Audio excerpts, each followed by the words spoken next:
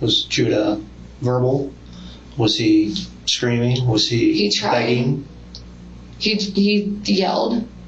What would he yell? He just screamed. And I tried to explain, like, that it was not okay.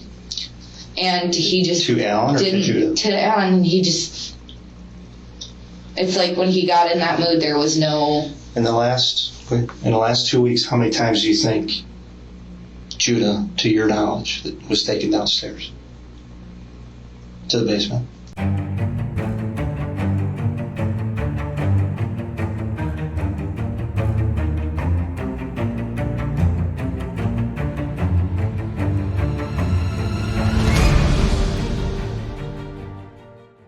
Welcome all you couch detectives out there. Join us every week for new cases, and if you're a fan of true crime, make sure you subscribe so you don't miss anything. The absolute best way to support the channel is to subscribe, and if you appreciate what we're doing here, hit that like button, let us know that we're moving in the right direction. Okay, enough rambling, let's get into it. October 11, 2021, LaPorte, Indiana. Police respond to a 911 call from a 27-year-old Mary Yoder, who says her 4-year-old son Judah Morgan is unresponsive. He was pronounced dead at the scene. The boy's injuries were so horrid that one doctor called the blunt force trauma inflicted upon him the worst he'd seen in his entire 28-year career. Upon inspection of the Yoder home, it was found that the house was littered with garbage, rotting food, and animal feces. They also kept a lock on the refrigerator so that nobody could open it. The place was a pigsty. Rewind 4 years, and Judah Morgan was actually removed from the Yoder home when he was just 4 months old and put in foster care due to abuse. The family he was with was actually his father's cousin, Jenna Hullett. Judah spent the majority of his short life with Jenna. When he was placed back with his biological parents, Jenna warned police that Mary Yoder and Alan Morgan were abusive to the young boy, and she fought up until his last day alive to gain custody. Reports say that Judah was kept in their cold basement, mostly unclothed, with just one fuzzy blue blanket as a bed and his only source of warmth. This was punishment for him not being potty trained, which was not the case when he was in foster care, so likely this was a byproduct of the newly introduced abuse into his life. Mary Yoder was interrogated for over 6 hours in total. We have broken it down in 3 parts for those that want to watch it that way. But first, let us have a moment of silence for the victim in this case.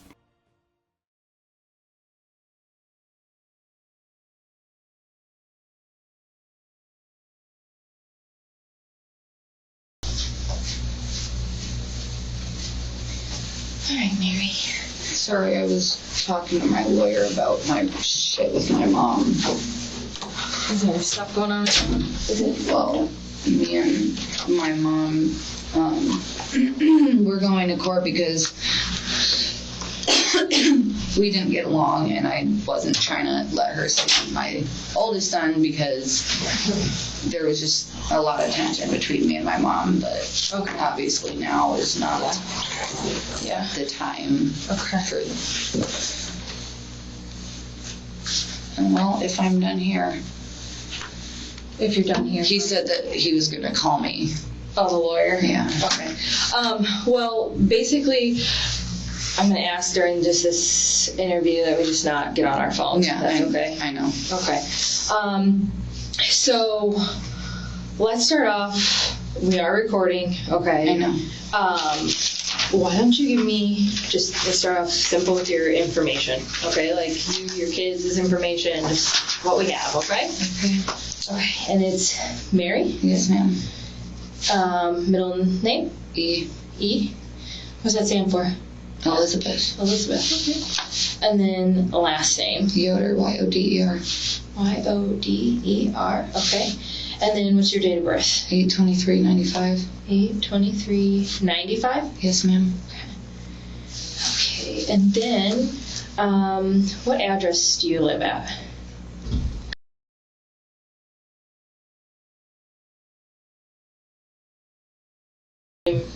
Residence, correct? Yes, ma'am. Okay. And then, how many children do you have? I know that's a tough question to ask. I know. Let's see if we can. Take your time. mean, I actually don't know how you want me to answer that question. I wanna go how many children and their names and date of birth, okay? That you've had physically, okay? I know that's a tough question. Take your time. It's not gonna be easy, this interview, okay? But we'll take our time and we'll get you through it. Okay? How about you tell me your oldest name? Okay. He's 7. 7? Okay. And what's his last name? Yoder. Yoder? Okay. Mary, this certain box of tissue went somewhere, and I don't know where it's at. I So have one in my office. is the paper Is that towel okay? doable? Okay. Okay, and then he's 7 years old. He Okay. was born 14. Okay. And then what's your next child?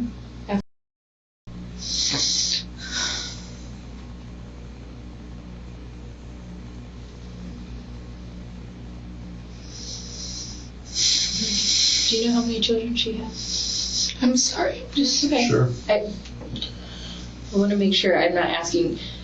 I don't know how many children you have, okay? 5 in total. 5 in total. Yep, that's what I want to know. Okay. All living at the house with you guys.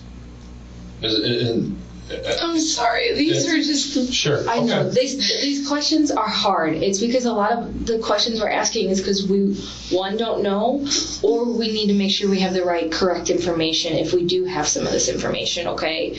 Because if we're wrong, we want to be corrected. And I know it's tough.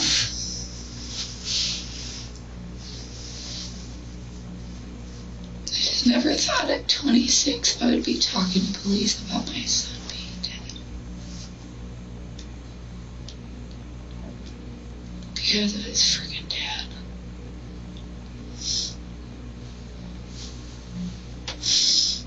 His name was Judah. J-U-D-A-H.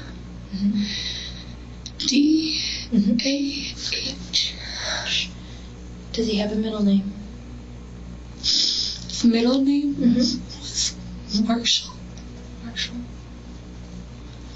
And last 2 name? L's. Okay. Last name Morgan, correct? Yes, ma'am. Date of birth? 6/17/17. Okay. And then Okay.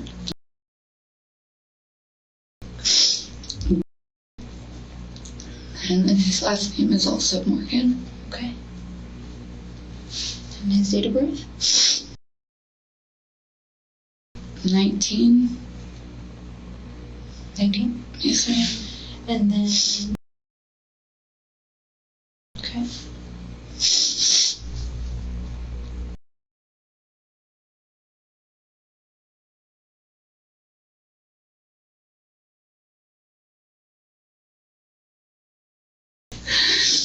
And Morgan. Yeah. Okay. I don't want his name to be that anymore. What's his date of birth? Of 2020.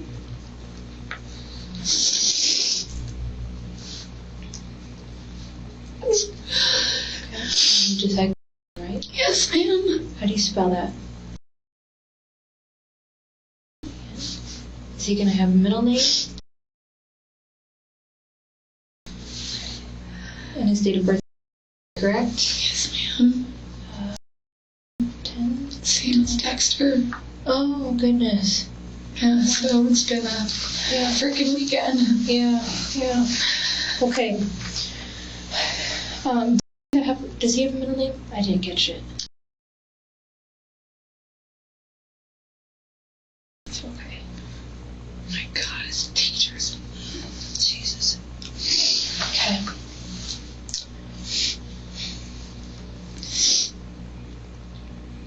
Okay.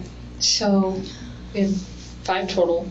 And then Judah all lived with you, correct? Yes, ma'am. Okay. Have they all lived with you throughout their entire lives? Has mostly. Okay. And then for 4 years, I fought with DCS Okay. because they thought that Alan was what apparently he is. Okay. And I fought and fought and fought and fought to bring him home. Okay. And everything was good for a while. Always lived with you too? No. He, so I had him, I'm sorry, my lips are like super dry. And Go it's ahead, you like, can use a paper towel if you need to. And help yourself to your Sprite as well. shit. Would I be able to let him know that I'm like, Who's trying to that's contact my you? attorney for my mom's court stuff? I would just let it go to voicemail Okay. for now. Because the sooner we can go through this, Mary, the quicker you can get to doing some of the other things that, that need to be completed today too. And we want to get you back to, what you need to get done. Okay. You were explaining about. So when I had him when I was young, so I wasn't exactly like there for him. So he, like, I lived with my mom, but like she was the main caretaker of him. Okay. And then I started dating Alan, and he stopped me from partying and stuff. Okay. And then my mom never liked him, and she called DCS, Mm-hmm. and that was kind of that for 3.5, 4 years. Okay. So for 3.5, 4 years, did they have the DCS? Yes. Or your mom did? My mom had him for like 3 years. 3 years. Okay. Okay. And then he was removed from her house. Okay. Who had Judah before you were Gina, that's Alan's cousin. Gina? What's her name? Last name? Hullett. Hullett, I think. L-L-U-T-T, you said? I think so. Where does she live at? In like North Judson or something. Or San Pierre. Actually, I don't know because I think they lost their house, so I don't know. Okay. Were you able to see him while they had him? Yeah, because I had the visits and stuff. Okay. Did Alan ever have visits with Judah? Yeah. Okay. Were they all supervised visits with him? It started off that way. Mm-hmm. And then it kind of like progressively transitioned into like the home visits and stuff. Okay. Did Alan ever go and try to help you fight for Judah back? Because you said you were fighting hard for him back. Did Alan help you? He worked a lot, and he kind of doesn't talk really. Mm-hmm. And he doesn't like, when it came to like anything important, I was always the one to do it. Like any phone calls that needed to be made, any doctor's appointments that needed to be made, Mm-hmm. like anything like that, I was, kind of responsible. Like all the court dates for DCS, I was the one that went because most of the time he was at work and stuff. Mm-hmm. Like I guess he fought in his own way, Mm-hmm. but he kind of just ended up snapping off on DCS. Okay. Every time he did talk to them, and so I kind of just handled everything. Excuse me. Handled everything myself. Always. Mm-hmm. So. You said he was always working. What was his? He was a roofer. Where was he working? A few different places. Okay. All in LaPorte County, or? Yeah. Okay. Like he was working at RL for a little while, and like that ended in like 2018, I think. And then Oh my gosh, I'm so sorry. It's okay. I know you're tired.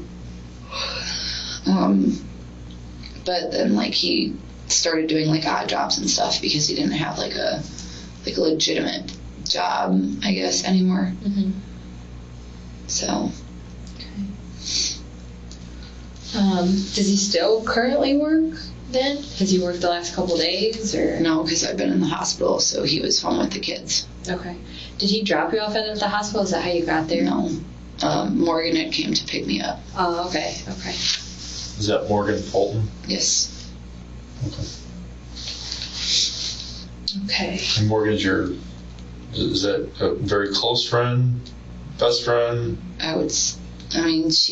We're pretty close, I would say. I mean, I considered adopting my son to her, so. Yeah. Okay. Okay. So, what's the history? How long have you and Alan been together? Since September 15th of 2016. How's the relationship been with him?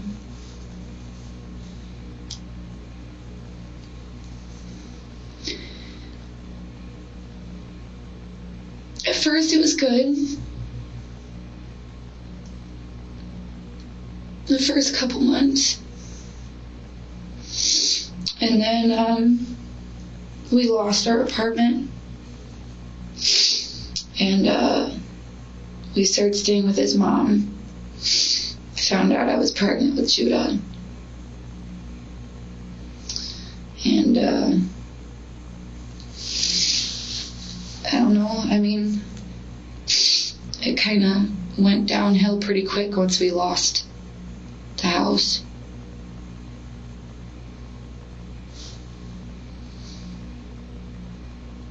Is that due to anger issues, substance abuse? The only thing that either of us have ever done is smoke weed. So it's not like he was on like drugs or anything, but he wasn't always the nicest, I guess. What do you mean by that?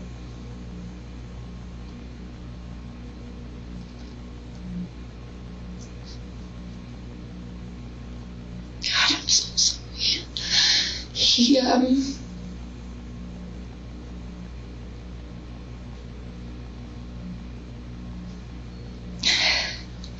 He would say some pretty hurtful things. And he had done some things to me that I should have said something about, and I didn't, because I loved him. So,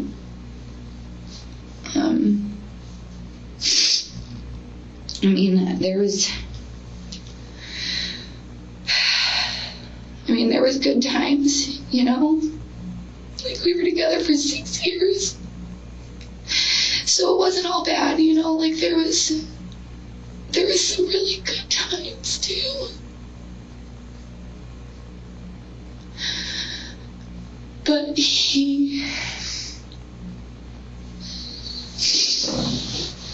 before the kids came home, it was really bad because there was no kids to watch everything. I can't talk right now.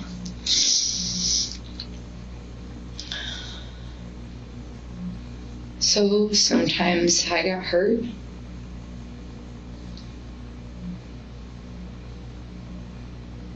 And I didn't know if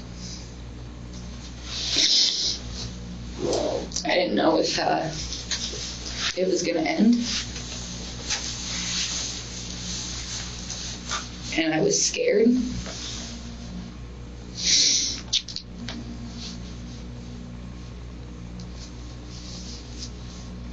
But I didn't say anything because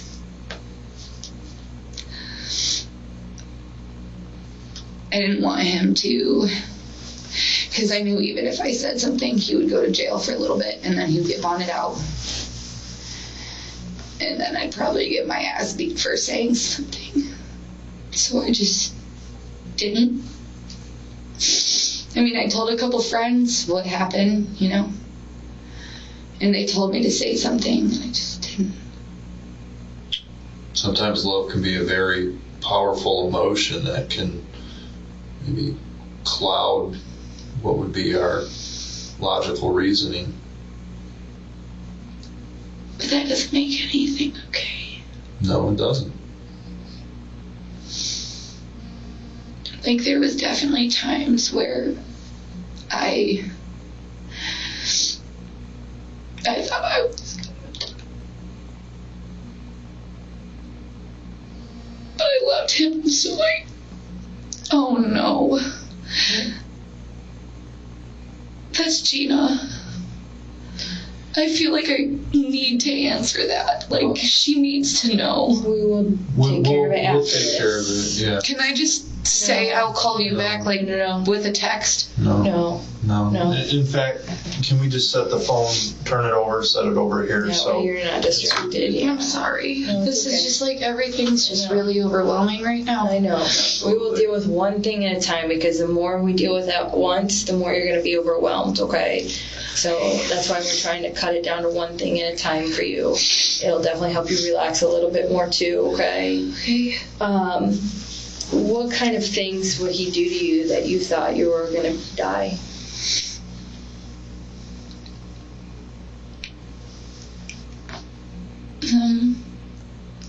Choke me out.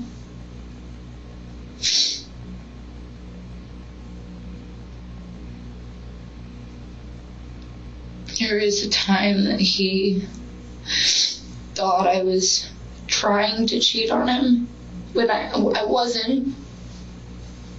But somebody that was mad at me told him that I was trying to talk to another guy. And he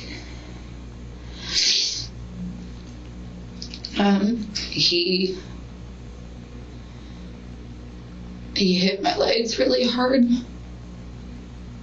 And it was hard to put pants on because my legs were so bruised up.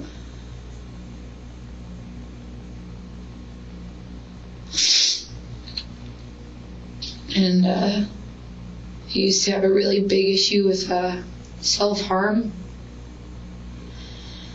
And there was a time that I tried to hurt myself, and he tried to choke me out.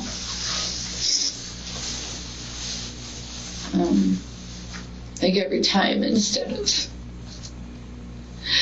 trying to, like, help me and be there for me, most of the time, the reason why I felt like that was because of him anyway, but instead of, you know, trying to, like, help me, he just called me stupid and selfish and said I didn't love my kids, because if I loved my kids, I wouldn't want to die.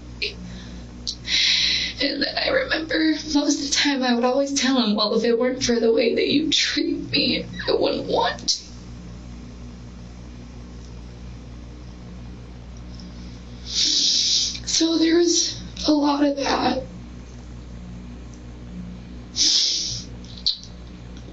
He hasn't touched me in a while. I think it's been some time. Like months or Yeah. a year, or Not since I've been pregnant with Cohen. so at least 9 months. At least. You went full term. Well, technically, yes. He was due on the 13th. So, I mean, it's been a while, but it's... Would he still say things to you? Oh, yeah, every day. What kind of things would he say to you? So I'm at home with the kids all day by myself, and it's really hard, you know, because, you know, especially when Micah wasn't home, because he could, like, play with all the younger kids, and it was really helpful, you know. And I'm not gonna say, like, I was the best mom. Like, yeah, you know, like, there was times where, like, my kids were, like, being nuts, or the youngest two were crying, and I'd be like, shut the hell up, you know? So, like, I would, and he would always hold that over my head, and, tell me that I didn't do shit all day. And it really hurt, because every time I've been pregnant, I busted my ass to work and clean the house and take care of the kids and do everything I can to, like, try and be perfect for him, because I just wanted him to love me the way that I love him. And I feel like deep down I always knew he never would, because I don't think he can love somebody the way that I want him to, I guess, like, or the way that normal people love somebody, you know? Why do you think that is? What gives you that intuition, that feeling? Because all he ever wanted from me was sex, or to, you know, like, sometimes he was nice to me, you know, like, there was times that, like he couldn't be up at the hospital with me because we didn't have anyone else to watch the kids. So I was, you know, Morgan was there with me the whole time. But I was really struggling with the fact that he wasn't there, because as much as, like, we had a really shitty relationship a lot of the time, I still loved him, you know, and it really hurt that he wasn't able to be up there. Mm-hmm. And, like, I showed Morgan one of the messages he had sent me, and I told her it was probably the nicest thing that he had ever said to me.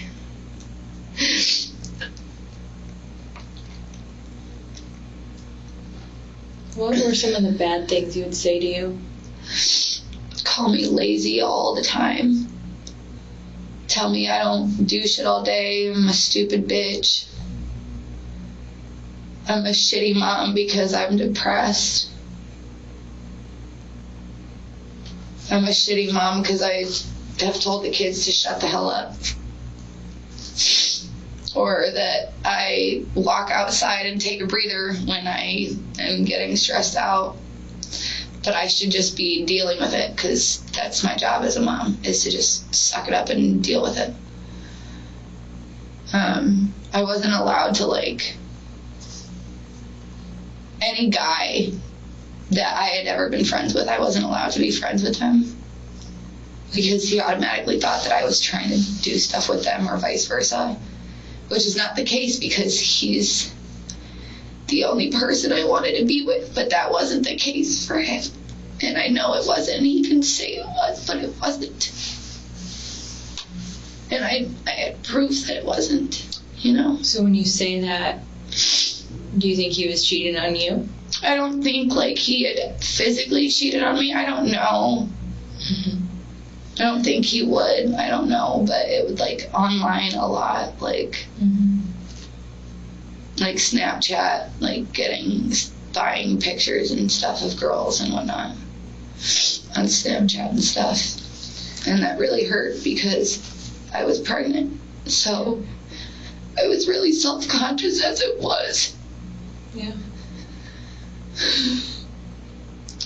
When it comes to the physical stuff, other than just choking you, what else would he do? He punched me, poked me really hard. And how often would that happen? I mean, it wasn't like a, you know, like once a week, twice a week thing. Like, it just it all really depended on his mood, you know, like if he had a bad day at work, if he didn't have any weed, because literally, like, weed was the only thing that kept him calm. And he didn't have any this weekend. So if he wasn't calm, his demeanor was violent? Not always violent, but, like, he was kind of just an ass. Like, he was just mean, you know, like, he was just very impatient with stuff, or like if I would ask him a question, why the fuck would you ask a stupid question like that? Mm-hmm. You know, like I was just asking him a question, like, I'm sorry. He's like, well, don't ask dumb questions. Mm. And I'm like, stuff like that made me just feel just really stupid, because a lot of times like he would do that in front of like the kids. Mm-hmm. And that really bothered me, because I don't want my kids to see that, and I don't want my sons to grow up and be like him, you know? Mm-hmm. And I have all boys. And like there was times where like we would get into an argument and he would call and be like, didn't your mom say this? Or, you know, something like, if I thought I had forgot, like if I had forgotten something or something, like he would call and be like, didn't your mom say this? Or didn't she do this or forget to do this or whatever? And I was like, don't bring him into this. He doesn't need to be a part of our arguments. Like, that's not fair to him. He's 7 years old, and he'd be like, just shut up then. Mm. Like, stop trying to turn everything into an argument. Like, I just want to know what's going on. Like, I'm just trying to have a conversation with you. Would there ever be times you had normal conversations? Yeah. But most of the time it was him being... I mean, I wouldn't say most of the time at all. You know, it was kind of like, I wouldn't say half and half either. Just depended on his mood then, huh? Yeah. Yeah. How did he treat the kids? Well, I mean, usually it was great, you know, like for a really, honestly, like it started like, well, he started getting frustrated like a couple months ago, because so Gina had came over and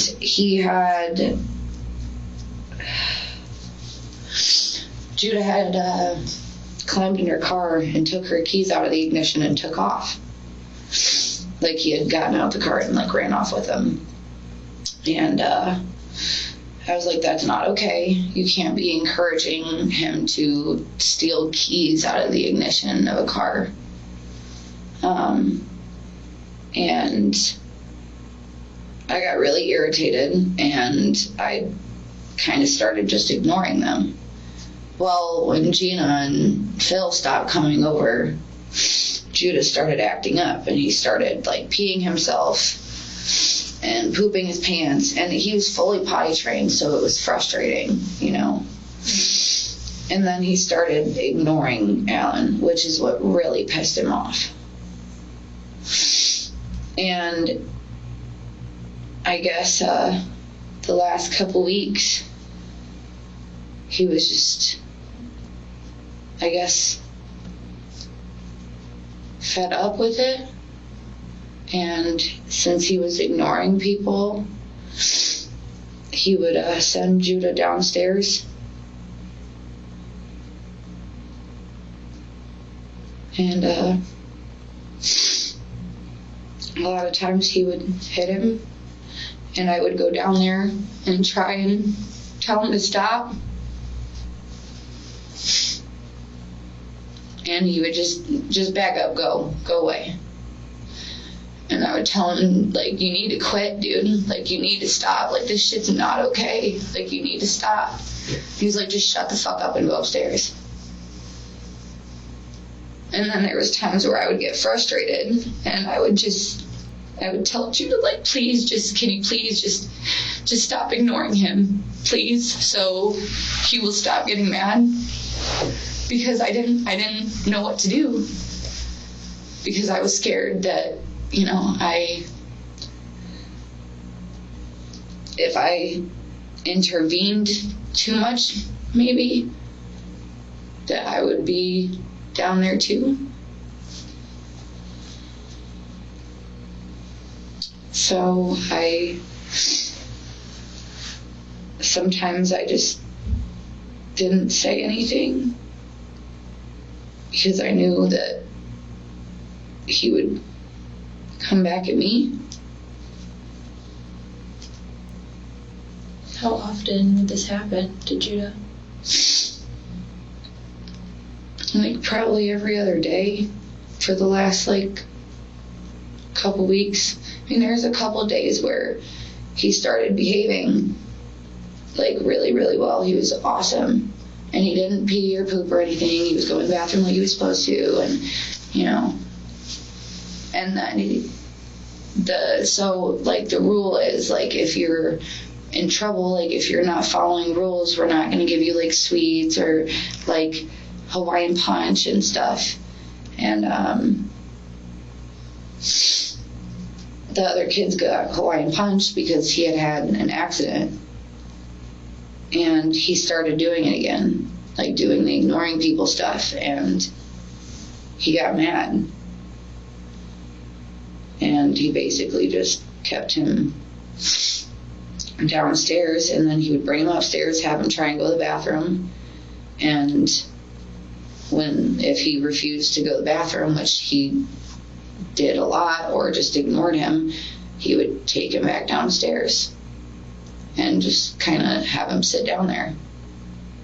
What's down in that basement?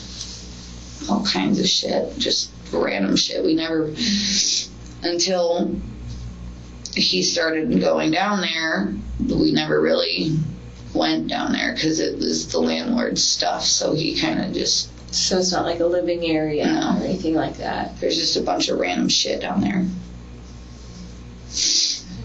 And when you would hit Judah, where and how much would he? Sometimes I didn't see because sometimes I wasn't down there. Like sometimes he would go downstairs and I would be like upstairs with the other kids, and you know, I wouldn't really know where Alan went until I heard like and then I would assume that he was downstairs, and I would open the door and try and tell him that's enough, and he wouldn't listen to me. And I would go downstairs and try and stop him, and he didn't. Sometimes he would stop, sometimes he wouldn't. For how long would this happen every time he would go down? A couple minutes. Would Alan come back up and leave Judah down there? If he didn't want to go to the bathroom, yeah, he would keep him down there. Or if he would ignore Alan when he was asking him questions. How many times a day would this happen? Once or twice, maybe. Usually only once, but... And for a couple minutes at a time? Would it last longer than a couple minutes? Not usually, because I got, like, I couldn't handle it. And I'd go down there and be like, okay, come on, dude, this shit's ridiculous. Like, you need to fucking stop. Mm-hmm. Because it was scary.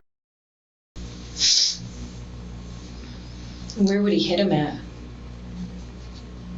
His arms, his legs, his back, his chest, pretty much wherever. Sometimes he'd kick him. Sometimes he'd choke him.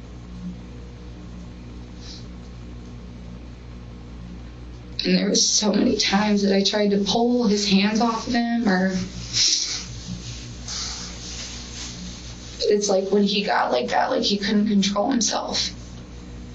And it was scary because, like, I was pregnant and I was trying to, like, stop him.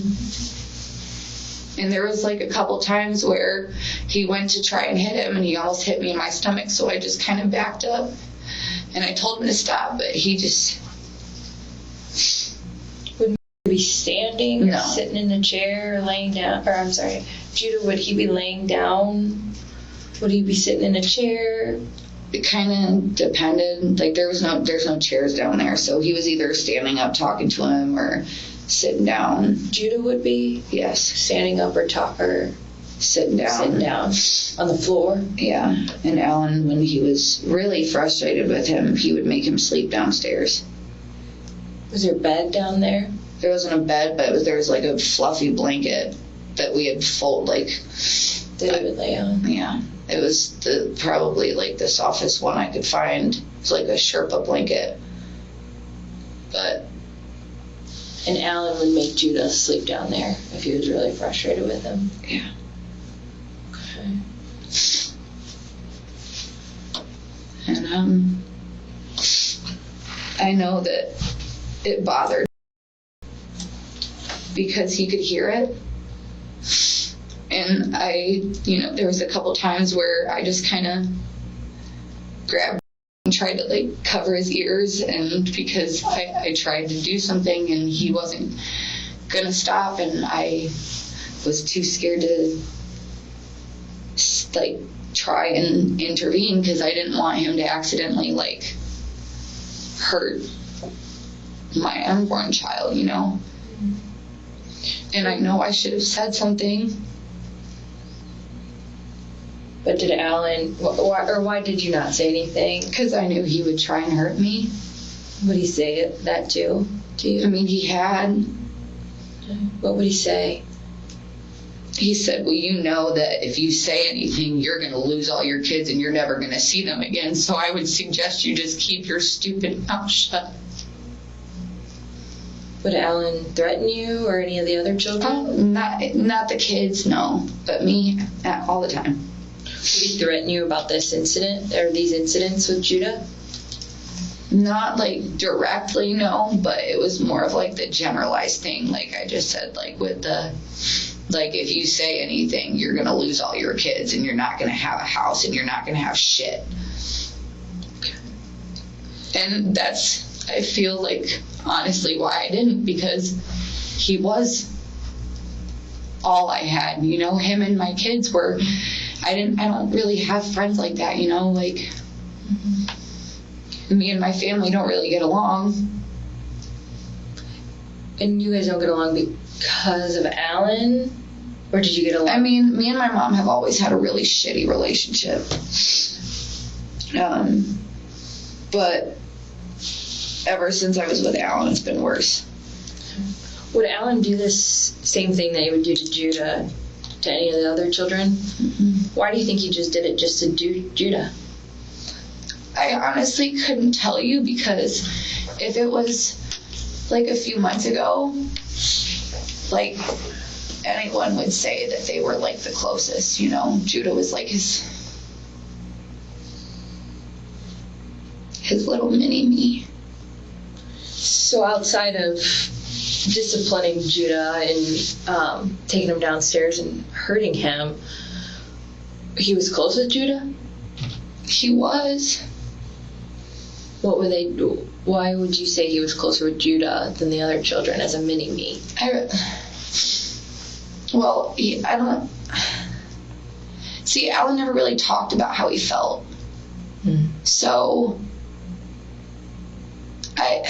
it's hard to really say. Okay. Because he was not like an emotional person. He didn't talk about like anything, Okay. like when it came to emotions and how he feels. He doesn't, like, that's not how he is.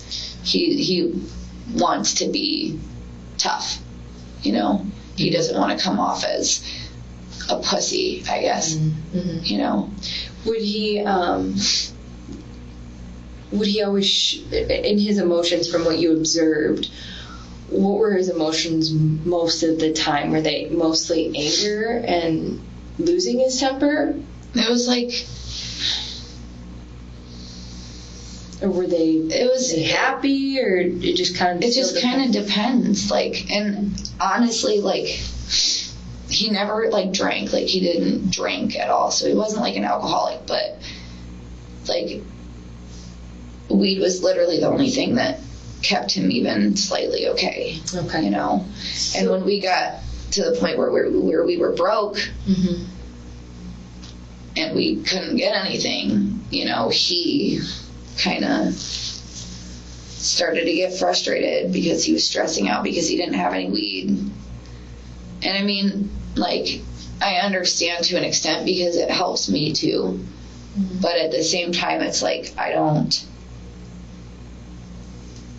like go nuts because I don't have weed. Like, it sucks because, I mean, it helps with my depression and anxiety and stuff. Mm-hmm. When did it start that you said broke? When did it start that it was getting difficult to start buying weed? I mean, it happened like every once in a while, like whenever we ran out of money. Okay. Or like, so he had gotten in trouble in August because he decided he wanted to drive my car without a license. And he was in a police chase for like 20 minutes. And it was because he had weed on him and he didn't want to go to jail. Which my car got totaled, and it didn't really make sense to me. Like, either way, you were going to go to jail. You had weed in the car, so you should have just stopped. And, you know, it was a joke to him, you know, like, that I feel like, because he got bonded out so quick, he didn't take it seriously, and, like... Was that his first time in jail? Oh, no. Absolutely not. What's he been in jail for before? Like, as far as I know, everything with vehicles. Like, just, like, he's never, like, stolen a vehicle or anything that I know of, but it's always, like, speeding or, like, driving without a license. I know he got put in jail for something, like, with his ex, but I don't remember exactly. Like, he said that what happened was, like, they were drinking or whatever, and she tried to, like, come at him with a knife or something, and he poured alcohol on her, and that's why he got a battery charge. But I don't really know if that's, you know, what happened. That's what he said happened. But after everything that, you know, I've been through with him, I don't know if I necessarily believe that. Yeah. Especially after now. Yeah. But, like, I don't know. It's just, like, over the last, like, couple weeks, like, and it's not even that we've been out of weed. Like, he just, like, it's, I don't know, like, something was really just off with him for the last couple weeks, you know? What do you mean? Can you elaborate on Like, he just seemed, like, really just depressed and upset and off, and then, like, every time that, like, Judah frustrated him, it's like it just, like, escalated, because I don't know, like, I don't know. Would any of the other children frustrate him? I mean, yeah, but I mean, kids frustrate people, you know. If you have kids, they're gonna frustrate you, but not like that. Not to the extent of Judah. No. And he never explained why. Alan never explained why? Yeah. Because, okay, the best that I could say that he's ever said to me was, like, he knows better than to go to the bathroom on himself, and it's bullshit that he ignores people. And, you know, it is frustrating because you want to have a conversation, but, like, the difference between me and him is, like, I would go down there because I wanted to stop it, you know? So, like, if Alan was upstairs or something, I would go down there and be like, Judah, please, like, I really want your dad to chill. And I really, like, I want this to stop. So I really want you to work with me here and go to the bathroom and don't ignore your dad, please, because I know you don't like this and I don't like this either. What would Judah say? He would always tell me that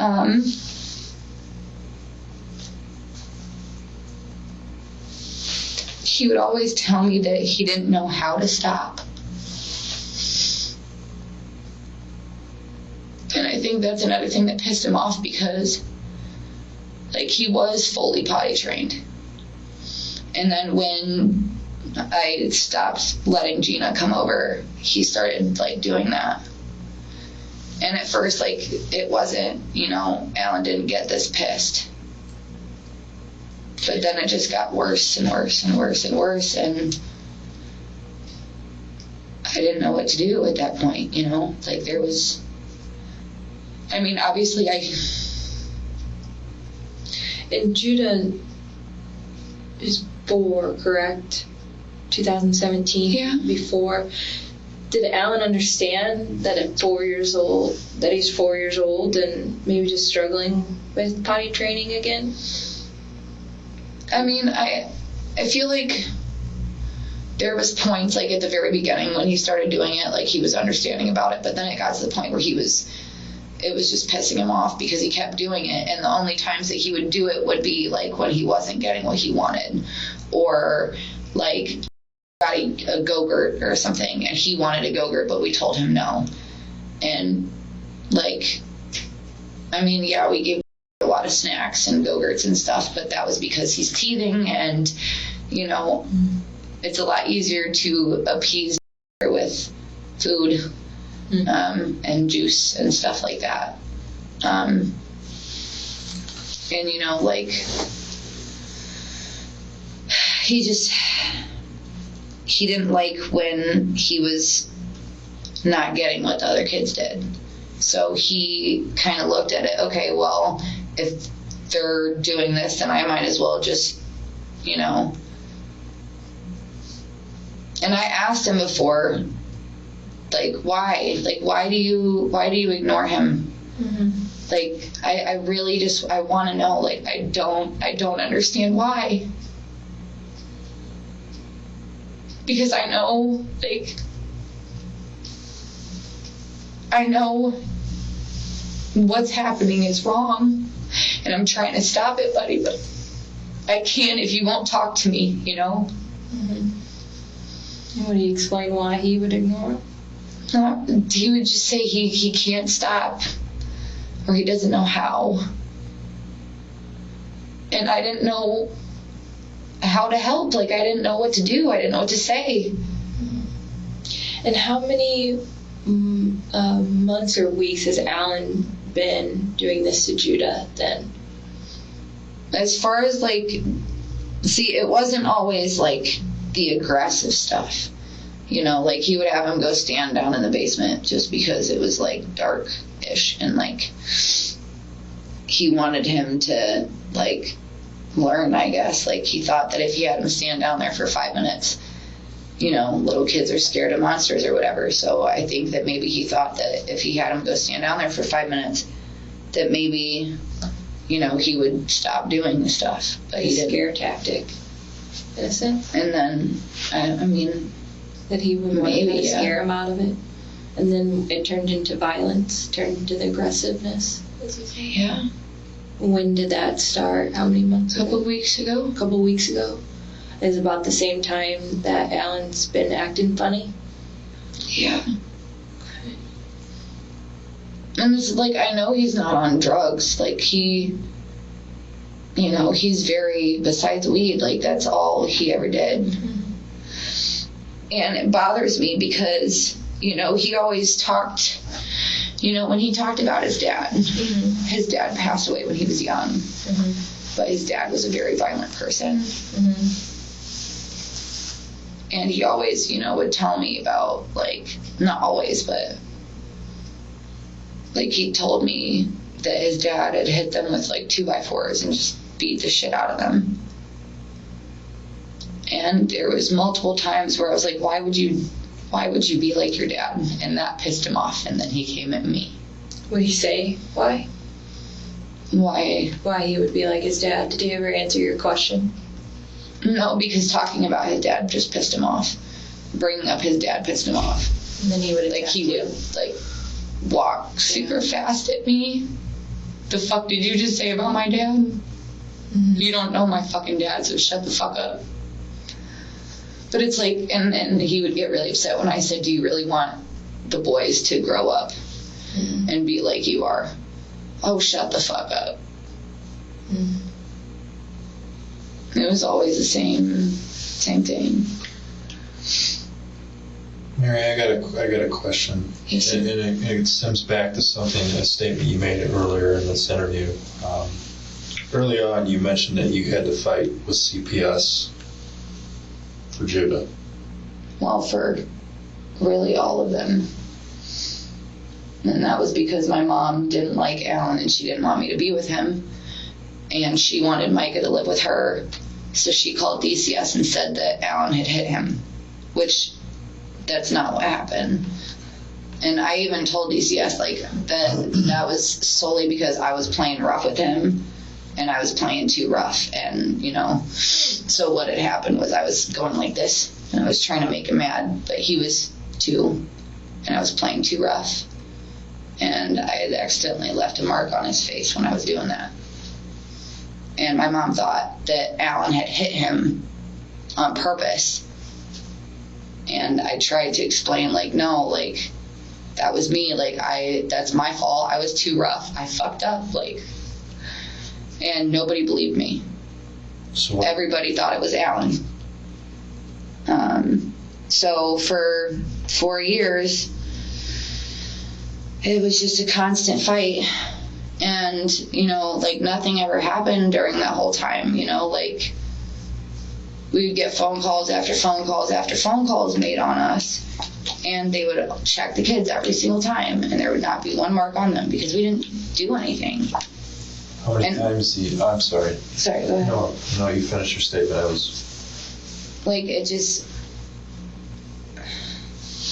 It got exhausting. Mm-hmm.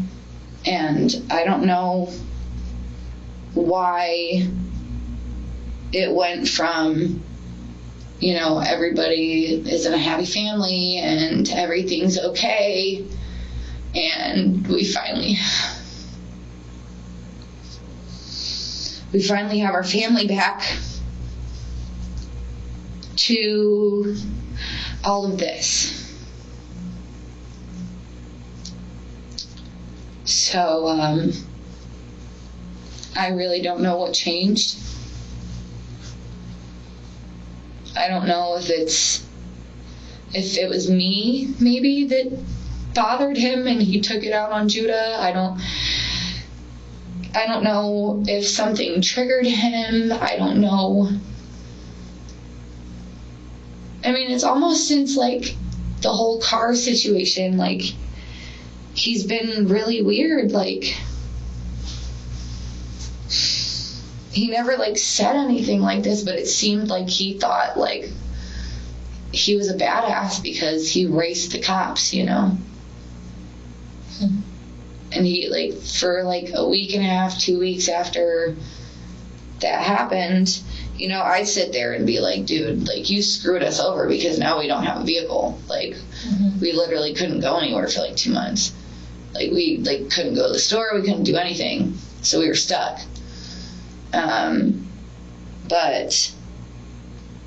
But he would do this, he would say this thing where he'd be fast as fuck, boy. And I told him it wasn't funny. And I'd get pissed at him for it because it's not funny. You blew the motor on my damn car that my grandma got for me so that we could have a vehicle. Mm-hmm. And I was pissed, and I'm still pissed about that because that car's done. Mm-hmm. And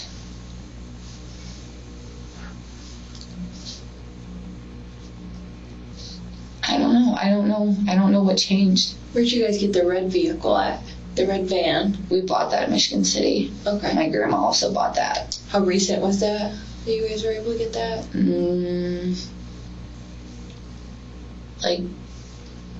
May or June, maybe. Okay. I think. Yeah. Did you have a follow-up question? Yeah. So you were describing some of the tactics that was utilized by Alan with the punishment for Judah ignoring him or not following a potty break. Were there other forms besides the scare tactics, making him sleep in the basement, stand in the basement, being struck? Was there anything else? I'm assuming that there was verbal abuse. I mean, yeah. He'd call him stupid. I mean, I can't sit there and say that I didn't, like, say mean things too, because I was frustrated, and I called him stupid a couple times too. So it's not like, you know, I'm perfect in the matter, you know, because I got frustrated, and I was like, why can't you just stop being stupid and listen to your dad and answer it? Well, what would Alan say? Because we know. I hate you. I wish Gina would have kept you. You're the most retarded kid I've ever met in my life. And shit like that.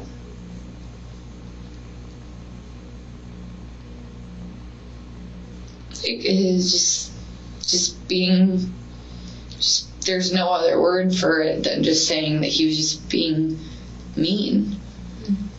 And Gina, refresh my memory. Gina's Alan's cousin. Yeah, this is Mary. Right. Oh, Gina what? Oh. Yeah, I see where you're going. How Gina fits into this dynamic with the family dynamic. She's Alan's cousin, and she was his placement when DCS was going on.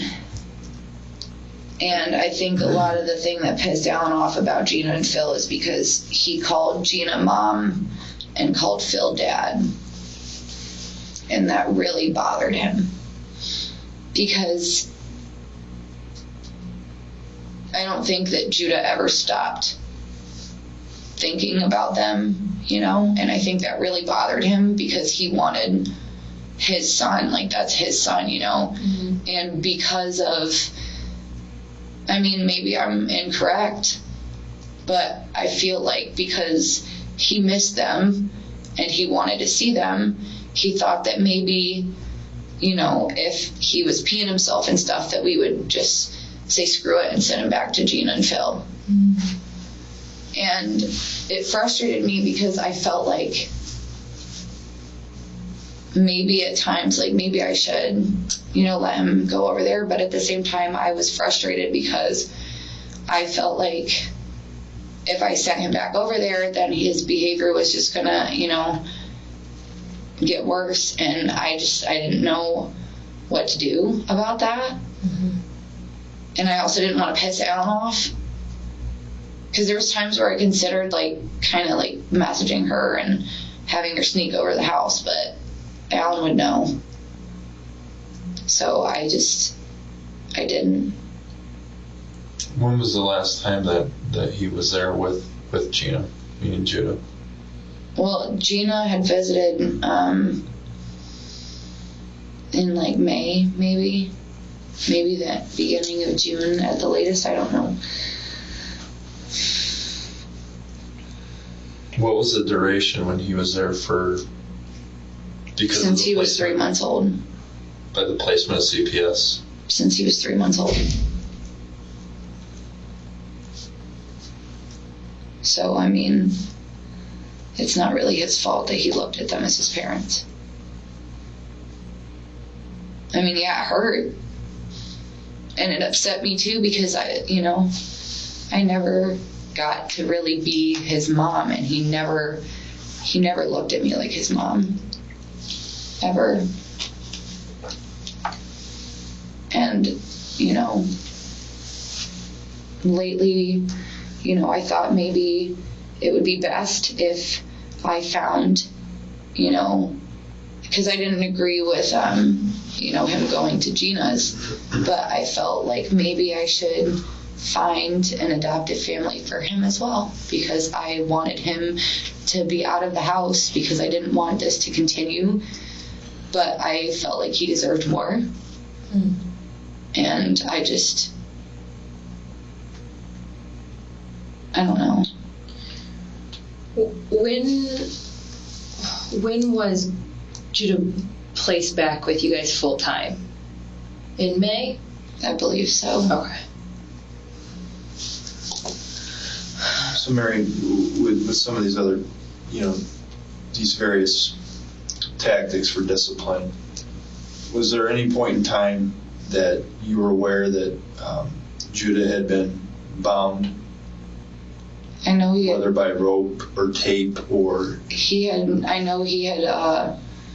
So he had went upstairs and stole a Go-Gurt out of the fridge, and Alan got upset about that, so he had taped his hands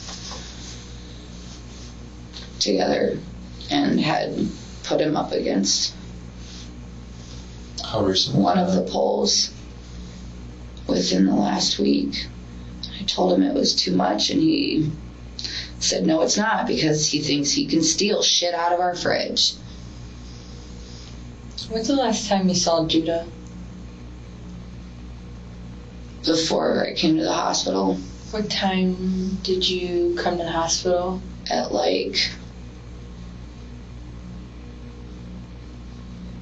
maybe 3:30, I think. PM? Yes.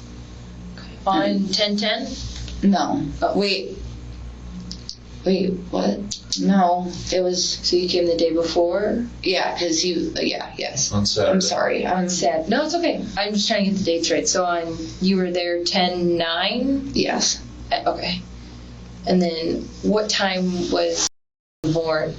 At 12:45 in the morning. Okay. So were you in active labor when you left?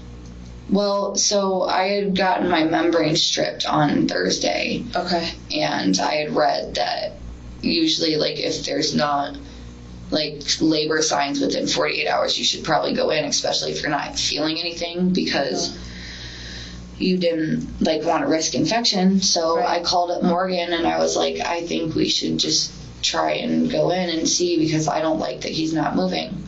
Okay. So,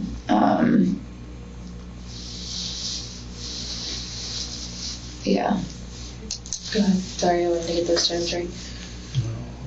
So you gave birth early Sunday morning on the 10th. Yes, sir. How did you find out, in fast forwarding, how did you find out about what occurred? Alan had called me, freaking out. Do you remember about what time that was? I don't know off the top of my head. I don't know. Okay. Maybe 1:30 maybe. That's a total guesstimate though. I don't actually know. That's fair. I don't even know what time it is right now, so I'm completely out of it. But he called me, and I immediately didn't know what to do, because he said, Mary, I don't know what to do. And I said, Alan, what the fuck did you do? And he said his temperature is really low, and I can't get it back up, and I've been trying to do CPR on him for an hour. And he said he fucked up and he didn't know what to do. And I told him he needed to call somebody. And he said, I'm not calling anybody because I'm going to go to prison. I'm like, Alan, you need to fucking call somebody before something happens. You need to call somebody, because he said, he had said that his heart was still beating.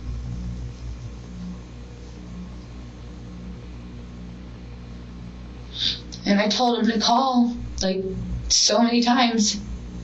And Alan wouldn't call, and I don't know why I started praying instead of calling an ambulance. But then I got up after I prayed, and I went and told Morgan that I didn't know what to do, and I was freaking out. And she was like, we need to call now. Was Morgan at the hospital, or did you? Yes. She was at the hospital? Okay. She's been there. She was the only one there with me the whole time. The entire time. She was the one that picked me up from the house, brought me all the way to the hospital, and she stayed the whole time. Because either nobody else could, or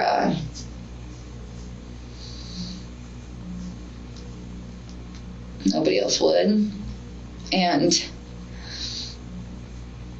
I feel like I could have done more, because I had called him right before he was born. And I said, can you please find a ride up here? Or find somebody that can come sit with the kids, because I really need you up here. You know, like, I've had all of our children with you in the room, and I really need you here. You know, can you please try? And he didn't try at all. And I didn't try. And maybe if I did try and find somebody, then maybe this wouldn't have happened. But then again, I could have said something before, and I didn't. And I failed my son.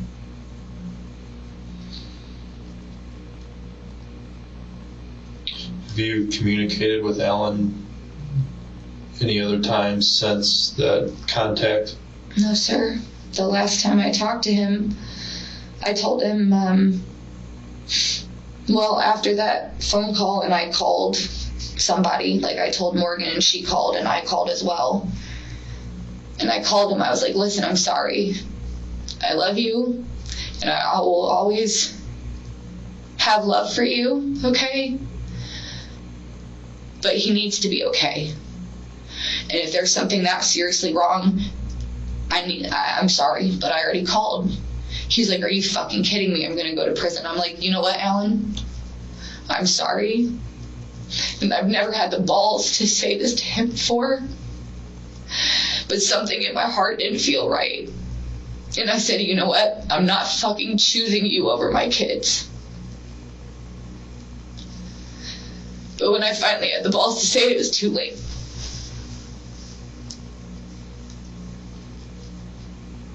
And now he's gone. Because I didn't fucking say anything.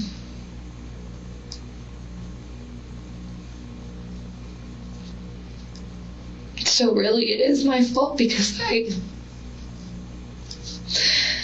was too scared to defend my own child, because I didn't want to get hurt. And I was selfish for that. And that was wrong. And now my child is gone because of me, really. Because I could have done something. I could have done more than just say, stop, that's not okay. I could have done more than try to pull him off of him, you know. I could have done something, you know, and I didn't.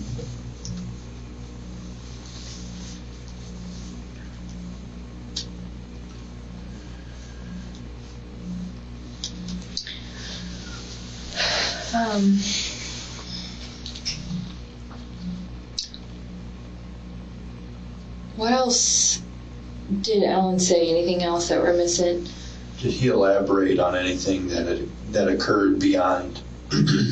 He didn't say what he had done. He just said that, well, okay, he had said something along the lines of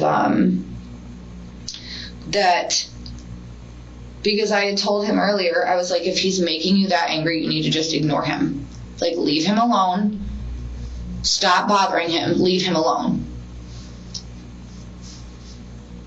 And he said that he had brought him a sandwich. And when he went back down to check on him, he said that it seemed like he had choked on a sandwich, because there was like breadcrumbs or something in his nose or something.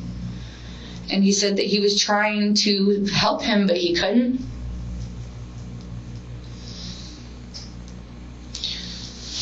So I don't really know what happened. I don't know if maybe he did choke on the sandwich. I don't know. I don't know if it was because of something Alan did, because I wasn't there. Sure. And all the other kids were asleep. Yeah. Good. But you weren't there. I mean, we're just asking, like, what he said. You know, what could have happened. I know he didn't mean to do it. You know, like, he's got anger issues. And I will never fucking forgive him for this. I don't think he meant to do it. I really don't. I think that it was I think that he realized he fucked up, whether it was because he did something to him to hurt him, or because he did choke and he really didn't know what to do, you know. But he, sorry. No, it's okay. When earlier, you said he went down to check on him. Do you know how long Alan had him in the basement? Well, yesterday, or I don't remember what day it was, but I had seen Judah sitting on the couch in the living room watching TV with the rest of the kids. Is that before you left? No. Before. I was at the hospital. How'd you see him? On the security cameras. Oh, okay. Okay. The cameras inside your home. Yeah. But he never would do anything in front of the cameras. Was there a camera down in the basement? No. There was one in the living room, one in the kids' room, and there were the ones that slept in the kids' room. And then slept out in the living room because he overheated or overheats really easily, and we had the AC unit right there. And the TV was out in the living room, so he was out there. So we had the living room one, the driveway, the porch, and the kids' room. So this camera system, is this a cloud-based system? Is this something that you guys have, like a DVR at the house? Yeah, it's like a old thing that we had bought off of Facebook or something. Okay, but it's got like a recorder that you guys have at the house, and doesn't just, I'm assuming it just runs on a loop. I think. I don't, Okay. I'm usually really good with tech stuff, but I don't really know. Can you both access it from your phone? I had just set up his where he could like access it. So is it on the cloud base then too? If you can access it from your phone, is it an It app? might be. I mean, it's an app, yeah, but I don't, like, I've tried to go click things before. Sometimes it'll work and sometimes it won't. It really depends on, like the driveway and the porch would go off constantly. Like, anytime there was, like, a bug that flew by, it would go off. What's the name of the app, if you can recall? Swan. Swan, like SWA. And then And you guys, so who would be the account holder with? I had signed it up with my email address. What is your email address? It's at gmail.com. Like, I'm not going to sit here and say I'm fully innocent. Like, I wasn't the best mom, you know? Like, there was times where, you know, I'd get frustrated and I would curse at him. And I would, you know, say mean things. Like, I'd call him stupid because I was frustrated. And, you know, there was times where, like, I mean, like, he would make me mad or something, and I would, don't do that stupid shit, or, like, watch your mouth, or, you know, like, just pop him on the back of the head, but I wouldn't, like, punch him. But even still, like, that's not something I should have done. Did Alan tell you when he took him down to the basement, since you last saw Judah on the camera? No. I don't know what time he took him down there.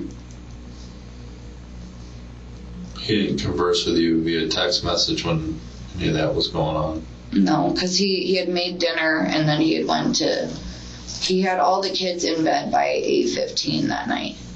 And I remember I had asked him how the hell he had managed to get all the kids in bed and asleep, because I struggled to do that. So, and he was like, oh, I got it. Like, you know, and they were all like, looked super comfy and passed out. So you know. And that was the night of the 9th or the 10th? The 9th. The 9th. And that was about the last time you saw Judah then, on the phone, correct? Or did you see him playing anywhere else, or? Just in the room. Okay. But Alan never said anything after that, since the 9th. Well, he had told me that he had brought him back downstairs but I don't remember, like, I was on the phone with him when he said it.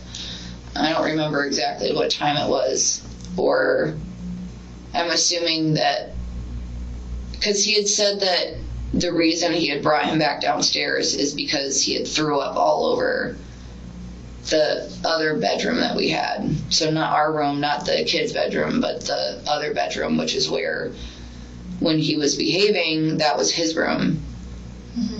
And do you know what day that was? He said that? What time? Or close to what day he said that, or what time that he took him back downstairs? See, I don't know if he had slept in there all night, like in the room upstairs all night, or if, like, I don't really know. That much wasn't really clear to me, because I had asked, because he had said something about he had brought him back downstairs. I was like, why? What now? And he had said that he had threw up, like, all over the spare room, and But you don't remember when he took him down? not off the top of my head, no. Was it within the last day or so? Yes. Okay. And did he say anything after that about Him, no, not until what happened. so you got the call? Okay.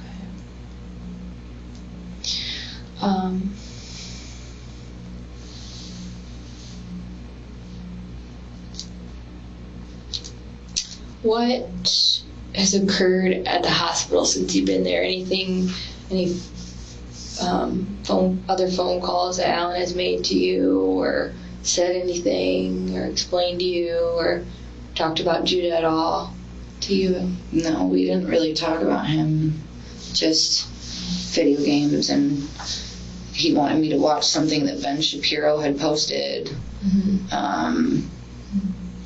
You said earlier you were contemplating about having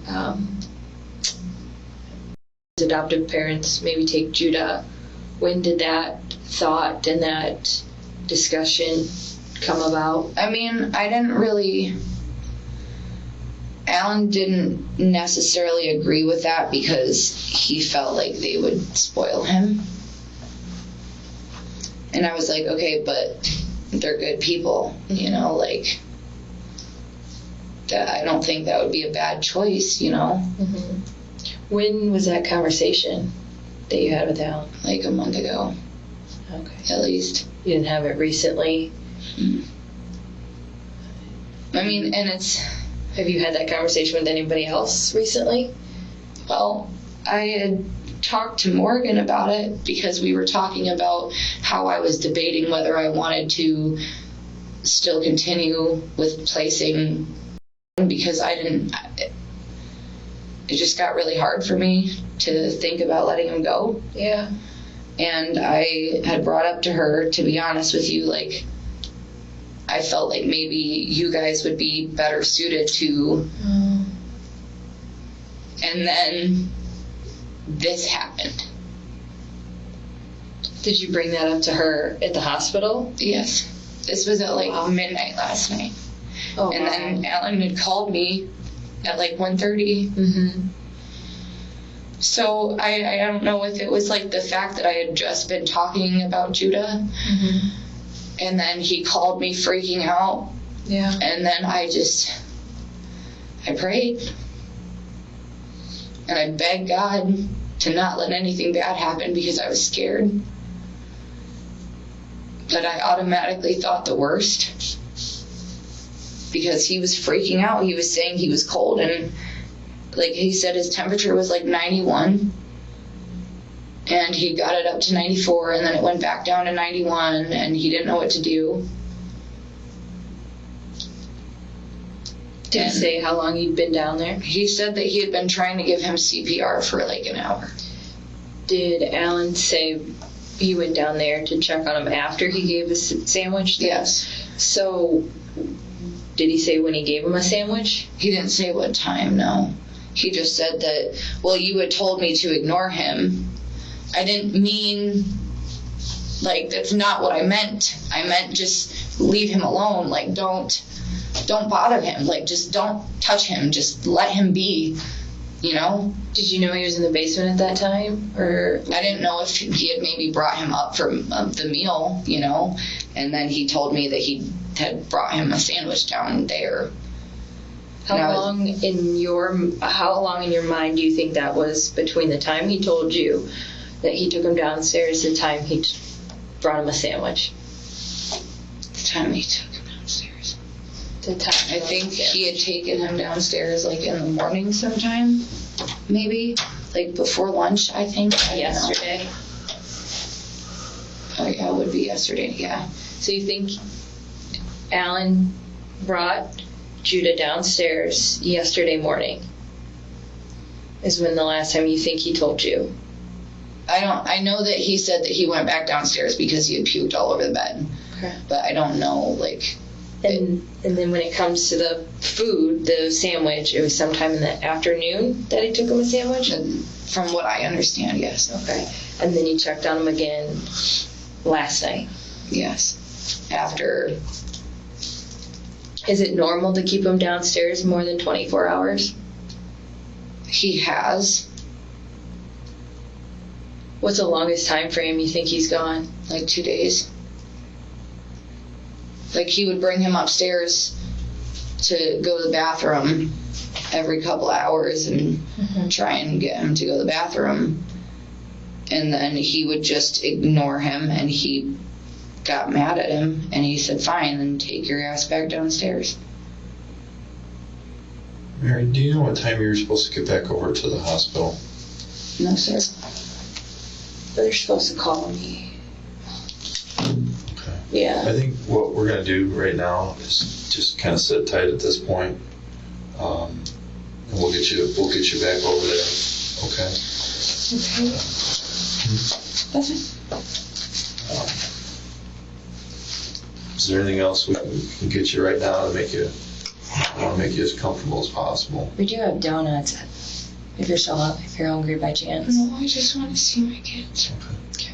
Well, let's make a couple of phone calls here. Yeah. Okay. Again, we ask that you stay off your phone. Okay. And then we'll go from there. Okay. So I can't, like, call my dad or anybody? I can't, like... As Detective Weimer explained, there's certain things to keep an integrity of an investigation. And while we're in the initial stages of it, we want to limit, and this goes for anybody that's involved. So it just has to do with the integrity of things. Because I know, you know that everybody's going to want to be asking you questions and is going to want information. So I would just relax for a minute.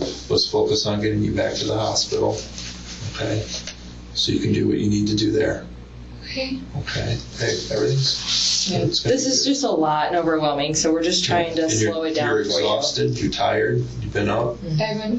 I've slept 4 hours since 5:30 on Saturday.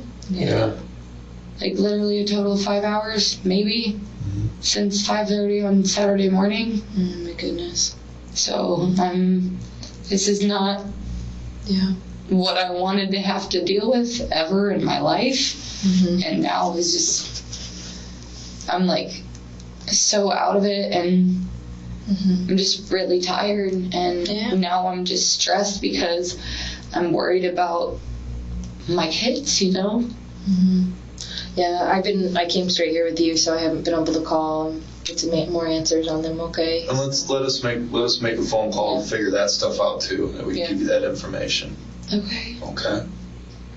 You sure you don't want a donut? I mean, that's what we have to eat. If you get hungry, please let us know, because we have a few out there that we're willing to share for sure. I just feel sick, honestly. Okay. Like I've felt sick since. Yeah, that's a lot of your emotions going up and down, okay? So drink your Sprite. If you need anything, we'll be floating around right here, okay? Do you know about, like, how long until I'll be able to go see him? See who? Oh, That's phone calls that we're going to make, that we're going to try and figure out for you. No one's called me yet, but they're probably Still waiting. Let's get some of these other processes going, and we'll let you know, okay? Okay. Oh, as soon as we got answers, I'll pop my head in, okay? Okay.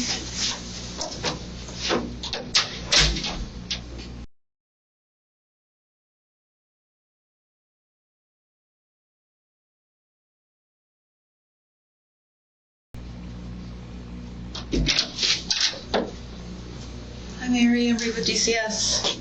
Hi. Alright.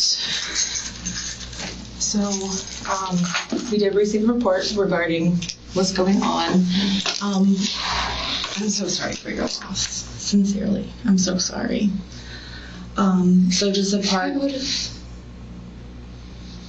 should have said something. Okay. So I have, The drug test. and this is just a part of the procedure, so we're not accusing you I've of been anything. through it so many times that, Right. Are you willing to screen for me today? yes, absolutely. I probably may fail for some THC. Okay. I mean, it's been a little while since I've smoked, but I may fail, but I'm not really worried about marijuana. Do you smoke around the children? no, never. Is there a sober caregiver? Yes. Okay. And who's usually the caregiver if you decide to smoke? Well, I don't. So basically, what happened was if we did smoke, it was either outside or in our room, which was fully closed off from the kids. I mean, sometimes we would try and walk in, but most of the time, you know, that wasn't the case. But I was basically the, you know, main person because whenever he got home from work, he just wanted to go straight in the room and smoke. Okay. And he would always want me to come in there with him, and you know, I would for a second because, I mean, I'm not gonna lie, I did smoke while I was pregnant, but I literally couldn't eat or drink anything. So, like, when he would come home from work, I'd feel sick all day. So, yeah. Well, thank you for being honest. I, like, any time that there was any kind of noise, I would try and keep it to like 5 minutes, and then I would usually try and go like sit out with the kids, play with them, you know. All right, girlie, what is your date of birth? 2395. Oh, that's my birthday too, but I'm a little older than you. Your birthday's August 23rd. Yep. Are my kids okay? Yes, so, Just, you know, he has no idea, and I'm not the person, we are not saying anything. That's not our place. Okay. He has no idea. poor baby. None of the kids do. They were all asleep. I'm glad they were asleep because I was afraid that I saw. Nope, he was in his bed. He said he woke up when he heard law enforcement, and then he saw the lights with the ambulance. And as soon as they made contact, they took the kids and put them in with the paramedics in the ambulance. What about?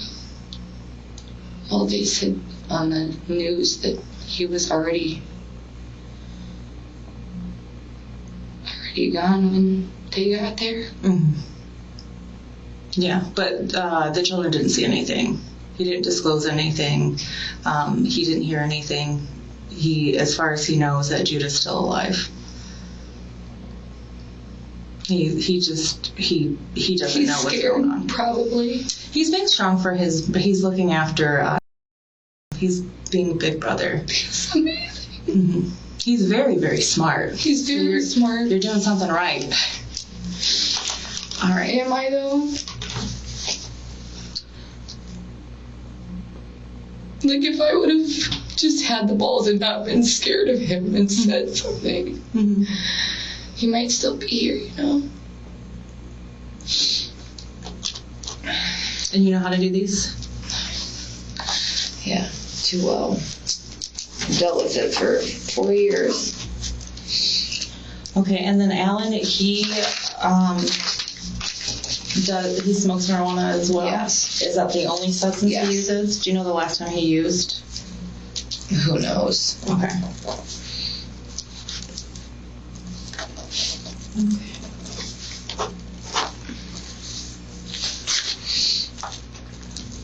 Oh, shit. My parents should be coming back into town soon, so Okay.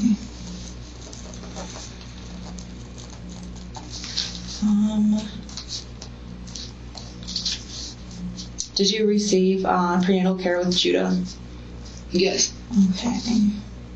And then when did you start prenatal care? I couldn't really tell you because it's been so long. Was it like as soon as you found out you went? As far as I remember. Okay.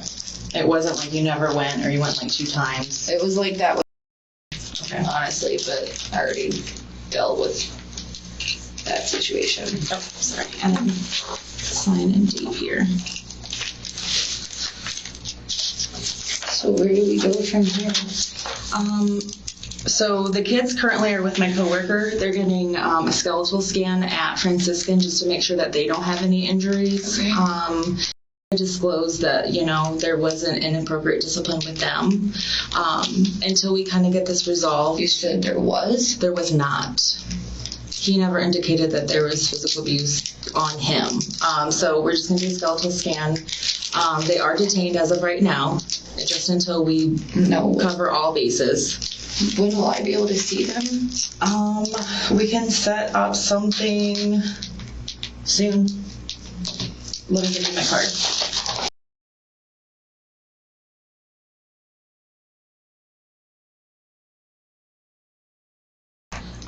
Is there anything else that was just any symptoms that you can think of with Judah? Any difficulty breathing, fussiness or crying? Was anyone sick? I mean, around he was him? crying because of Alan. Okay, but nothing that beyond that. He just didn't seem like he wanted to go to the bathroom. And I don't know if he needed to go or not, but I couldn't really...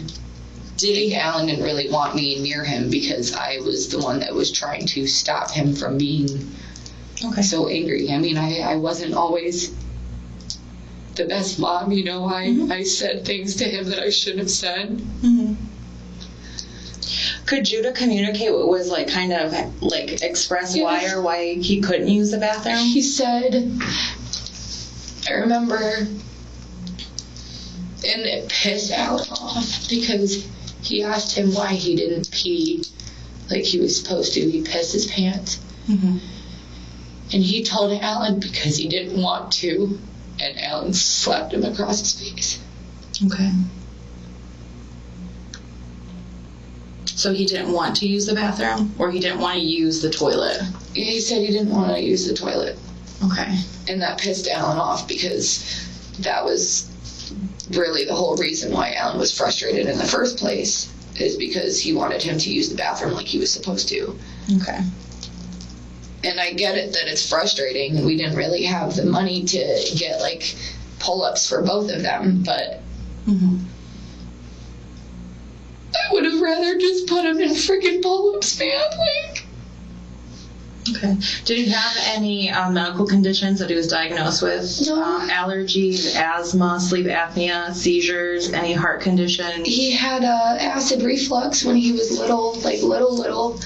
And that kind of took care of itself? I think he was on medication for it for a little bit, but I don't really know. Because, I didn't have him. So. Okay. But it really wasn't an issue when he was back he was gaggy. Oh, no. He grew out of that once he was 2, I'd say, probably. Okay. All right. Any exposure to secondhand smoke? I don't really know, as far as I go, no. Okay. But I don't know because, I know Gina and Phil smoke cigarettes. Well, Gina did. She kind of, told me not to tell Phil that she smoked cigarettes because he didn't want her smoking cigarettes. So I don't really know. Okay. What had Judah had any vaccination in the last 72 hours to your knowledge? Okay. Had he been vaccinated? Was he up to date? I believe so. He was due for his 4-year checkup, but I wasn't able to do that because we went to Virginia and then the plates expired on the van, and then Alan got arrested for driving my car and blowing the motor in it, so we didn't have a vehicle to get anywhere. Okay. So, except for the 4-year, but it's not like super late because he just turned 4 in the summer, right? Yep, he literally just turned 4 in June. Was he breastfed as a baby or formula? I tried for like 3 months, but then the placement he was at, because he was allowed to stay with me at placement, because I was living with like my best friend's mom, and she was placement for him, and she, like, DCS gave permission for me to live there, but then me and her got into it, and she had him taken from her house. Okay. So after that, it was kind of like... Then it moved to formula. I would assume so, yeah. Okay.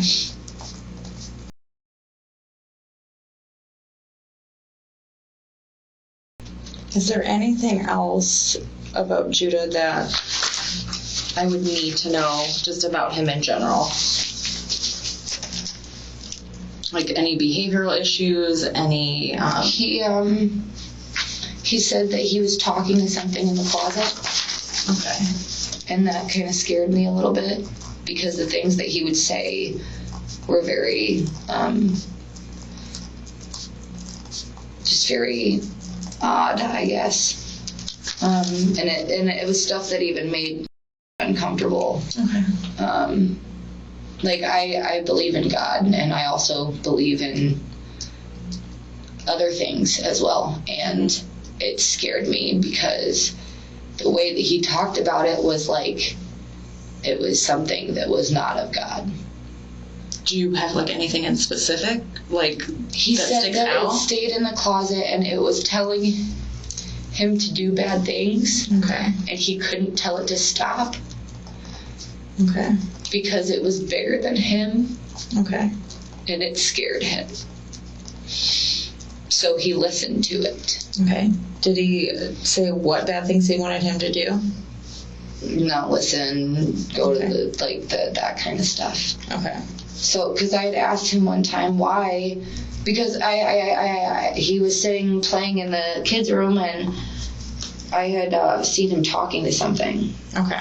And I walked in there and asked him what was going on, and he, like, kind of told me. Like, he had a name for it. He called it Shoe. Did you describe what Shoe looked like? Just that it was bigger than him? Like, I had looked up, like, something, and basically he pointed out a picture of what he said it looked like, and it was supposedly one of the demons from hell. Okay. Which is what really scared me. Okay. And I don't know if that's, what it was, because kids have, wild imaginations. But I was afraid that, maybe there was something that was bothering him and I didn't know how to fix it, like, I'm not a priest, I'm not God, I can't, like, I don't. And if you couldn't see it, there's not much that you could do either. Right. How long had he been talking to this shoer, this person in the closet? So it started off like, I don't really remember when it started. It was a while, like a long time ago, but it wasn't like, it didn't start, because at first we thought that Shoe was just like an imaginary friend, like we didn't really think anything of it, but then it started becoming like a problem. Okay. Like, not like a problem, but like he would like go stand by the closet and talk into the closet, and it was just really weird. And like, I guess I'd asked him, I'm sorry, I was so tired. That's fine. I guess I'd asked him what it was or where he goes or whatever. And like, I had said something about like he had told that he didn't like anyone else in the house. This Shoe? Yes. Okay. That he was like, he hated everyone in the house, especially me and his dad. Well, apparently, especially me, because I believe in God, and that bothered me because there was nothing that I could do to protect my son from something like that. Evidently, I can't protect my kid from anything. So this has been going on, would you say, a couple of months? For some months, yes. Would you say a year or like 6 months? I would say closer. I don't really know like for sure, but I'd say closer like 6 months. Okay, so it's been like a consistent thing for 6 months, Yeah. right? Well, it's not like an everyday thing, but like it's, you know. It wasn't one time 6 months ago? No. Okay. No. It's we've had conversations about that like 5 times at least. Okay. But nothing like it wasn't like every day. Okay. You know, but it was. But it was definitely something that was going on with him. Well, I was considering having him taken to like a psychiatrist to maybe see if there was like an issue with schizophrenia or something. And him being so young, they would have never diagnosed him with that. Yeah. Since we're talking about schizophrenia, is that a cause for concern in the family? Does anyone have any mental illness on mom or dad's side? Well, I have anxiety, depression, bipolar, and then I was diagnosed with ODD when I was 12. Okay. Which I think that's why it pissed me off when Alan got frustrated with him, because I feel like a lot of there's a lot of me in him. And my parents weren't exactly nice to me either. So the fact that I was basically my mom not protecting him like I should have pissed me off, because I always told myself I would never be like my mom. And now I'm worse, because. So with Alan, has he ever has he put his hands on you? On me? Oh, yeah. Has the children seen it? He didn't really like do it in front of them. There was a couple of times, like one time I don't remember what it was about, but he had choked me out on the side of the couch, and I was standing like right there, and I was there, and I was crying, and I was crying. Do you know how long ago that was? A few months ago. Okay. Like maybe 4 months ago. About 4 months ago. Okay. And to your knowledge, the kids hadn't seen anything since that incident? Not that I know of. I mean, me and him fought a lot. Like, we argued a lot, but he hasn't like physically touched me in a while, you know. But he has. Quite a few times, and I never told anybody. Okay. And I, again, should have freaking said something. Is there anything else about Judah that was concerning, or just kind of overall big picture about him?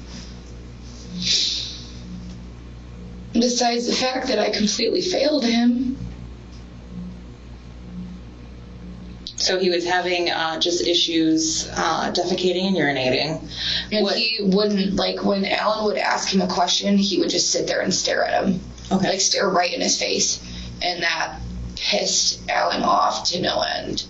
Okay. Like, it frustrated me too, you know, because it's like, I'm trying to help you. Like, okay, so he would have him go sit on the toilet. And he hated when I did this, because I was catering to him. But it's like, I'm trying to, you know, you're too nice to them, you spoil them. Like, no, I'm trying to help them, because I don't want them to go through what I did when I was little. And it's worse, you know? So he didn't like when I, like, sat there and tried to talk to him, and, you know. But see, like, the last time that he had made him go downstairs because he wasn't doing that, I went down there and I had tried to talk to him. And he started, like, explaining to me, like, having a conversation with me. But then as soon as Alan opened the door, he just stopped. Mm-hmm. And I was like, please, Judah, please don't. Please don't stop talking, because you know it's just going to piss him off. Mm-hmm. And he wouldn't talk. Was he just would he wet the bed at night? Would it be like... It was all all day. the time? All the time. And he refused to use the toilet? Yes. Like, he would go to the bathroom either on himself or on the floor. And then, like, a little bit later, like, we would give him, like, some water or something to drink. And we'd bring him upstairs, and he would just sit there Mm-hmm. and not go. And Alan would, like, I can't say that I didn't get frustrated with him either, but I also didn't do... Yeah, parenting can be frustrating. No one's denying that, especially when you do have... Like, I called him stupid. I called him retarded. Did he have any learning disabilities other than he just kind of couldn't catch on to counting and stuff? Okay. But regardless, I shouldn't have said that. Like, I don't remember the last time I told him I loved him. And now I'll never be able to fix that. And, like, I remember another reason why Alan got irritated with him was because, I mean, I got frustrated with him too. Like, I took it away, but there was medicine that was because he was struggling to poop. Like, it was super hard. So I'd given Judah some, and he, you know, you can't just give it to them all the time, you know, because if you give it any medicine, like if you give it to them all the time, it's not gonna, you know, do anything. So he had went to the bathroom, and then, like, I was changing his butt, and he had came in the room and said he needed to go potty. Like, he said he needed to poop. So I brought him in the bathroom, and he sat down, and he was like, I need the medicine. I was like, Judah, I'm not giving any to you. You just had some. I'm not giving it to you because it's medicine. It's not candy. You know, like, you gotta understand that. Like, I understand it helps you, but if you don't actually need it, and he had just pooped like a couple hours before. So I told him, if you don't actually need it, then, you know, I'm not gonna give it to you. And then he decided that because I wouldn't give him the medicine, he was gonna start doing it again. Okay. So it's like, really, whenever he didn't get what he wanted, he would start doing that. I guess not quite. I'm just trying to kind of understand, like, if there was an underlying issue with it. That If there was, it, like, maybe started, you know, sometimes, like, you have a painful, like, poop. Maybe he didn't want to hurt again, so maybe, or X, Y, and Z. Well, I tried to ask him, and he didn't want to tell me, or maybe he thought that his dad would hear him telling me, because any time that I was talking to him, like, he would start talking to me, you know? And as soon as he heard his dad, he just completely shut down. Okay. And it didn't used to be like that. Like, when, like, everything was, like, starting to end with DCS, like, Alan was the only person he talked to, but that was because, like, me and him weren't, like, close, because he looked at Gina as his mom. Okay. You know? And, you know, he didn't feel close to me, but I feel like maybe, you know, he started feeling safer with me because he knew I wouldn't do that stuff to him. Do you remember when the case closed? June. May. Okay, so early summer? Okay. Is that when he started hearing, like, spirits in the closet?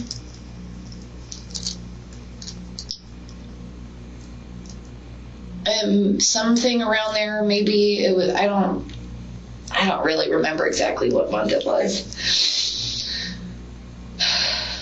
All right. Well, you have my number. If if you call me and I don't answer, just shoot me a text. Do you have like a working phone that you can text me? Okay. So we can get visits sorted out with the kids and all that stuff, okay? So I know the detectives will want to talk to you and get a statement. I just wanted to make sure that I went over just the history of him as an infant and onward. And then we just ask every parent to submit a drug screen just to make sure that there was no impairment.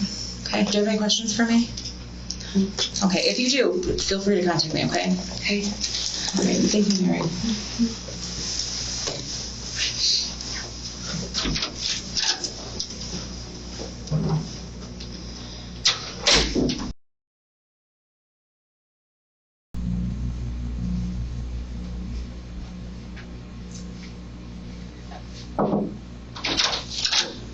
Hi, Mary. Okay, so we're gonna take you back to the hospital. Okay. What are we doing from there? You're probably gonna meet with Morgan and be able to see Cohen. After that. We'll figure it Can out. I ask you a really stupid question? Yeah. I know this is probably like not appropriate, because I know you're like technically in uniform. Okay. But I really need a hug right now. Oh. Okay. Are you not allowed to? Well, I just like I don't have anybody, and I'm just sitting in here, and it's like No. I haven't seen my kids and my families, and yeah. How about this? How about we get you to see Morgan, because I know she's the closest one to you, okay? Okay. And it's not that I don't want to give you a hug, but I gotta keep it professional while I'm on duty, okay? Okay. I'm sorry. No, it's okay. You can ask those questions, but let's get you to Morgan and... I have so many family I need to apologize to because everybody told me that I was wrong about him and I need to stop seeing good in him because there's not. Mary, let's take this all one step at a time from here, okay? So we know that we need to meet with them over at the hospital, right? Yeah. I'm Adam, by the way. Yeah, he's gonna go with us. I'm sorry. Yeah, okay. So we're just gonna try to slow things down a little bit as much as we can, okay? And we're gonna get you over to the hospital and take care of some of those things that we know we need to take care of, okay? And then we'll go from there, Yeah. okay? And if you We're got gonna help questions you out. about anything, we're going to be with you here for the next little bit, and we'll try to help explain things as best we can. We know you've been through a lot, so we want to hang out with you for a little bit and just kind of stay with you, because I know you don't have family. And I know you don't have a lot. My dad's supposed to be coming home, but I don't know when he'll be home. And I have Where's he like coming from? Nashville. They're down in Nashville. He won like a trip from work or something, and they didn't know if they could get a flight, but they're working on it. Yeah, and I know you were saying earlier you didn't have anywhere to go, so I want to stay with you, and you didn't want to go to a shelter, so we're going to stay. And Well, help I you. have about 18 people Yeah, I'm sure. that are like, hey, are you okay? Are you okay? I'm like, I'm probably not going to respond to 90% of you because any other time that I was going through something, They're just you guys weren't there. Yeah. Let's go take care of the stuff we know we need to take care of over at the hospital, Yeah. okay? And then we'll go from there. Okay, Yeah. is that fair? Yes, sir. Take some paper towel with you and put it in your pocket, because I know. I'm really gross and I've been No. snotting all I over want you myself. up and listen. How the hell am I supposed to tell my son that his little brother's dead? Again, let's not cross that bridge. Let's slow okay? things down. We gotta slow Let's- things down. Let's worry about what we need to next, which is I'm sorry, like my depression's really like I know. fucking up right now. I know. And that's why we want to slow things down, because you also just went through you're in postpartum right now too. Yeah, this is not. You can leave all the trash right here. We will clean it up. It's my trash. I don't Are you know. sure? Yeah, I don't like leaving my garbage. Well,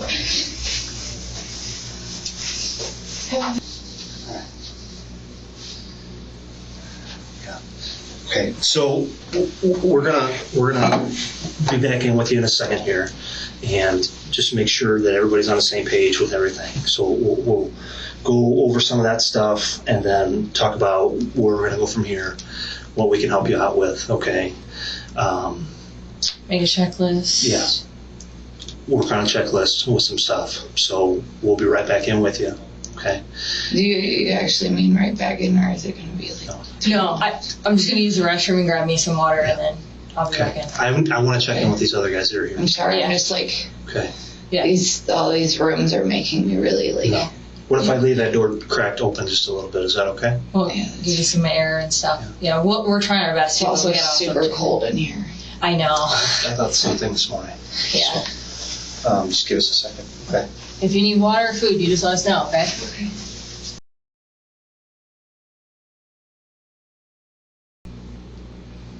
Hello?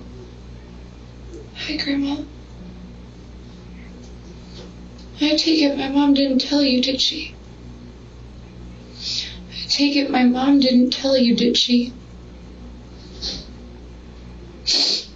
I take it my mom didn't tell you, did she?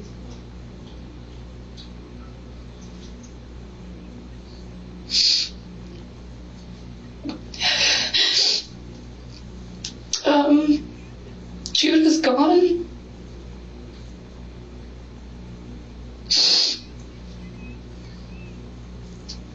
Judah's gone, Grandma.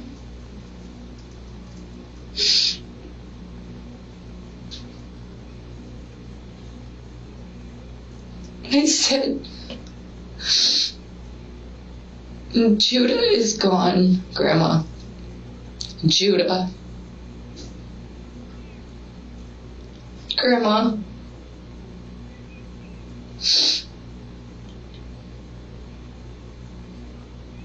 Grandma. I don't... He...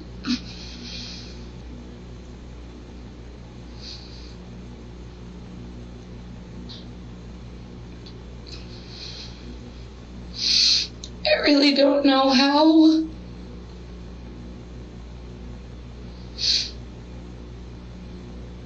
He's gone, Grandma. I really don't even wanna explain, but you have it's only fair if you know.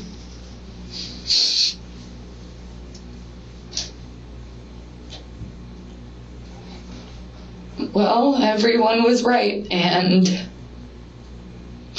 everyone was right, okay? Everybody's been sitting here telling me I told you so. Alan is in prison, or will be. Alan. Because he accidentally took things way too far, and he hurt him, and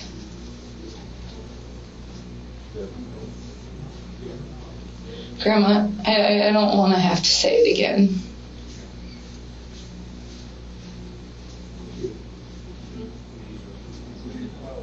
He's in prison, Grandma. And that's where he belongs.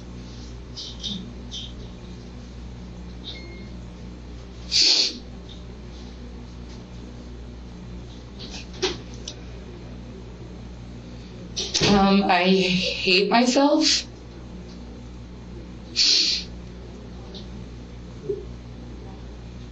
I don't...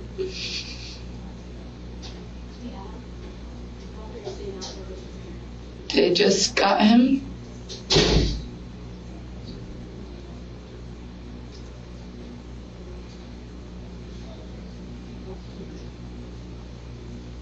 No.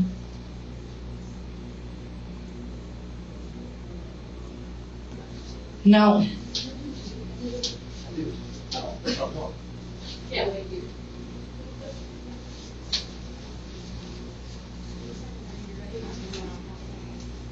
Grandma, it's so much worse than that.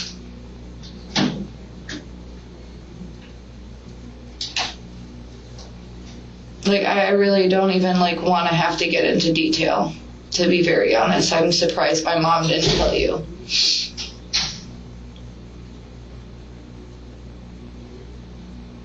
No, well, they're not about to be because they're going to be on their way home tomorrow. He's gone, Grandma. Grandma, he's gone, okay? He's gone. I don't know. I don't want to have to say it any other way, okay?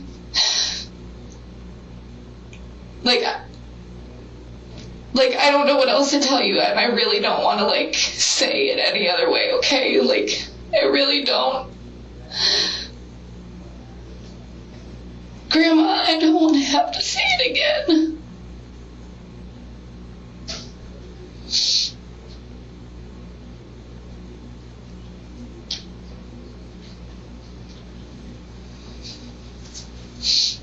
I mean, that's what it is. So,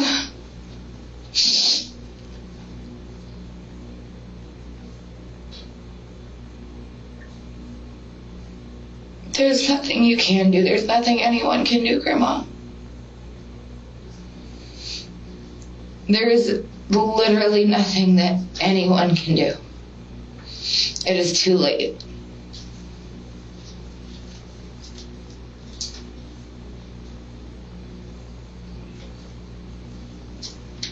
And I'm sorry I had to tell you. I thought my mom would have told you because Uncle John knows. So I don't know how you don't know or didn't know. Very early this morning,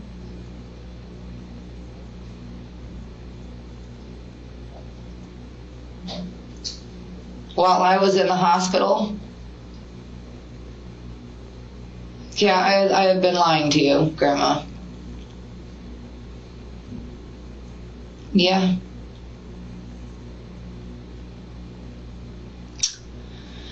Because I told everyone that I wasn't pregnant, I was.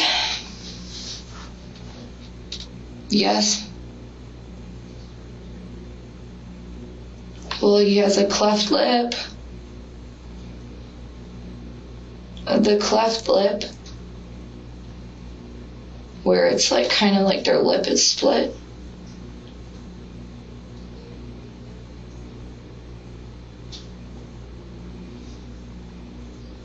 Probably.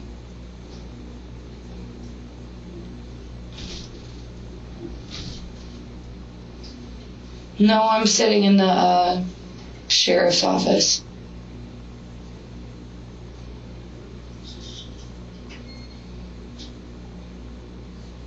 Yes.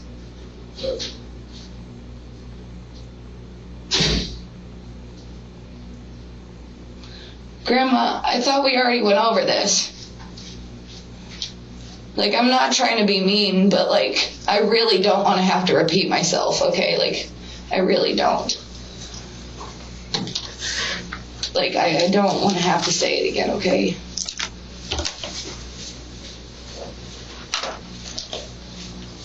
It's okay. No, there is nothing you can do, Grandma, okay?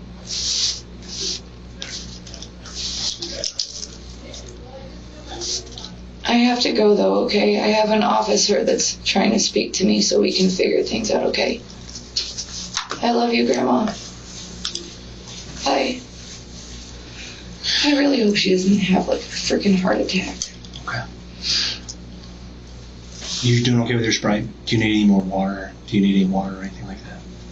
And you didn't want anything to eat, right? Okay. She said that if I get hungry, she'll give me something. Yeah, perfect. She said that she said what she's gonna do is, she said if I want her to get me in my own room, she'll pay for it. But I was like, I can't. Oh, Grandma? Okay. No, Christy. Oh, Christy. But my grandma would too, but being alone right now is not. Yeah, probably not a good thing. No. Mary, this is what I want to do. I would like to have an opportunity to go over some of the things that you had discussed earlier, because I wasn't in on some of that, okay? And just to make sure that I'm on the same page and that I have a clear understanding of everything that happened, okay? What I'd also like to do, just so we don't have any distractions, I'm going to take this phone, I'm going to set it right on the ledge of my office door. You see that little ledge right there? I'm going to set it right there, okay? Just so we can focus a little bit and have a good conversation here. Okay, does that sound okay? All right. Let's set it right here. You go watch me. Okay. I think Christina's going to join us again. So good on Sprite water? Okay. Mary, so there's just a lot of questions about everything, and I don't have a clear picture of everything that's happened. And obviously you have a lot of questions too, because you're at the hospital with stuff that happened at the house, okay? But in these types of situations, I think it's good for me to try to cover our bases, and because it is a criminal investigation, I want to make sure that you're aware of what your rights are. Okay, I'm not here pointing fingers at anybody. I'm here just to try to figure out if we can put some pieces of the puzzle back together and get a good understanding of maybe some background in this situation and how all this came to a head. Okay, and I think you can help a lot with putting all that together. But I do need to go over your constitutional rights with you, just to be on the safe side, and that it's something we need to do with you. Okay, so the way I normally do that. Okay.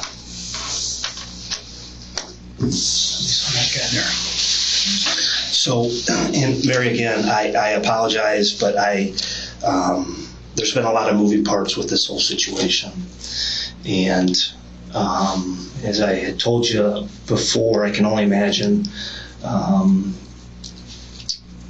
what's kind of going through your head and some of the things that you're trying to process right now. And we're trying to be as conscious and here for you that we can be. Okay. But I would like to kind of go over probably some stuff you already talked about this morning. I apologize for doing that. But it's important that I have a good understanding of kind of what took place and what your knowledge is, and some background with you and Alan. Okay. Okay. So,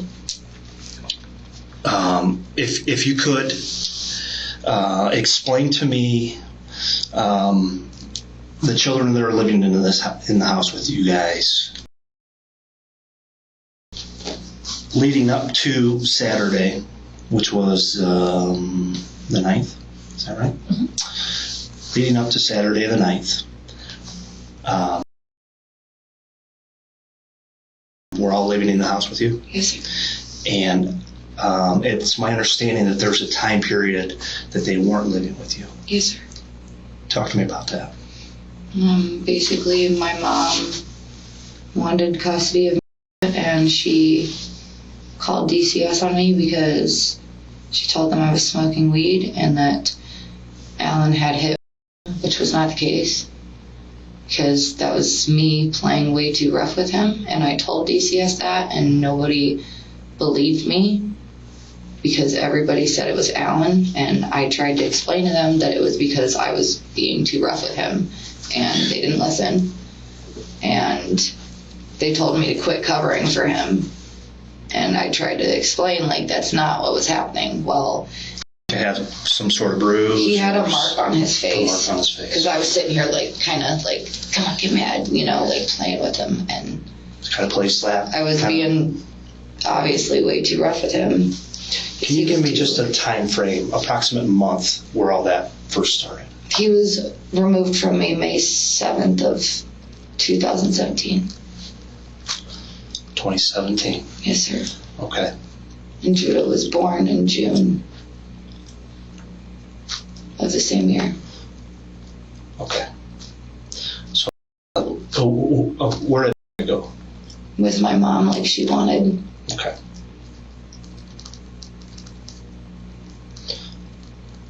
So then, shortly after, went to go stay with your mom. Judah was born. Yes, sir. Okay. Did Judah come home with you? I was given permission to live with my friend's mom, and she was like placement for him, but I was allowed by DCS to live there. So I lived there with him and her for 3 months, and then she got upset because I wouldn't sell her my food stamps anymore. So What address was that, and who were you staying with? it was Okay. the apartment complex. Yes, sir. Okay. And who were you staying with there? Judah and my friend's mom and her kids. Yeah. What's her name? Okay. So for a few months there, you were staying with Judah. Yes, sir. Who was with your mom? Yes, sir. And what about Alan? He was kind of just. Because Judah, Alan is Judah's father. Yes, sir. Okay. The only one that he's not the father of is. Okay. Where was Alan at with those first few months when you were living? So I believe like the first month, like he didn't really have anywhere to go. And then we had got, we got an apartment, or he had got an apartment because he was working for RL Roofing, and his boss had basically like offered to rent us out a place. So we got the place on 11th Street. In Michigan City? Yes, sir. And do you remember when you moved to 11th Street? not off the top of my head, no. So it was June when Judah was born. Yes. You lived for a few months. Yes. And then moved to 11th Street with Alan. Yeah. So it was you, Alan, and Judah. No. So she was still placement of him. Okay. But because I pissed her off, she called DCS and said she wanted him moved. And at which point he went to a foster home for like a month or two, and then he went to Gina, which was the cousin that he was with up until Okay. Whose cousin is that? Alan's. It's Alan's cousin. Mm-hmm. You said her name's Gina. Mm-hmm. Gina, who's her husband? His name is Phil. Phil. Where do they live at? In like North Judson or San Pierre or something. I don't know. From what I understand, they may have been evicted, but I'm sorry. It's okay. But I don't know for sure because I haven't talked to them in months. Okay. All right. So, at what point did you guys? Okay. So you had a couple other children after Judah. Yes. Were you guys living on 11th Street when those children were born? Okay, tell me about that. So when I was born, we were living on A Street in LaPorte. Alan was there with you? Yes, sir. Okay. And came home, and we were on like home visits, like they were partially supervised visits. I'm so sorry. That's okay. Like barely functional right now. So we lived on A Street, and the older two and Judah were on like home visits, like not like home trial, but like home visits. Okay. Supervised or no? It started off as like partially supervised, and then it was unsupervised. Okay. And then we were going to start a home trial, but then we lost the apartment. So. On A Street? Yes, sir. Okay. Where did things go from there?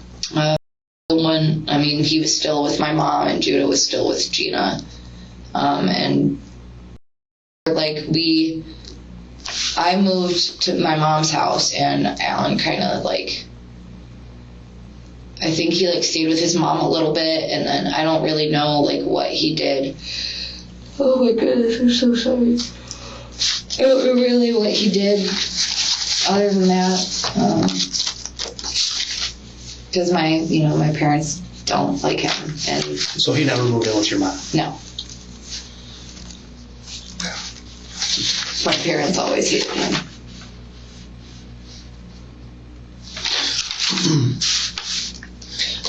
Okay. So you moved in with your mom for a short time period? Was that a long time period? How'd that go? It was until about like,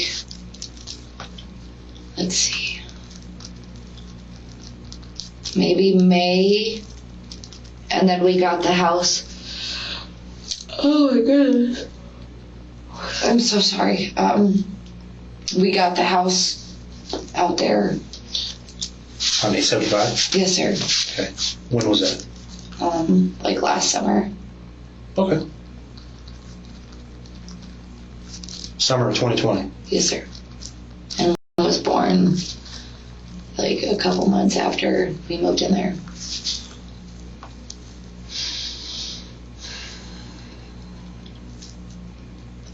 And stayed with you guys there at the house on A75? Yes, sir.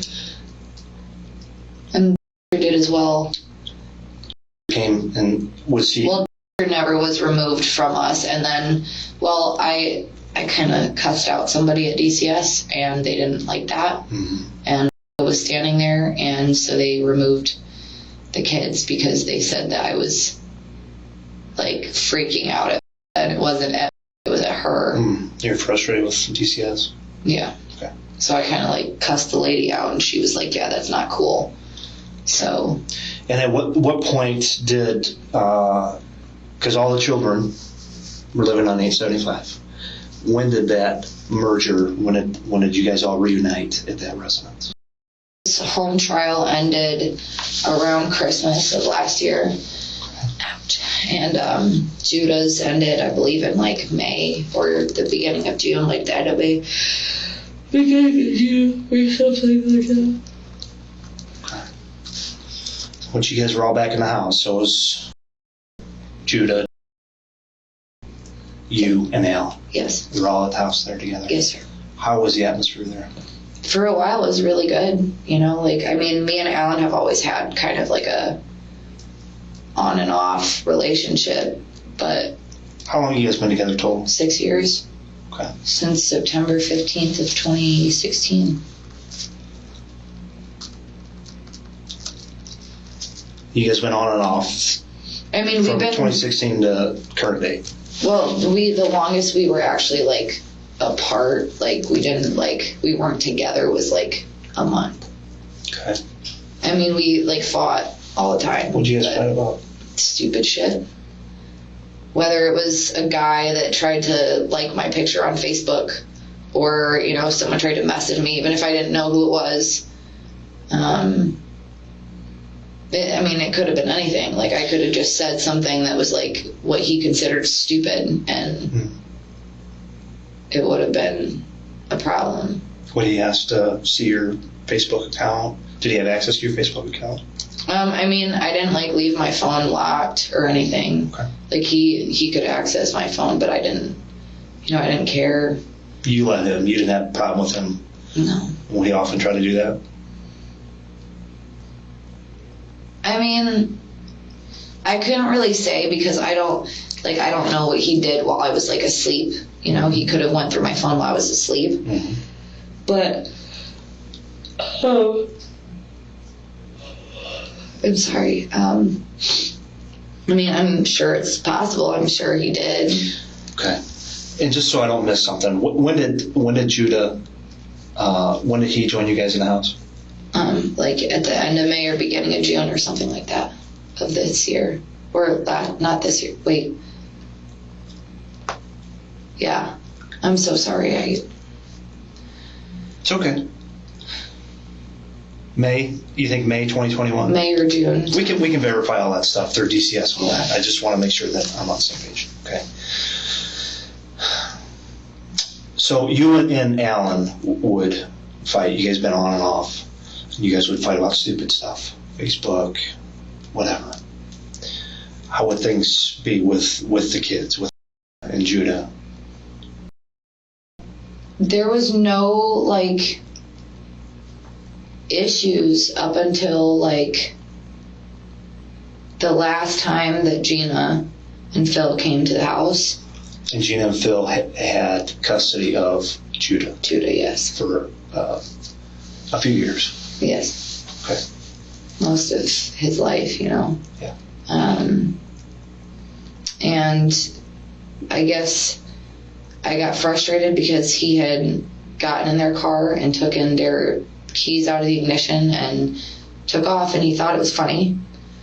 And they didn't say anything to him about it. And I thought that was like not appropriate, I guess. Mm-hmm. And I kind of like went and grabbed the keys and gave it back. I didn't say anything to them, which in hindsight, maybe I should have been like, listen, I don't think this is appropriate. But I didn't say anything. I kind of just handed them back their keys.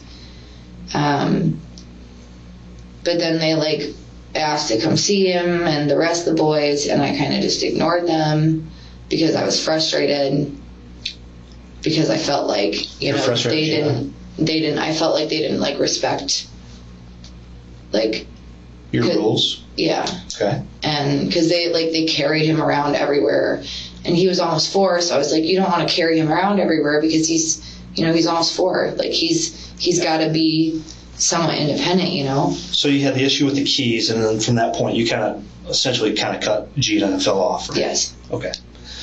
And then once that happened, I don't know if it was because of that, but I'm assuming it was. He started to kind of act up, like he would start peeing his pants and pooping himself, and just How long has that been going on? Excuse me. a couple months. Okay. But it didn't become When was that? I didn't mean to cut you off. When was that last visit with Gina and Phil? End of May, beginning of June, because they were the ones that brought him over to the house when everything closed out and stuff. Mm-hmm. So yeah, it was about the same time. So Judah started having some, you said, issues with peeing and defecating in his pants. Is that Yes. right? Tell me more about that. It was. I don't really know if that's why, but it was just whenever he didn't get what he wanted, he would pee or poop his pants. And for a while it was okay, kids regress and whatever. And then it started to get frustrating. And Alan really, really, really didn't like it because we didn't have the money to get more pull-ups. And I can't say that I wasn't frustrated with it either, but I didn't handle it the way that he did. Okay, give me some examples how Alan would handle a situation where Judah had urinated or defecated in his pants. So, for a long time, we just put him in pull-ups. And he kept... Just at night or throughout the whole day? Just throughout the whole day. Okay. Because he kept doing it over and over and over again. So, we were okay, well, let's not ruin clothes. Let's just put him in pull-ups.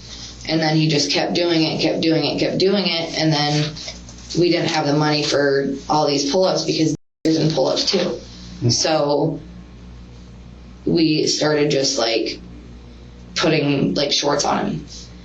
And then Alan was we're not doing shorts because he's not he's still not going to the bathroom right. So then we would just put a t-shirt on him or something. And then it got to the last couple of weeks where last couple of weeks up to the point where you were at the hospital? Yes. Okay. Where Alan I don't know what's been going on. It's ever since he got arrested with the car, he's been weird.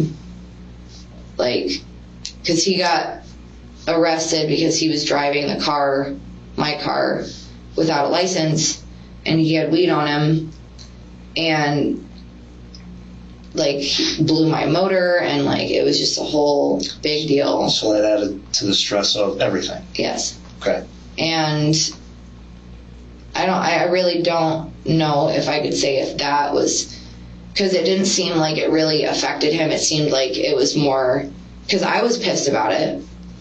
I was that's childish and you shouldn't have done that. Sure. And he, he thought it was funny. It was fast as boy, it wasn't a joke. So he's been, you said, not acting the same last couple of weeks. How would he handle the situation with Judah? He started bringing him downstairs and having him kind of do an exercise, I guess. So he would have him kind of do an A. He would kind of have him not do a push-up, but put his feet on the ground and then put his hands on the ground and kind of stick his butt up in the air, thinking that maybe doing a workout would change something. Okay, so I've not been to your house. Is this a single-story house? It's a main floor, and then there's a basement. A basement. So you say downstairs, you're talking about in the basement of the residence. Yeah. And explain the basement to me again. I apologize. I've not been to the house. It's some old stairs that go down into a really big basement that just has a bunch of crap in it.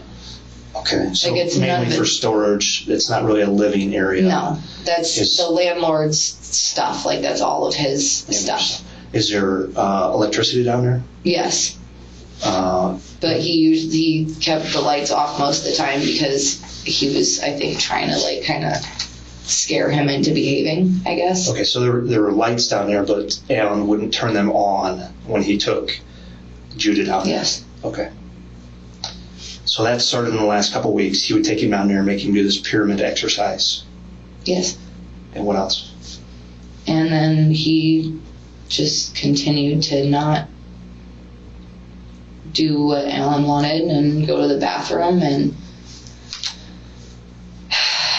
there was multiple times where I would go downstairs because I would be upstairs with the other kids and I would hear a noise and I would open the door and he would be down there yelling at him.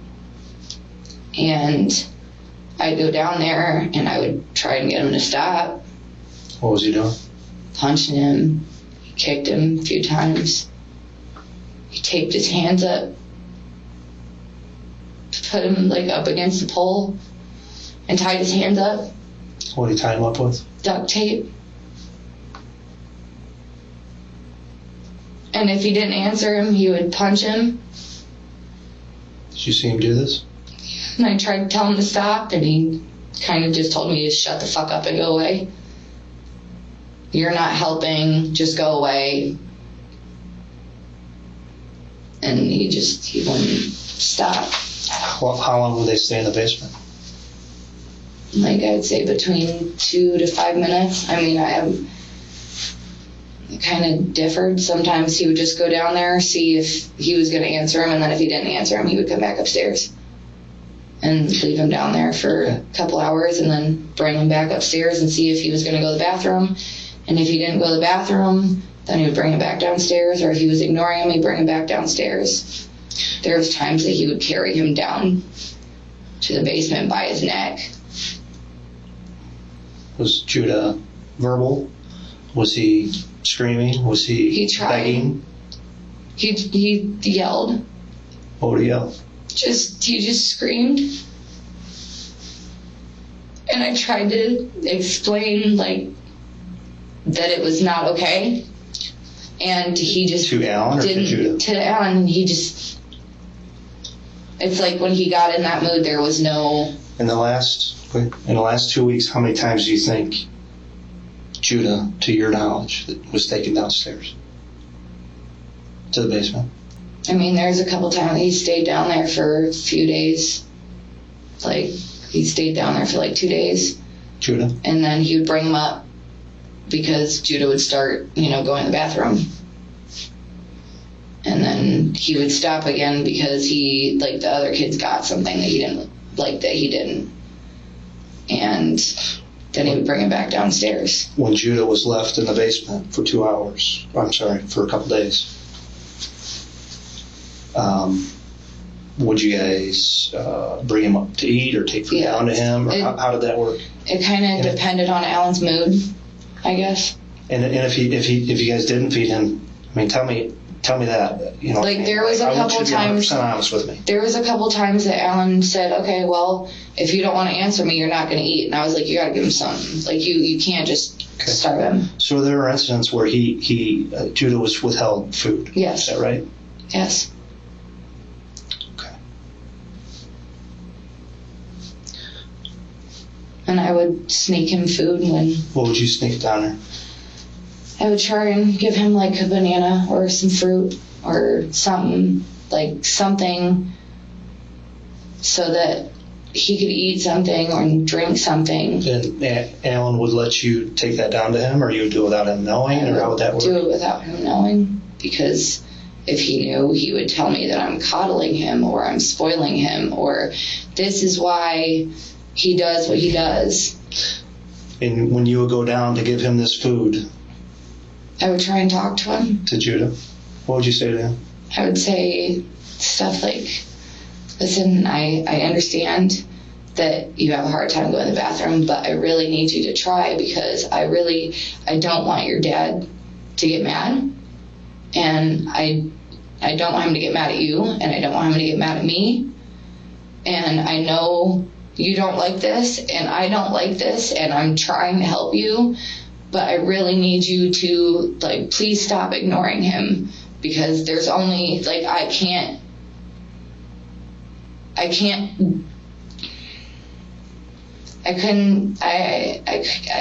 do anything when he gets mad, and What would Judah say to you? he said he would tell me that he would go, and sometimes he would, but then as soon as he saw Alan or heard him, he would completely shut down and stop talking. He'd freeze up.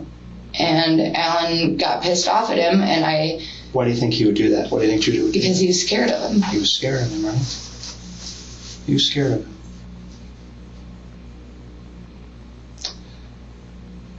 Now, obviously, the potty training issue would become frustrating as a parent. Tell me about when you get frustrated with Judah in those situations. I've said mean things. I've called him stupid. Call him stupid. Was that why he was in the basement? There was one time because he wouldn't answer Alan, and I got pissed because I just wanted him to answer so Alan would stop. And I was like, God, you're being fucking stupid. Where did this take place at? Where at in the house? I had opened the door, and The basement door? yes, Would that door be locked? no. Okay. So you opened the basement door and you just yelled down at Judah? I would be like, listen, are you gonna talk, or because your dad's gonna he's gonna be pissed if you're not gonna talk. Are you gonna go to the bathroom? And he would say, if he would say no. So you were frustrated with Judah and you were frustrated with Alan too, right? I don't think it was really frustrated with Alan. I think it was more scared of what he could do to either of us. But to the point where you would call Judah stupid for not talking because you didn't want Alan to blow up. Yeah. So you're stupid, right? Tell me about the times you because of your frustration, you took Judah down in the basement. I personally never took him down there. That was always Alan. So you never took Judah down, but you would go down and check on him, talk to him, maybe sneak him some food. Is that accurate? Yes, sir. Because I didn't like it. I thought it was disgusting. I thought it was horrible. Did you think about reaching out to anybody? I did. And I was scared. DCS, Okay. family, Okay. the police, Okay. What are you scared of? Alan, losing my kids because I didn't say anything and I was scared.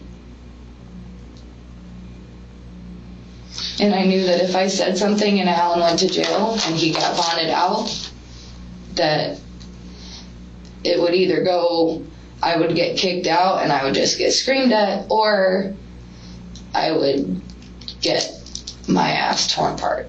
By Alan. He put his hands on you before? Yes. Okay. While I was pregnant, while I wasn't pregnant.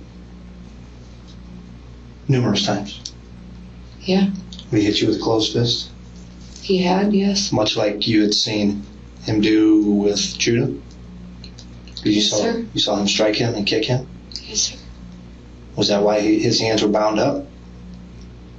No, that was because he went upstairs and got in the fridge and got a Go-Gurt.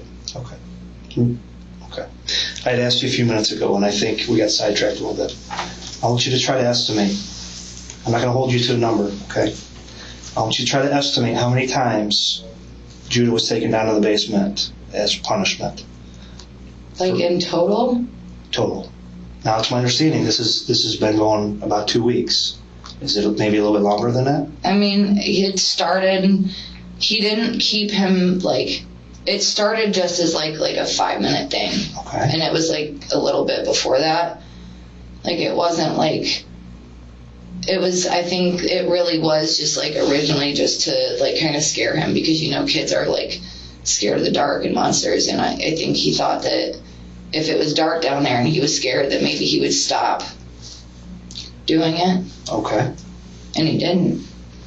Okay. So even those 5-minute increments, just those first few that started several weeks ago, right? I want you to just try to estimate. I guess let's break it down. How many times would it happen per week? 2 or 3. 2 or 3 times per week. And we're talking. I mean, that's sometimes he like did really good. Like there was times where, you know, he went like some days without, you know, peeing and pooping. Okay. And he was doing really good. And, you know, during those times, Alan was like super, you know, see, I knew you could do it. Like, you got this. You just have to like focus, and, you know, you wouldn't get in trouble if you would just do what you're supposed to do type thing. Okay.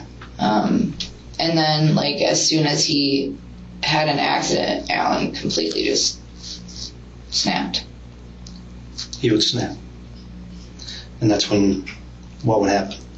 Either he would tell him to go downstairs, or if he was ignoring him, he would carry him downstairs by his neck. Mm-hmm. And you're upstairs on the main level when this took part, right? Yes, sir. And you could hear, I would assume, Alan yelling. Yes, sir. Could you hear Judah? Sometimes he like didn't yell.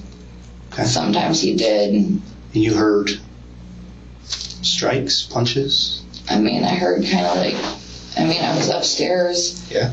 And when I would hear like the bang, you know, I would try and open the door and be like, you need to stop, dude. Like, you need to fucking quit. Mind your business and go upstairs and take care of the other kids. No, dude, you need to fucking stop. And it was the same thing over and over and over again. It was, I'm coddling him, I'm babying him. This is why he does what he does. Would Alan ever ask you to help with discipline down in the basement? No. So when Judah was bound, taped up, you said with duct tape, is that what you said? Yes, sir. With the duct tape. Where did the materials, where did the tape come from when that would occur? He had got it from upstairs. Like, I mean, the house was kind of a mess, so Okay. like sometimes it would be in our room because he was trying to tape up the air conditioning unit, Okay. or it would be in the kitchen. It kind of. So did that become a common practice that He did it like 3 days in a row, 3 days in a row? and it really pissed me off because It really pissed you off. he wouldn't stop doing it. And I knew that I should have done something, but I guess I kind of gave up on trying to fight Alan over it. Mm-hmm. Because like there was the other kids and the babies, and I didn't want them crawling, you know, into the kitchen and hurting themselves, or, you know, like falling down the stairs because he had left the door open or something. Your hands were full with the other kids, right? But that doesn't make it okay. Mm-hmm. I agree with you.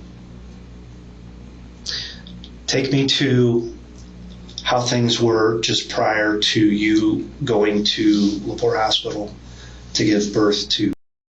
You went on Saturday. Again, the date was the 10th. 9th. I'm sorry, Saturday the 9th. Yes, sir. You called somebody to take you to the hospital. Who'd you call? Morgan. Morgan. Okay. And Morgan drove to your house, Yes. picked you up. Yes. How were things with all the kids, specifically with Alan and Judah, I when you left believe the house on the 9th? the day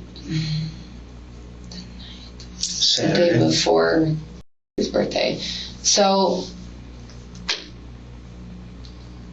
because I'm trying to think, I believe it was his birthday, so that was the 10th that he was sitting on the couch.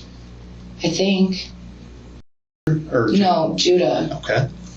Is that when you saw him on the cameras? Yeah, he was wearing a yellow shirt, I believe. I think it was yellow. And some pants, and he was kind of just sitting on the couch watching TV, and the other kids were sitting there playing. And then, So he was upstairs Everything, like he wasn't down in the basement when you went to the hospital. When I went to the hospital, I think he was, So prior, but he had brought him back upstairs. why did he bring him back upstairs?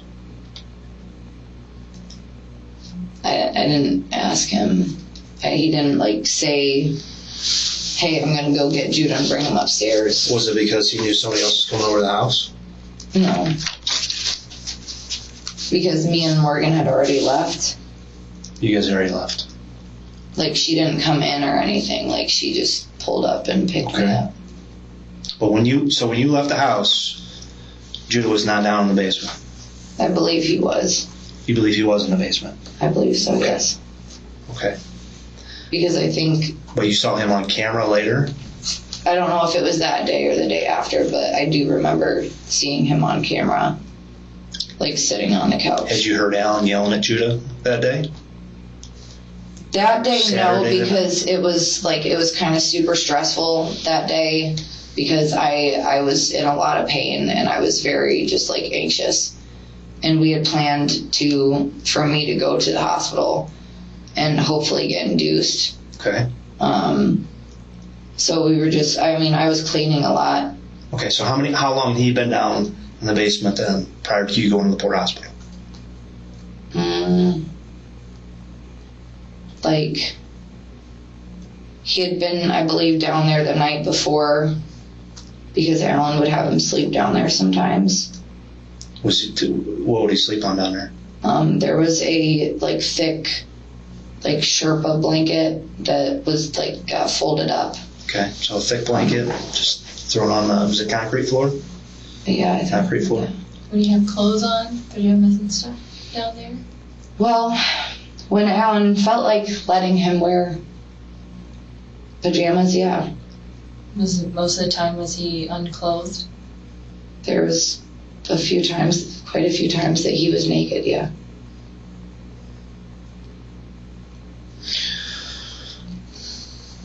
Okay, so you go to the hospital. You believe you saw him on camera upstairs after that. Yes. Morgan takes you to the hospital. You get induced.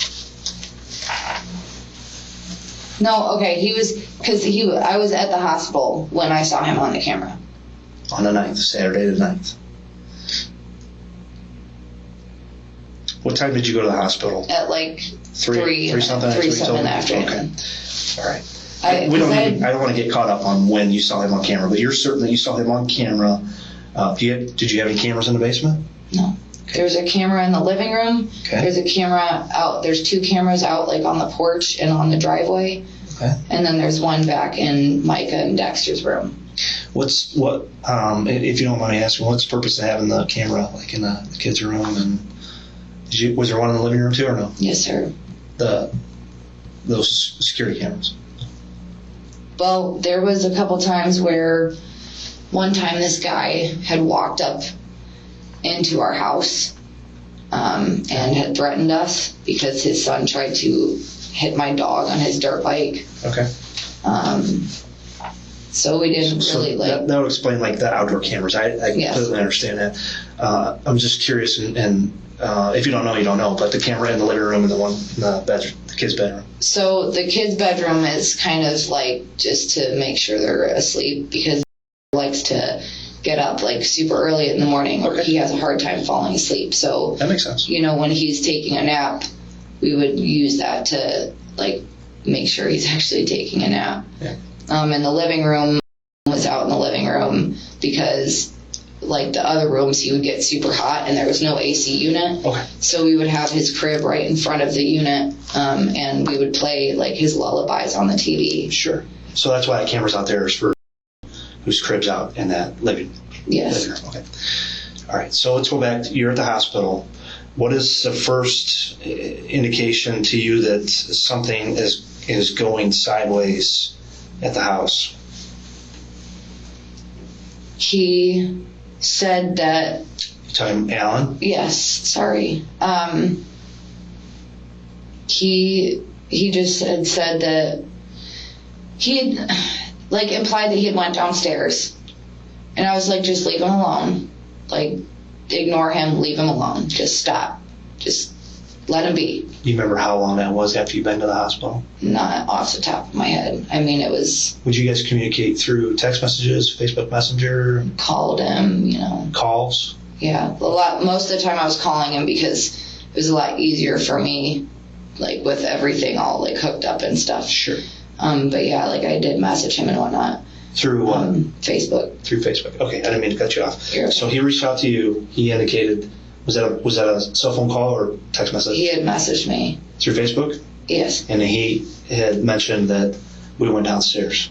I don't remember exactly what he had said, but he had said something, and I had told him, leave him alone, ignore him, just let him be. Just stop. Like, quit fucking with him. Because I was getting irritated, and, you know, I was like, if he's being an idiot, then just leave him alone, because I was just kind of, like, tired of, like, I was in the hospital. I didn't want to hear anything. Like, I was being ignorant. And he said, so the next time I heard anything about it, he was calling me saying that he had went down there. He was like, well, you had told me to ignore him, so I brought him a sandwich, and I just went down there, and I don't know what's going on. And it seems like he's like not breathing, and I'm freaking out, and I don't know what to do. I was like, you need to call somebody, Alan. Like, what do you mean? Like, there's no, like, you need to call somebody. He's like, I'm going to go to prison. I was like, Alan, at this point, if he's hurt or if he is choking or whatever it may be, you need to call somebody. And he was like, no, and don't call anybody. I'm like, Alan, I need to get help. He's like, no, don't you fucking call anybody. And I mean, it's like, if I was there, he would have done something to me for saying, you know, that I was going to call somebody. But I wouldn't have allowed that shit.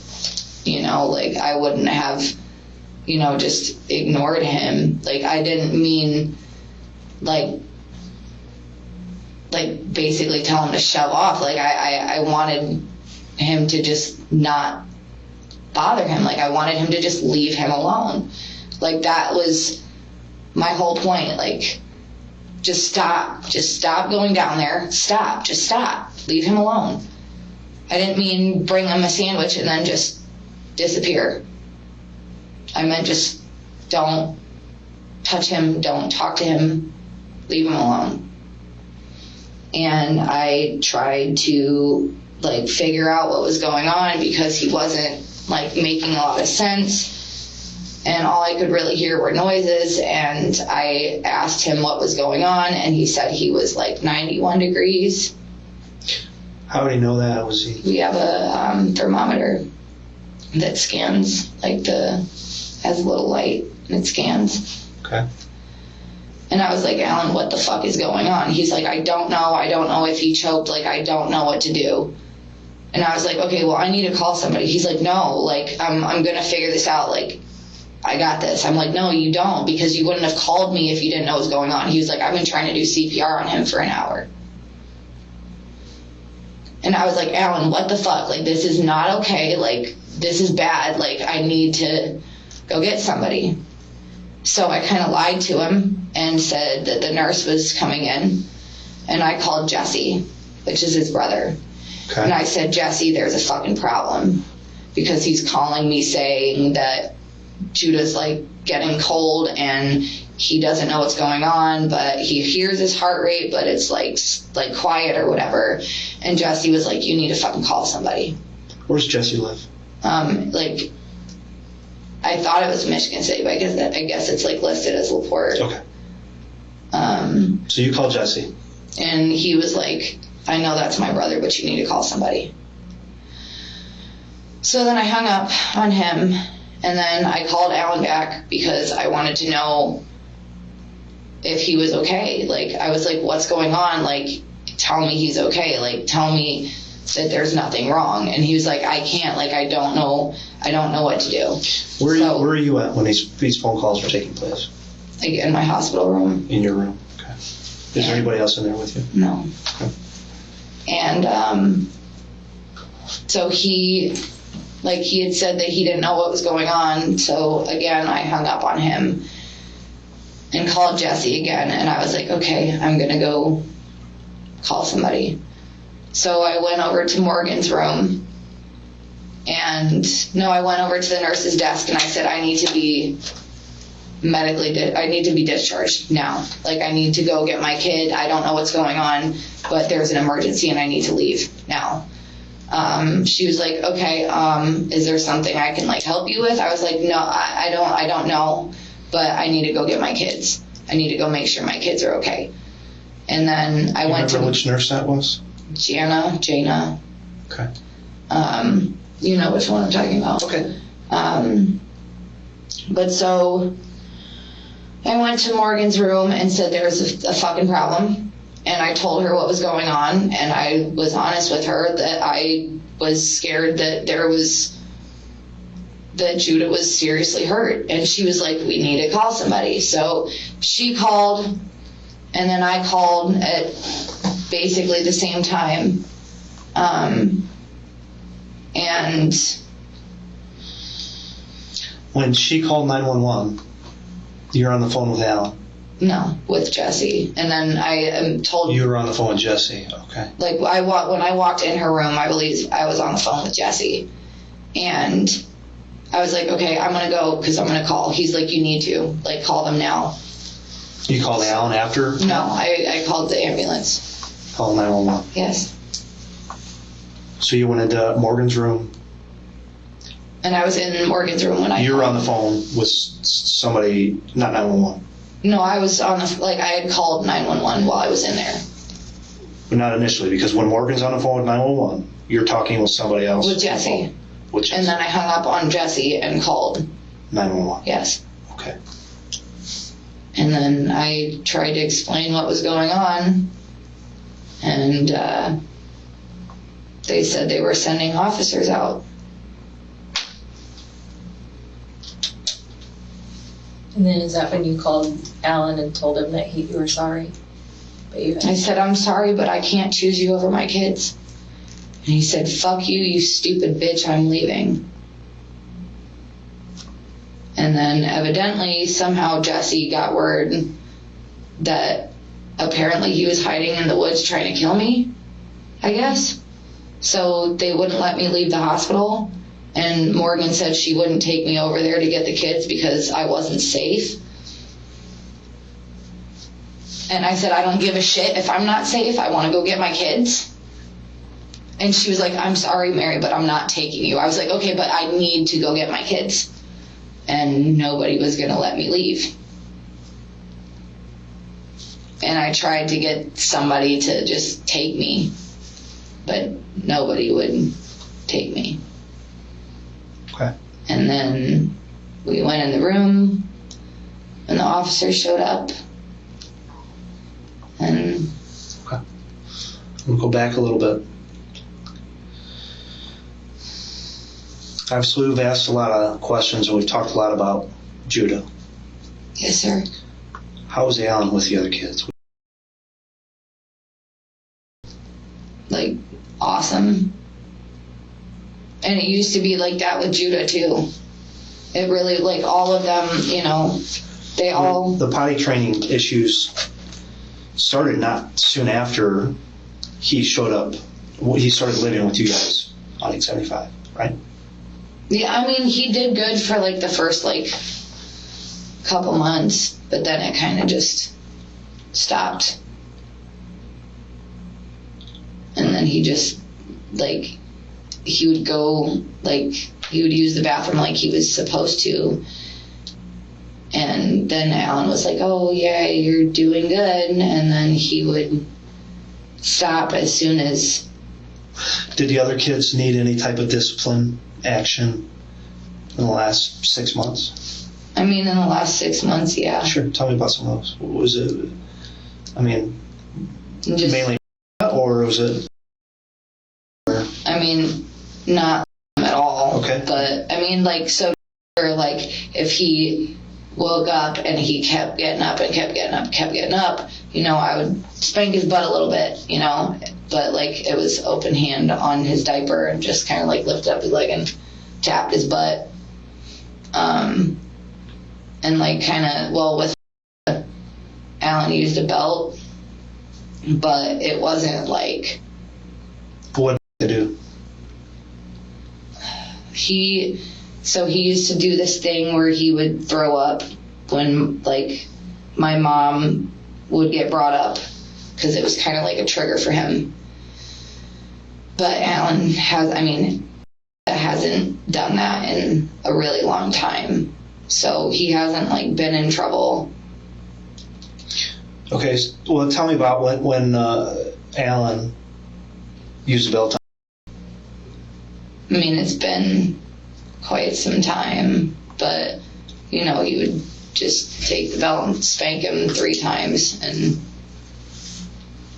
I mean, Because I threw up?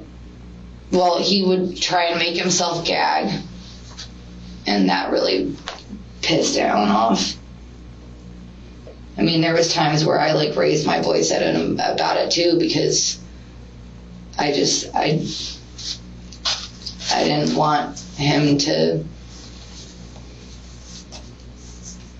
do what he was doing, and I wanted Alan to not do anything, and I figured that if I like said, okay, you need to stop fucking doing that shit, that maybe Alan would take me like trying to say something to him as like enough to where he wouldn't be like angry, I guess.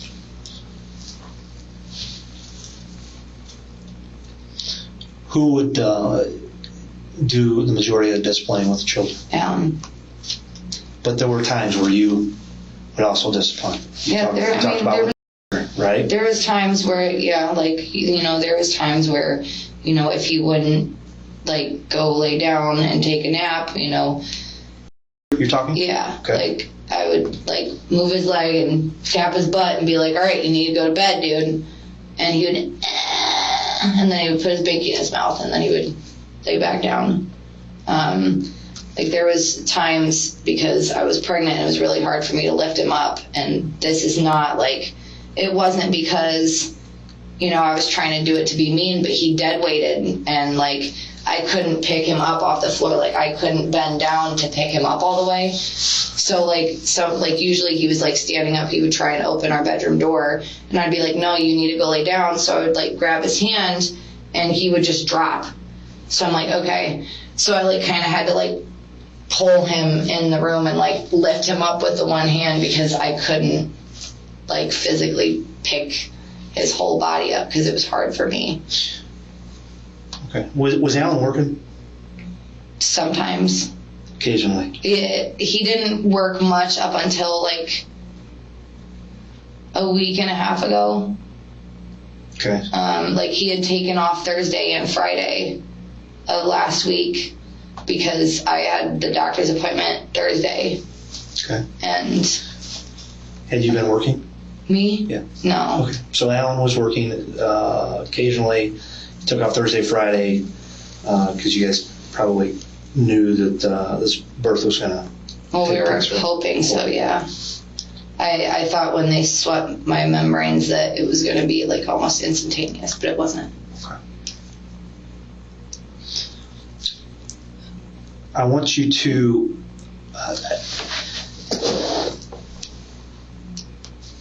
You've told me that you were frustrated with Judah as well in this situation with him peeing his pants, and defecating, pooping. Yeah. And I feel that you've been very honest with me with a lot of the things that you saw transpire with Alan.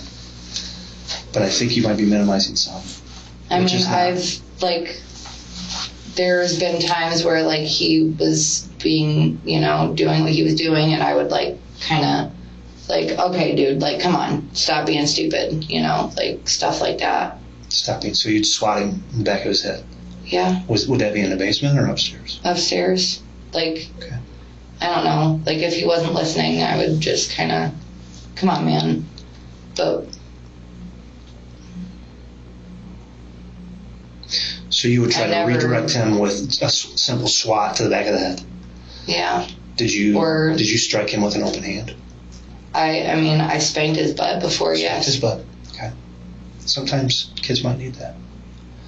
Did it ever become excessive? No. Was there ever a time where you're like, you know what, I took a little too far? I always felt like that. I Every always felt time. like that. Like, if I make my kids upset in any way, I always feel like I did too much. Did you ever hit him with an object? No. A belt? No. Did you ever see Alan hitting him with anything besides his hand?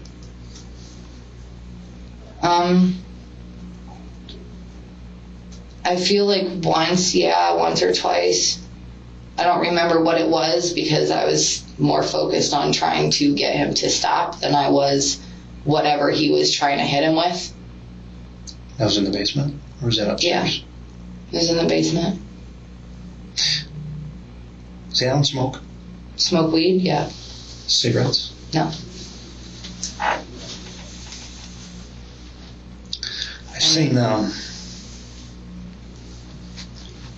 I've seen pictures of Judah from this morning. He was bruised Everywhere. head to toe. Everywhere. The worst I've ever seen.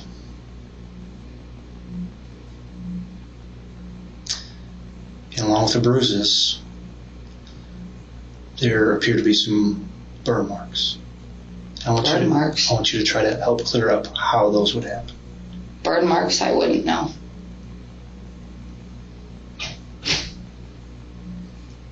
I honestly wouldn't know about burn marks. Was that something that Alan would ever threaten? Burning him? No. If he did, I wouldn't have known about that. There are steps with Judah that have not taken place yet, meaning there'll be further examinations with him. And I wasn't there, but I've seen some photos, and what has been relayed to me was it was quite possibly some type of burn mark underneath his chin and on his ear. That was because Alan would push him down on the floor in the basement. On the concrete? And he would hit his chin. Did you see him push him down? Yeah, I told him that's too much. You told him it was too much? I always did. And he never stopped. Did you guys have carpet upstairs? In one room, yes. In the living room.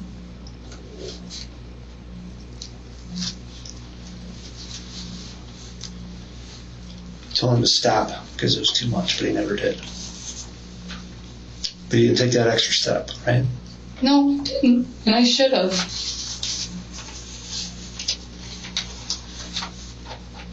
But I didn't. There's no reason. There's no excuse for why I didn't. I mean, I was scared, yeah. I didn't want to lose my kids. I didn't want to lose him. I didn't know what to do. I was trying to protect Judah, but I couldn't because I was too scared. Because I had been in the place before. He had hurt me before, and I guess I was selfish, and I didn't want to. You let Judah take the beating? I mean, I wouldn't say that. I didn't know. I couldn't stop him. You could have stopped him. I tried. I literally tried to pull him off, and he wouldn't stop. How long would you watch him do it? I wouldn't watch him. I would go down there and I would try and say something, and I would try and talk to Judah, and it wouldn't stop. So I went back upstairs and tried to deal with the other kids, and then either he would come back upstairs or he wouldn't. And if he didn't, I would go back and be like, you need to fucking stop. You need to come upstairs. You need to fucking quit. And then if he would come upstairs, sometimes he would push me out the way. Did you ever try to call 911 during one of those incidents? No, I did not. Did you reach out to a family member? DCS? Did you scream out the front door? No. So I didn't know what to do. Like, I knew what I should do, but And you told Jesse that you fucked up, right? yeah. I said I fucked up by not doing anything. Because I should have said something. I should have done something. And you told him prior to calling the police, you told him that you fucked up, that we fucked up, meaning you and Alan. Yeah, because he was doing what he did, and I didn't do anything about it. Here's one thing I want to make sure that we're clear on, Mary. Yes, sir. And I appreciate you talking with me to help me piece this back together. I need to make sure that your involvement isn't any more than what you've told me to this point. Because if we do find out down the road, I totally understand that. okay, you know that I have. we've been trying to be here with you and help you through some of your thought process here and a lot of this. Okay, so we've been here with you. I'm not against you in any of this, but I've got to know that your involvement wasn't any more than what you've told me up to this point. That you didn't put your hands on him. You did not help Alan in some of those situations. Because if you did, just tell me. There was times where I stood there because I didn't know what to do. Okay. You stood there and didn't know what to do because you were scared of Alan and didn't know how to handle the situation. Did you help with the beating of Judah? No. There had been times, like I had slapped him in his face one time. I did. Slap. Yes. Okay. I had, Was was that in the basement? I think, yeah. Okay. It was, because I got really frustrated and I was just like, dude, just fucking tell him what he wants to know. I get that. You're frustrated with him just not saying anything. I understand that. I just wanted him to talk so that Alan wouldn't do anything. Yeah. Did you take Judah downstairs? No. To have that conversation with him? He was already down there. Yes. So you went down and said, dude, just talk. Talk to your dad.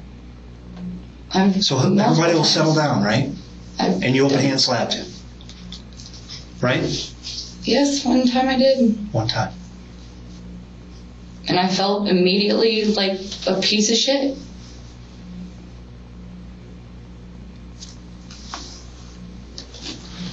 Because I didn't want to make him feel like Alan did. Because he started to trust me. Because he would talk to me. And he wouldn't talk to Alan. As soon as he heard Alan coming or saw Alan, he would shut down. And I was like, please don't. Please, Judah, please don't. Just tell him just give him some kind of answer, man. Please just tell him something. And he would just shut down.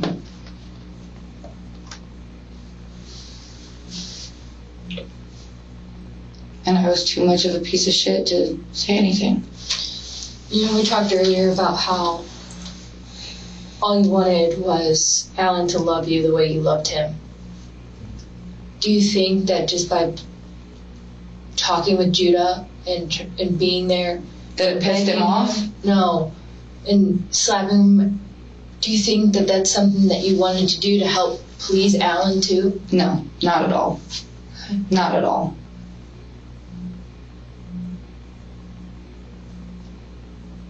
There is no pleasing Alan. He's just never happy. Sometimes when he's smoking weed, playing Call of Duty, yeah. Yeah. But that's, like, I could say anything, ask him a question, and he'd be like, the fuck is wrong with you? I was just asking you a question. Okay, well, you're being obnoxious, so just stop. Mm-hmm.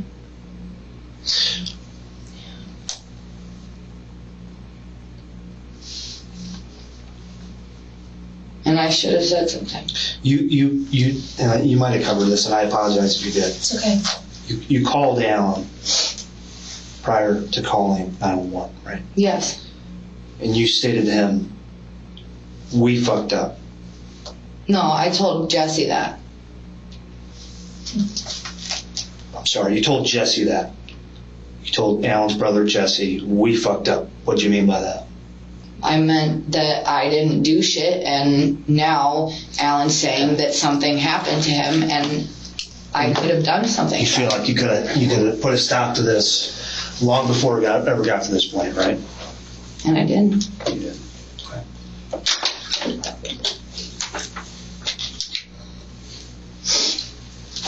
Okay. Earlier, I wanted to touch on something before I forgot. Earlier you said you saw him on camera, you saw Judah on camera one of the days that you were at the hospital. Yeah. Was that during his birthday party? No, that was that party was in the morning. Was Judah somewhere else? Does he go anywhere else? Does he go see friends or family or anything at all? Does he visit anybody? We don't have visitors. We never really did because nobody ever wanted to drive all the way out to where we lived at. Is any of your kids friends with any of the neighbors? I mean, we goes to school, but the people that lived next door to us, we didn't talk to them. And then the people that lived on the other side were way down, and they are older. So, okay. So Judah wouldn't have gone anywhere else while you were at the hospital? No. Even prior to, he doesn't go and see any friends anywhere close? They don't really have, the only person that would have friends is Micah. Okay. Okay, so was there any reason that Judah would have been at one of your friends' house? No. Yesterday during his birthday party? No. Not at all. And how are you positive on that? Because I know that he wasn't. Okay. I know for a fact that he wasn't. Okay. How do you know for a fact? Because it was first thing in the morning when Jesse had came over there. Came over where? To the house. For what? His birthday. Okay. And who confirmed that Judah was at the house? There was no confirmation, but I knew he was there. But if you knew for a fact, help me understand that. Help me understand how you knew for a fact that Judah was at the house yesterday. Because he wouldn't have taken him anywhere. Who wouldn't have? Alan. You wouldn't have let him go down the street? No. See a friend? There's no other kids that my kids played with on our street. We just kind of stayed to ourselves, I guess. Did Alan tell you where Judah was during his birthday? In the basement. I didn't tell me, but I knew that's where he was. Okay. And he was in the basement throughout the whole day? I don't know if it was all day. Because I was kind of talking to doctors and stuff all day. So, I wasn't. Mm-hmm.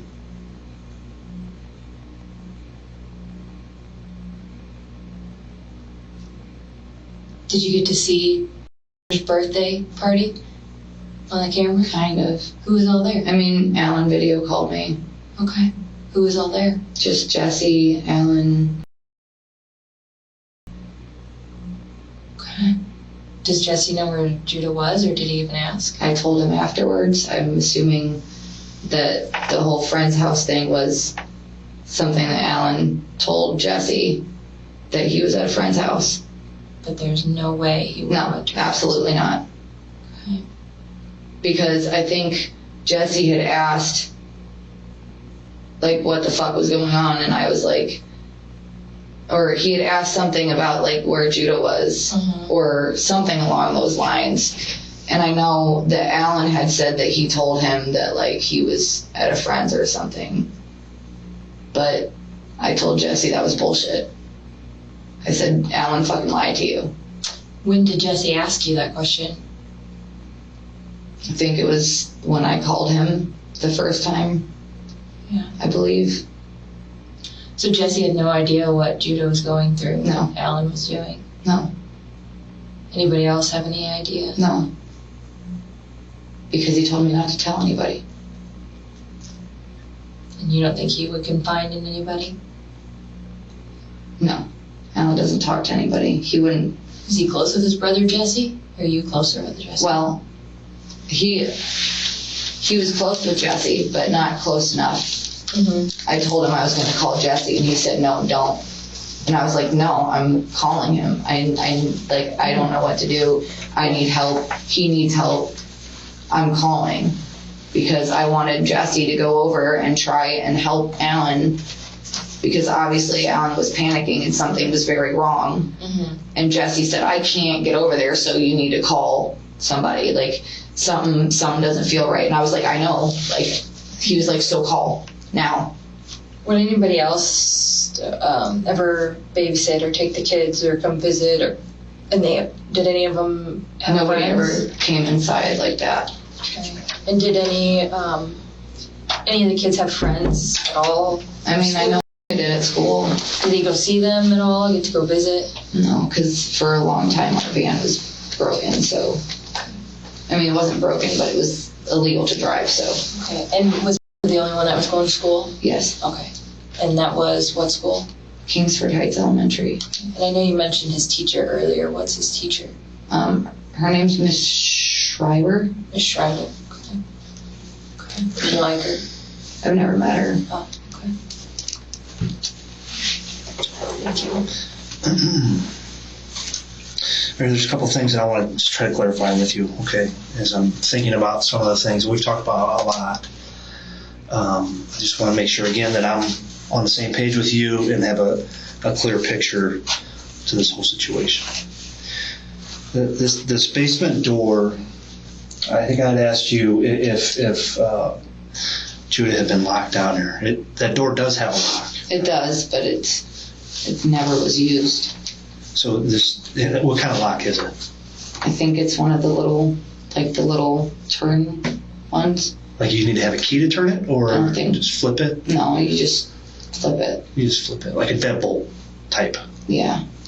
Well, yeah, but it was on a handle. It was on a handle. Okay. So there is a lock, and that lock is on, it would be like on the main floor. Yes. Okay. And But he wouldn't lock it because he wanted him to use the bathroom. So he would close the door, but he didn't lock it. At least not that I knew of. He said he never locked it. He said he was going to let him go to the bathroom. what about when he would have to stay overnight down there? Never locked it. And Judah would just stay down there? I mean, I think he would get up and go to the bathroom sometimes. Bathroom on the main floor? Yes. And then have to go back down? Yes. Okay, so you're saying to your knowledge that lock was never utilized to prevent Judah from coming up to the main floor of the house? No. I personally never used it. I never touched it. Like, no. You never found that door to be locked and then would unlock it so Judah could come up? I mean, I don't even think that lock works, to be honest. Has that been on there since you guys moved in? Yes. You guys didn't put that lock on? No. Tell me about situation where Alan was at work and Judah peed his pants. How did you handle that? Well, I would change him and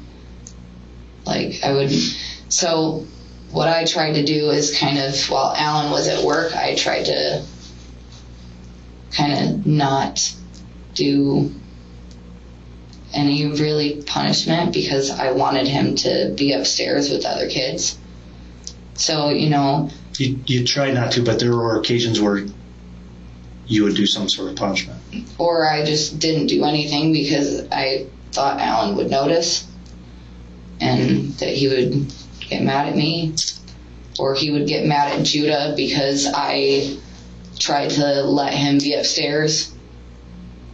And I don't know. But there was a situation, and again, I'm not here pointing fingers. We need to make sure that we're on the same page. There was a situation where when Alan was at work, you did take Judah to the basement after he had peed his pants out, right? If he was already down there, then I don't think so. I may have. Yes. But I'm very confident in that, and that's what I want to make sure that we talk about, that situation, Okay. and how that differed from when you took him down and when Alan took him down. Whenever he was down there and I was the only one home, he, like, I didn't do any of the stuff that he did. I would have him at the most just lay down on the blanket and be like, okay, well, just lay down, get some rest. If you need to pee, come upstairs and go to the bathroom. So this situation, when Judah beat his pants, did you change him out and then make him go downstairs, or did he have to go downstairs and change out, or did you just take his clothes off, or how I did that work honestly out? don't remember. You don't remember that situation? I mean, I don't remember the specifics. I don't remember if I made him change. Okay, that's fair. And if you don't remember, I don't. but you do recall that situation where you sent Judah to the basement. Vaguely, yes. Well, tell me what you remember about it. I don't really remember much. I just know that I had told him, okay, you know what? Then just go downstairs. If you're not going to listen, I don't know what else to do. So just go down there and lay down. And if you need to go to the bathroom, come upstairs. Did you have to force him down there? No, So you didn't have to carry him by his neck like Alan would? no. I wouldn't have, no. Absolutely not. Okay, and I want to take you back to 20 minutes ago, half hour ago, when I told you that you have been very honest with a lot of what's going on, but I felt that you're minimizing your involvement with some of this, and that's normal, okay? It's normal Because for I someone... know I should have done something. I know, you've already told me that, but it's normal for someone to say, yes, here's, I'm involved with this, I should have done more, and then hold on to some of this outlining stuff that could be very important for this investigation. I'm not trying to I know you're not. I just want to make sure, okay? Because before when we talked, you had told me that you never took Judah downstairs, or even made him go downstairs. But now we know that that's not entirely the case. That there were some situations where you had told Judah, you need to go downstairs. Yeah. Right? How many times do you think that happened, Mary? Not very many. 5 times? I don't. Maybe. Maybe 5 times? Over the course of everything, maybe. Sure. Since he started living with you in April, May? Yeah. Okay. Maybe 5 times. And in those times, you never had to force him to go downstairs. You just told him to go downstairs. Not that I remember, no. And every time that you would do that, would Alan always be at work, or sometimes was he home when you told him to go downstairs? I couldn't tell you. It could have been both. I don't really honestly remember. Are there times where you told him to go downstairs and then Alan went down and had a discussion and disciplined? And then I followed him down there and told him to stop. And he was like... So what I'm asking though is, you told Judah to go downstairs. Because I figured that maybe if I said something and just had him go sit downstairs or something, that maybe Alan wouldn't do anything. But that didn't happen. Alan still went downstairs, right? Some of the times, yeah. Some of the times. So it wasn't always Alan that told or forced Judah to go downstairs. I'm just trying to get a clear picture of what happened in this situation. I know. And only you, Alan, could give us any insight on that. The other kids are too young, right? Yeah. The secrets that we hold within our house can only be told by a few. I'm not trying to hide anything. Maybe not at this point, but for a while there you did, right? I mean, that wasn't my intention. I have a lot of stuff going through my head right now. I'm not... I understand. I don't understand. I could see how you have a lot of thoughts going through your head. I've never been in your position. I can't tell you that I understand how you feel. It's not accurate. But I can only imagine the last couple days are a complete whirlwind. Worst nightmare ever, right? That's And the only not thing- even described. Not even the right words, I'm sure. The only thing we could do, Mary, at this point, is try to make things as right as we can. But there's no way to For make it right. Judah, sure there is. There's justice. How though? How is there justice?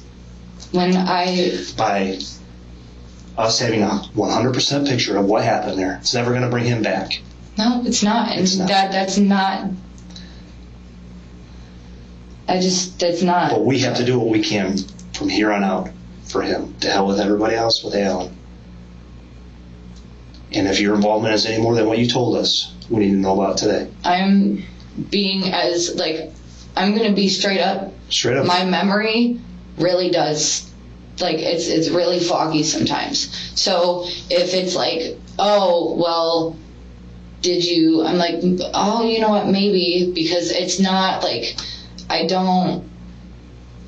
there's always so much stuff going on. I'm always busy. I was always trying to clean the house. I was always trying to change diapers and do laundry. And You're busy. You got a 2-year-old, 1-year-old, Judah, who's 4, and is obviously having some troubles with some discipline stuff, peeing and defecating, and your 7-year-old, who you got to make sure is going to school and doing all schoolwork, right? Yes, sir. Your plate's full. We get that, and we understand that there are times where you're frustrated. But that doesn't make it okay for me not to have Doesn't. done anything. You're right. I 100% agree with you. You and I are on the same page with that. And I think you say that your memory is a little foggy, but you remember every time that Alan's hit you. And I know you're sitting here replaying the memories of watching Alan hit and strike and bound Judah. I know you can see it, it's written all over your face. So your memory's clear today. Because that's going to replay over and over because you said, what? I'll never forgive myself for not doing anything about it.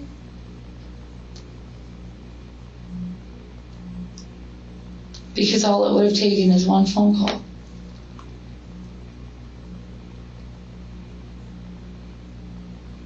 And I was too scared to say anything to anybody. So I didn't. And now, because I didn't say anything,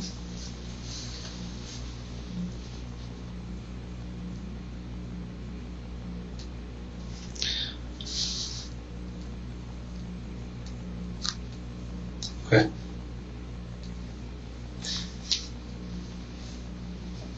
Mary, were you, have you been released from the hospital? Medically, you've been released? I mean, I asked to be released so I could go get my kids. You guys, everything's signed out, all that stuff? She discharged herself. Self-discharge, okay. Yeah. So I asked the OB, she's not welcome back to the OB because once she discharged herself. And they told me that. They were like, I'm like, yeah, I don't care. I need to go. I do want to revisit a question that came to mind.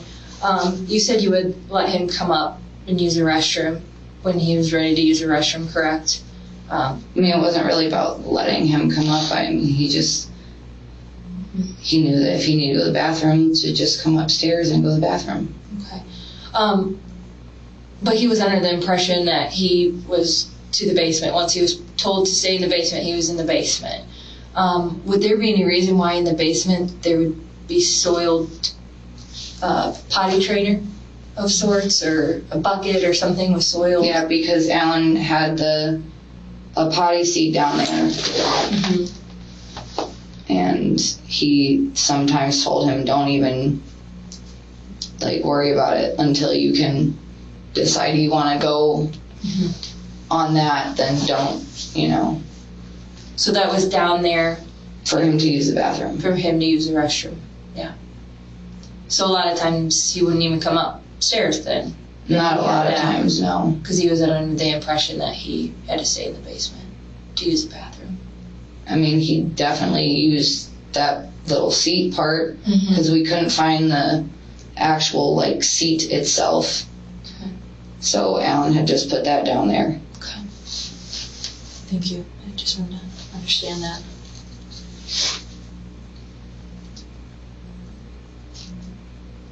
You have any questions for us, Mary?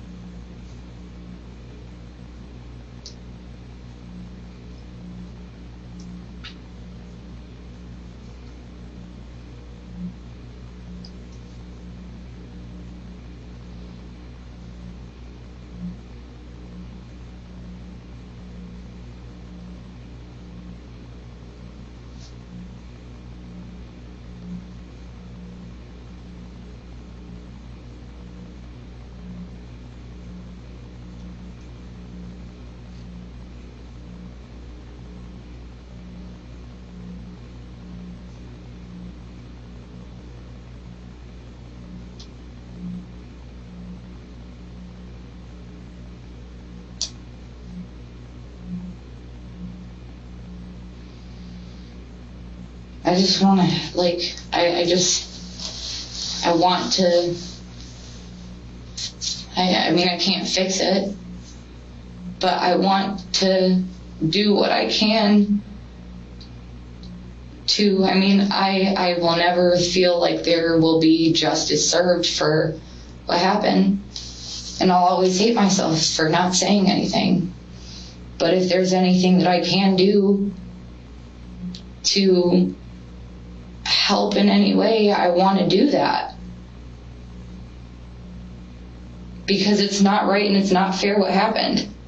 And if I would have just made one phone call, you know, there's no excuse. I should have said something. There's no excuse. It didn't matter if I was scared. I should have said something. Point blank, period. It is what it is. I should have called somebody, said something. And I didn't.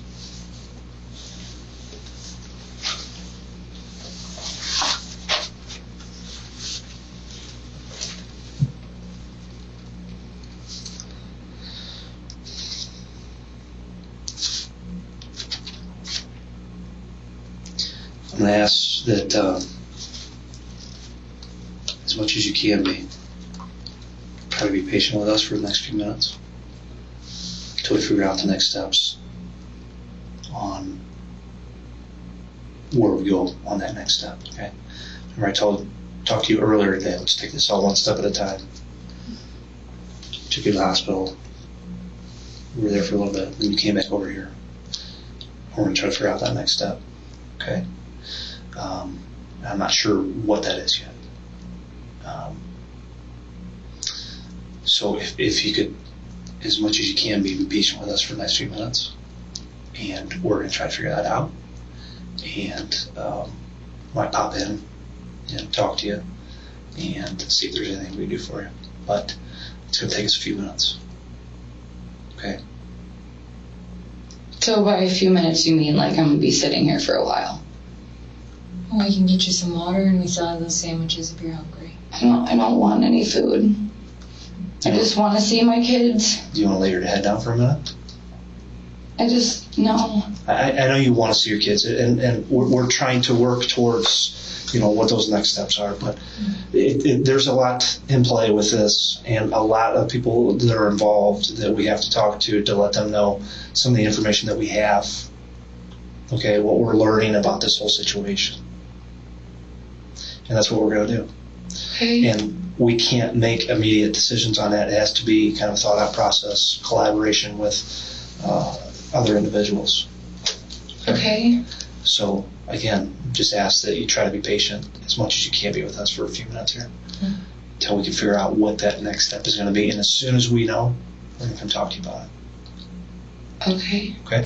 And I'll check on you and make sure. Is that fair? I don't want to make you sit in here more than you have to, that you already have, okay? But we also can't just make knee-jerk reactions. We have to collaborate and talk to some other people about this. I know. All right. I'll check on you, I promise. Can I bring you anything right now? Well, I would like to get my phone so I could, because I need to get a hold of my lawyer for the court stuff on Friday that I was supposed to have, Because he had called me earlier and I never called him back. Oh, for the child custody? Yeah, right? well, it was visitations. Oh, the but yeah. visitations, okay. I'm going to be, and I've been very honest with you all the way up to this, and you've been honest with us. That phone is now evidence. So you're not going to get your phone back. That phone is being held as evidence at this point. Okay. Okay. Just me being upfront with you, and I don't want to tell you, like, we'll get you your phone when I know that phone's not coming back. Okay, so you guys are going to detain me. That's what's going to happen. We don't do Because that. that's why you guys are like being like this right Being now. like what? Because you guys think that I'm just trying to play around right now. No. You think that I'm... Not at all. I think you're I honest. think you've been honest with a lot of things, and we worked through some things that you didn't totally recall. But no, I'm not. I don't think you're trying to be evasive with us or misleading. I told you I appreciated you speaking with us to try to create, show us, what led up to all this happening, and I do appreciate that. These are just tough questions. I told you it was going to be tough. I just don't want to keep sitting in here. Like, I get that you guys have to ask questions, but I'm... We need to go talk to some other individuals, and then we're going to let you know where we can go from here. And the faster that we can go talk to them, the sooner we can come back and get Well, answers. can I, like, go to the bathroom? Yes, we can make some arrangements for you to use the restroom. Absolutely. Okay.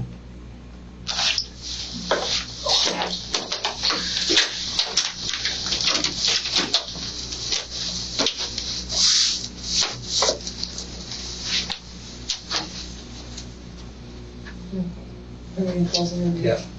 We'll be right back. Do you have to close the door? No, not all the way. I'll leave it propped open, okay?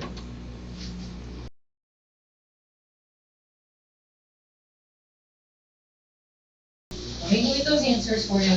Have a seat. Make sure you don't want any water. Can I like call my mom or something? Not right now. Just first sit down, okay? And take a few deep breaths. It's making me really anxious. Like, Have a seat. So you don't I've been sitting in So you rooms can- all day and it's... take your breaths, okay? I will be right back. Oh my God.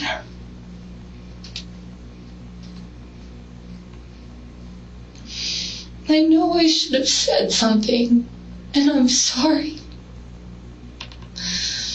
I shouldn't have just been scared. God, please forgive me for not being the mom I should have been, for not standing up more.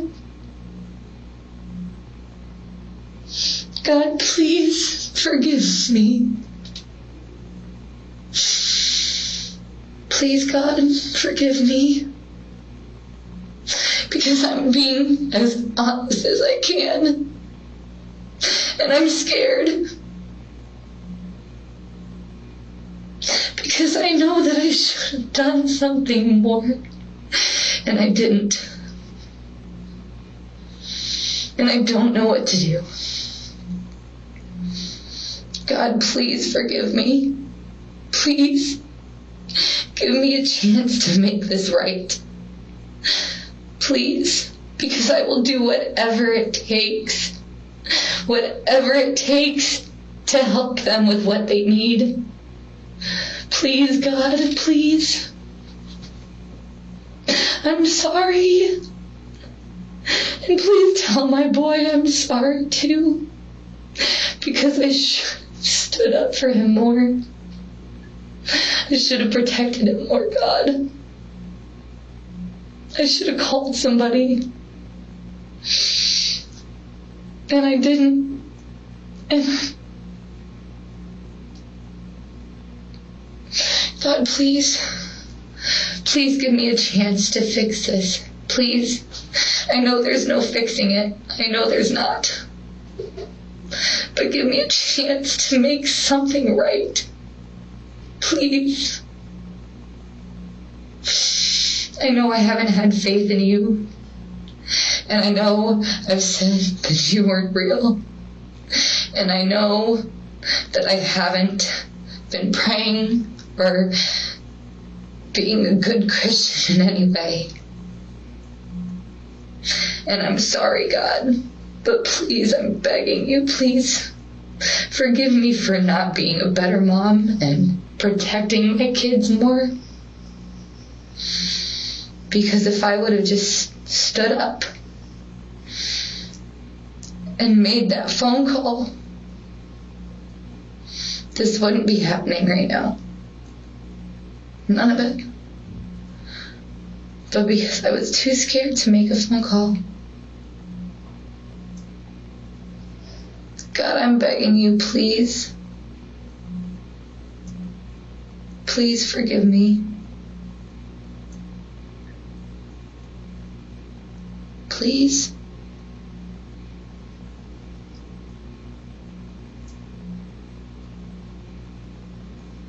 Please, God, please forgive me.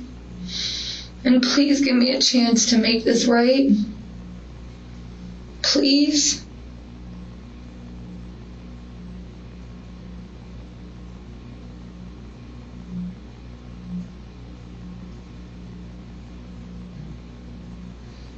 I don't know what to do, God. I screwed up. I didn't say anything. I just stood there sometimes because I didn't know what to do.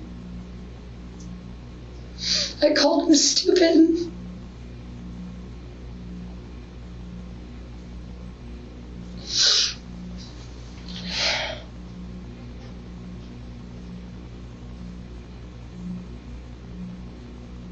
I don't know what to do, God, please. Please, God, give me another chance. Please give me a chance to make this right, God, please.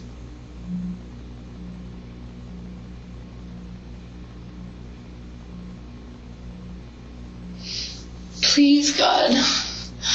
I'm sorry. I should have said something, God, please. Please, God, give me another chance to make this right somehow. And I know it'll never be right, God, but please. I will do whatever it takes. Please, God, please. I know I should have said something, God.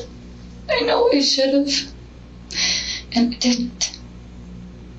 And that's my fault. God, please forgive me. Forgive me for being so scared of... I don't even understand why I thought that I was... I don't know. God, please, I'm begging you.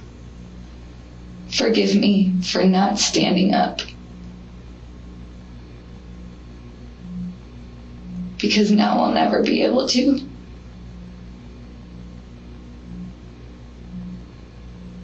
I don't know what to do.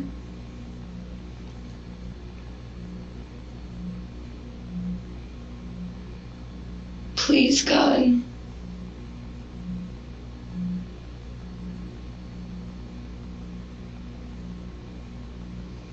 I am honestly begging you with all my heart. Please, let me help them fix whatever can be fixed.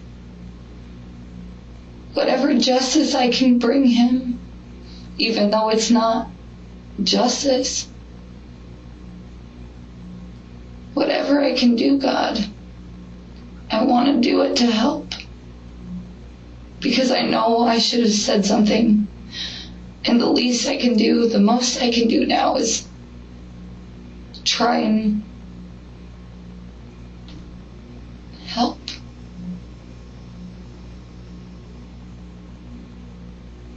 So please, God, I'm begging you. please give me a chance. Please give me a chance away from Alan. Give me a chance to get my life together and be the mom that I know I can be. Because Alan he tore my whole heart apart. My life, my emotions. God, please. I need to prove to my children that I'm not just a stupid, selfish person that couldn't say anything. Please, God.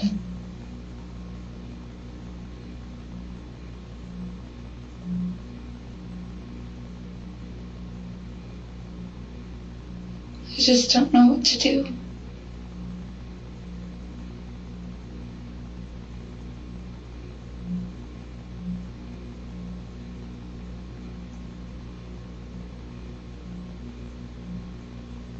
Please, dear God, I will do whatever it takes to help them with anything. Please.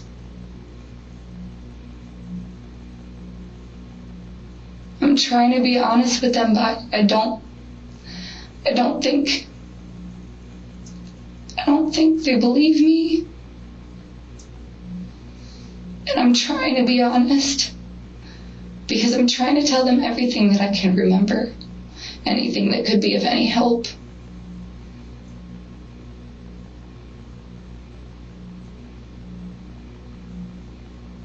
And I just don't know what to do.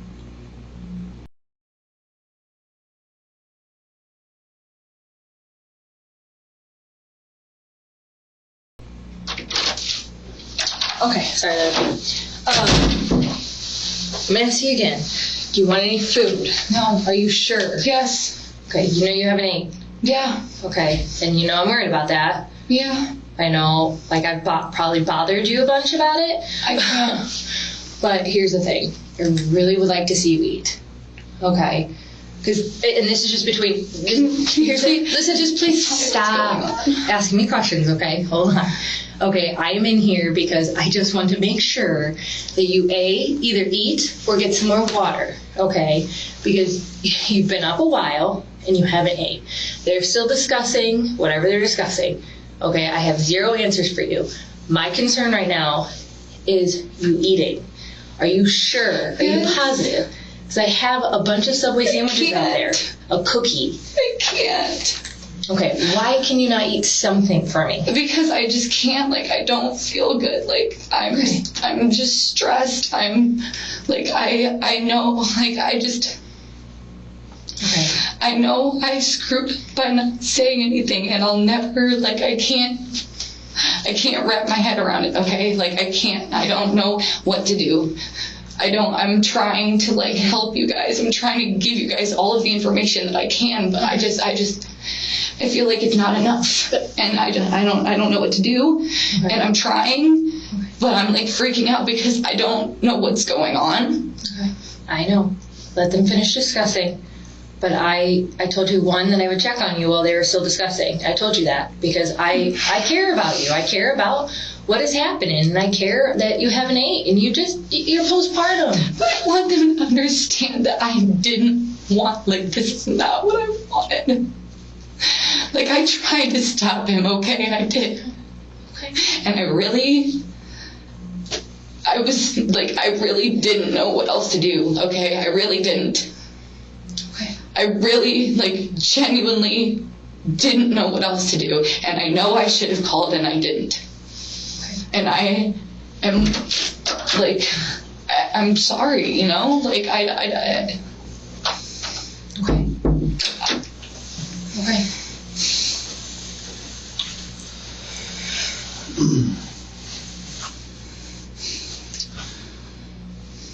So we've been talking for a while, okay? Do you have any other questions for us? No. Okay. Mary, at this point, you're going to be held on a 48-hour hold. investigative hold. We'll continue to confer with the prosecutor's office to assess criminal charges against you. For what? It could be a couple different things, one being neglect of a dependent. Okay, but at this point, And I Listen. deserve that, but I just, Okay, what- I'm trying, like, I I know. don't want to, I know, I I know. don't want to, like, listen to me. You've not been charged with anything yet. We still have to confer with the prosecutor's office. What I'm telling you is you're not going to be able to walk out of here. We're going to take you upstairs. You're going to be held on a 48-hour investigative hold. Okay? I'm honestly telling you everything I can. I really am. Like, I'm not saying you're not. What I'm telling you is the information we have right now, we have enough to place you on a hold and to confer with the prosecutor's office for criminal charges. Okay? Once we are able to solidify some questions to them, then we'll let you know about official charges. You're not being charged right now. You're being placed on a hold, but you're not free to leave. Okay? can I talk, like, can I call my lawyer, please? Upstairs you can. Can, like, you guys get, like, can, like, I get the number off the phone or something? Like, something? Can I get his number somehow? Who is your lawyer? Ryan Beal?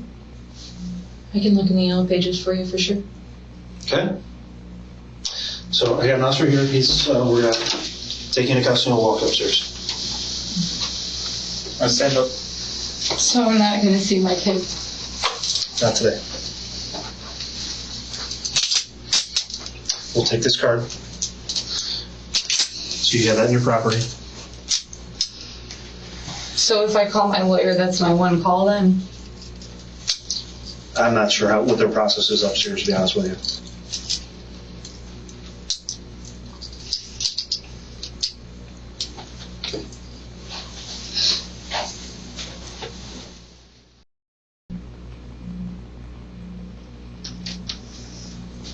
Hi, Mary. Hi. How are you? Well, How are you today? I know yesterday was rough, but your bets have been rough. well, I think that something that happened this morning gave me the strength that I needed to fully talk. Before we get started, I want to go over a couple of things, okay? And we have to, constitutional rights, stuff like that, because you're right now incarcerated, you're not free to leave. There's going to be some questioning on an investigation that we're conducting that might elicit, a response, okay? Okay. The other thing is, and I want to clarify a couple things regarding an attorney. It's my understanding that you have an attorney? I have one, not like for this, Okay, but I do. okay. Like, I have someone that I believe that would be, like, able and willing to be my attorney, but Okay. I haven't been able to speak with him yet. Okay, but where I'm going with this is you are asking to voluntarily talk to us. Yeah. Okay. Okay. Well, with that being said, we're going to go over your constitutional rights again. I know. Yesterday I didn't really understand what I was doing, like what I was signing, but, and my parents told me not to, Okay. like, say anything else or sign anything, but Okay. And I don't think that, like, I feel like what I'm saying needs to be said, and I feel like, like, I can't wait Okay. for an attorney. I need to just say how I feel, and I need to say what I need to say. Okay. And it's not easy, but it's what I need to say, and it's Okay. If you are confused about anything, you have to stop us and ask for clarification. We're not mind readers. We want to explain things to you. We're not trying to be deceitful by any means. no, I understand. But when you say that you had some confusion about yesterday, when you were provided with these, did you ask the investigators any questions to clarify anything? No, because I wanted to just But you understood what you read, though. Well, yeah, I didn't pay attention to the bottom part of it, I guess, because when I said that it said waiver of rights to my parents, they kind of got pissed off at me for signing it. Your parents might not understand though completely of what this says, because we didn't call your parents and read it to them. No, you're I know. an adult, you know. But when they probably just heard waiver of rights and didn't understand. They probably didn't understand and are trying to be whatever with you. Well, they told me that they didn't want me to talk to anyone without a lawyer, but Well, But you're an adult. You're an adult. Yeah. You have to make that decision. I know We'll read what this to you happened. again. I know, I know my responsibility, and Okay. Let's read this to you again Let's go first. through this today, Yeah. okay? Just so you know right now, this room is being recorded by audio and visual means, yes, okay? Are you clear on what today's date is? I believe it's the 12th. Okay, you are correct, okay? Well, I just had to sign a bunch of paperwork to put my son up. Okay, well, I just want to make sure that you're aware of, you're aware of your surroundings, you understand what we're getting ready to go through, okay?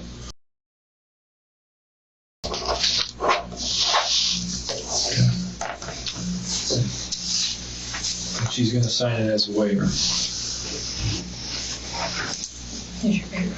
Yeah, don't lose that. Okay. Do you need anything to drink? No, sir. Okay. You gonna need tissues? I have this. Okay. We can get you more.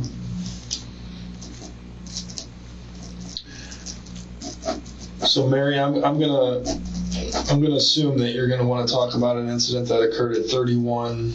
What's your address? 3184. 3184 South or East 875 South. Yes, sir. That's in Hamlet, LaPorte County, Indiana. Yes, sir. Okay. I'm going to indicate that you have something that you want to say, so I'll let you lead the discussion here. So, the first thing that I want to talk about is yesterday I was asked why I didn't say anything. I believe you were the one that had asked me, okay, so why didn't you say anything? And I said, I don't know, I just didn't. Okay, well, that wasn't true. Because the reason I didn't say anything is because I knew that the second I tried to call somebody, he was going to take the phone. And if I tried to run out the door, because you asked why I didn't go out the door. And the reason is because he wouldn't have let me get out the front door. Because when he was hurting me, I tried to call the police. And he took my phone. And then I tried to get out the front door, and he wouldn't let me out. So I knew what would happen. He also used to tell me that if I did call somebody, and if I managed to get a hold of the police, that he would give them a reason to be there. So I knew that if I said anything to anybody, who knows who would be hurt? Who knows how bad? Who knows what he would do? So honestly, that's why I didn't say anything, because I was afraid that if I called somebody, that either something worse would happen to Judah, or something would happen to me, or one of the other kids. I didn't know what to do. So honestly, that's why I didn't say anything. And every time, there's a couple times where I did manage to get outside. And I started yelling, because I was too scared to call the police myself, so I figured that if I screamed loud enough, that someone else would call the police. And a couple times it worked. And then he came outside as soon as he saw any lights coming down the road. And he took me inside and put me in the back room, in our room, and closed the door and told me to sit there. And the whole time he had my phone. So I wasn't able to message a friend or anything. And he would check the curtains. And I remember there was one time where the police were in the backyard. He saw the lights flashing in the backyard. And he told me to get down. And he stood up against the wall because a couple times the light shined in the windows. And I was not allowed to leave the room until all of the lights were gone. And it had to be at least 10 minutes because he is paranoid that the police would come back.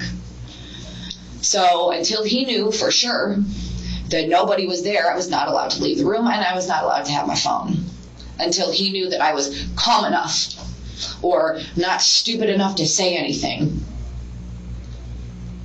And honestly, I don't think that if I wouldn't have seen him this morning that I wouldn't have had the strength to say something. But seeing him just infuriated my soul. And I didn't think that I would be able to be honest, because every time that I said something about I'm scared of him, people didn't believe me because I didn't say anything before. Like there was times where he had hurt me before any of the kids were at the house, and I called a friend because I was laying on the floor because I was in pain, and she told me that she was going to call the police, and I said, please don't. Because I knew that if she called and the police came up to the door, he would assume that I called, and I didn't know what was going to happen to me. So I just didn't. Whether it was for me or Judah, I didn't say anything because I thought he was going to kill somebody. And you keep referring to E, and I think we can all assume that you're talking about I just really don't want to say his name. Okay.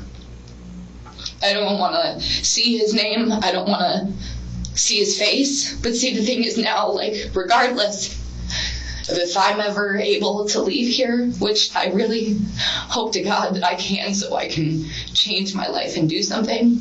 And I'm free now, you know? I know that he can never hurt anyone ever again. So I know that now I'm safe to say what happened, you know? I'm safe to do what I need to do to protect myself and my kids. I know that I didn't do that before, but I'm free now.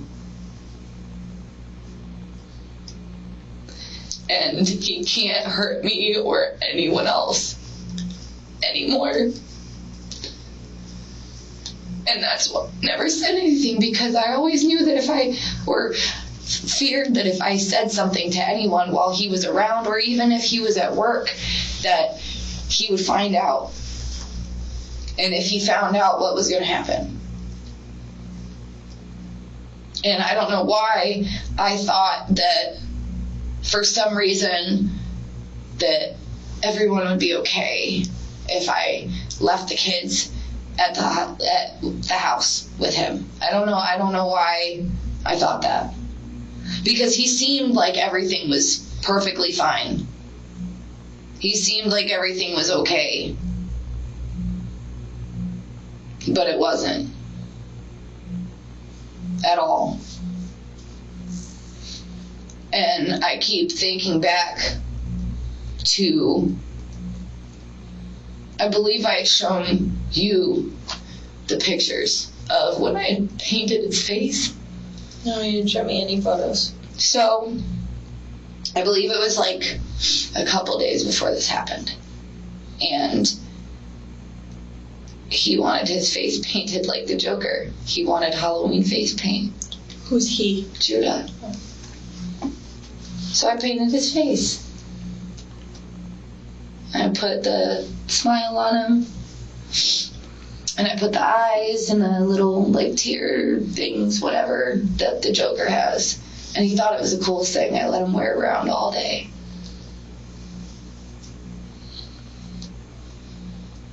And I can't stop thinking about him smiling and having fun that day. And it was just, Now it's all gone. All of it. Like there was no, that day there was nothing on him. There was nothing. And by nothing, you mean No bruises. injuries, no bruising, Nothing. no cuts, no Nope. abrasions, lacerations. Who'd you show those photos to then? I don't remember what. Maybe it was someone at the hospital. Maybe it was the other person. I don't remember his name. I don't know who it was. But I mean, I don't have them on me, obviously, but they're there. In your phone? Yes, or ma'am. Printed out? They're on Snapchat. Oh.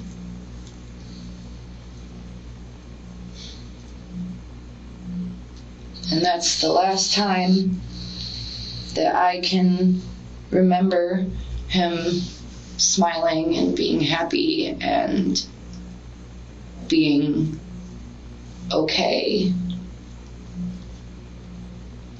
And it was my responsibility to keep it that way. And I failed him.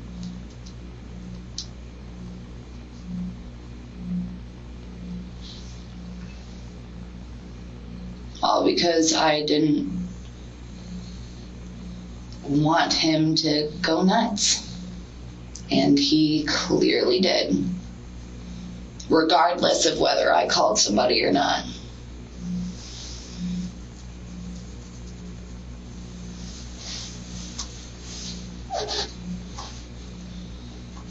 I don't know why I stayed on the phone as long as I did, instead of immediately, as soon as he said that he thought something was wrong, I should have immediately called somebody.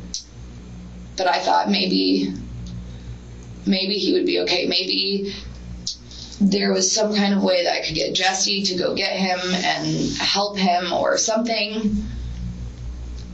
And Jesse just, no, you need to call somebody. But even when I did, it was too late.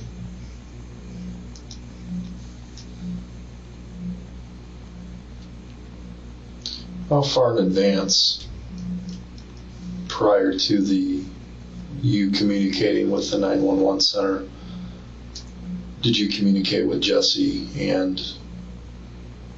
I was on the phone with Alan for about 45 to 50 minutes. Do you recall the time period of that? Not exactly off the top of my head. I know it was probably around midnight, I believe. I don't know. I mean, obviously that would be in my call logs. But I shouldn't have, as soon as he said that he thought something was wrong, I should have called somebody. I shouldn't have even called Jesse. I should have just called 911. It was during that 45-minute conversation that you're referencing is when Alan indicated that something was wrong. Yes. Because he had messaged me on Facebook and said, you need to call my phone, not on Facebook. And I was like, okay. So I called the phone and I was like, what's going on? He said, something's wrong. I was like, what the fuck do you mean something's wrong? He was like, I don't know, man, like, he's cold and I can't get his temperature up. And I was like, is he breathing? And he said, I don't know. And I said, is his heart beating? And he said, I think so. Well, it's super faint. I should have called someone then. I shouldn't have tried to make sure he was doing CPR right. I shouldn't have had him check his temperature. I should have just called somebody. But I panicked. And my panic should have been calling somebody, getting a nurse, going to Morgan then instead of waiting. Because if I wouldn't have waited, maybe he would still be here.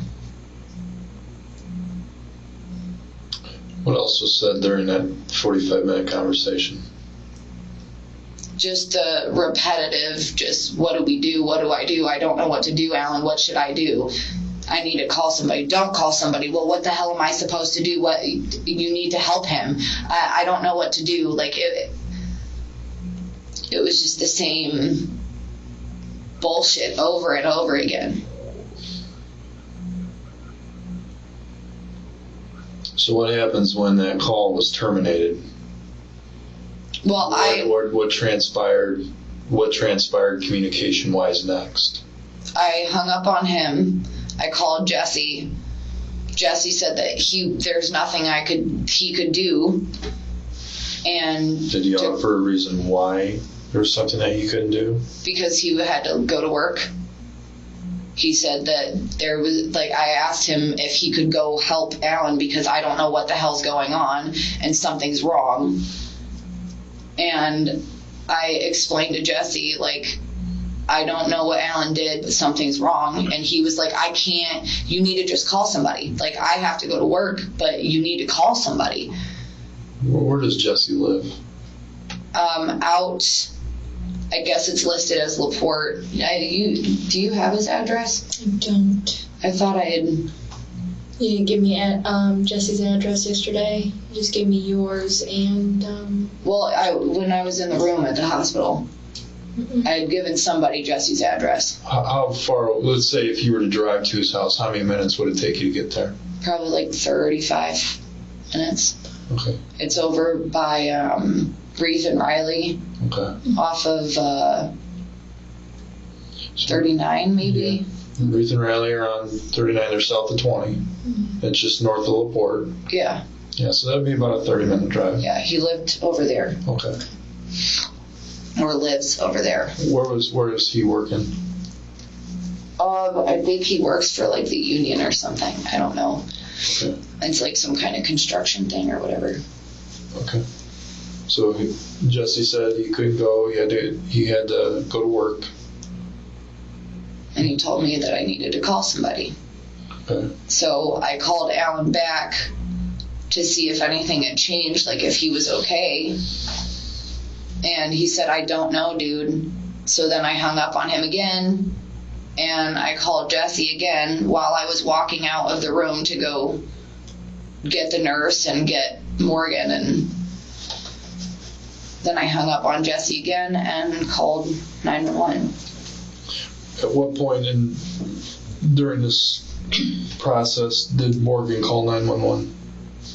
Basically, as soon as I got in there and told her I was scared and told her that Alan was insane and that I felt like something seriously wrong had happened. Mm-hmm. And she was like, oh my God. And then called 911. And then when she called, I called as well. During this whole interaction through the various communications on various platforms, you said that there was initial communication through Facebook. Were there any text messages sent? Was there any other platforms that were utilized to communicate with anybody? If so, who? Just Facebook. Okay. The only person that I communicated with on Facebook, well, I didn't talk to anybody else until after everybody started seeing everything on social media, until all the posts were made and it was everywhere. I was in contact with Jesse after I had contacted 911, mm-hmm. But what I remember, because Alan had called me on Facebook, and then that concern wasn't, I don't think he had called on Facebook about that. So he contacted you prior to the release of all the information that was circulated on social media, looking for his whereabouts? No, I didn't talk to him. Once I called 911, I didn't speak to him at all. Okay. So you haven't talked with him? No, not at all. Since prior to 911? Besides cussing him out this morning. On the morning of the 11th? No. Okay. After I called 911, the last time I spoke to him was when I said, listen, I love you, but I'm not going to pick you over my kids. I'm not going to fucking do it. And then he said, fuck you, you stupid bitch. I'm leaving. And that was the last time I talked to him. And then the next thing I heard about him was that I guess Jesse had called the hospital saying that he was hiding at the house and for me not to go there because he was going to kill me.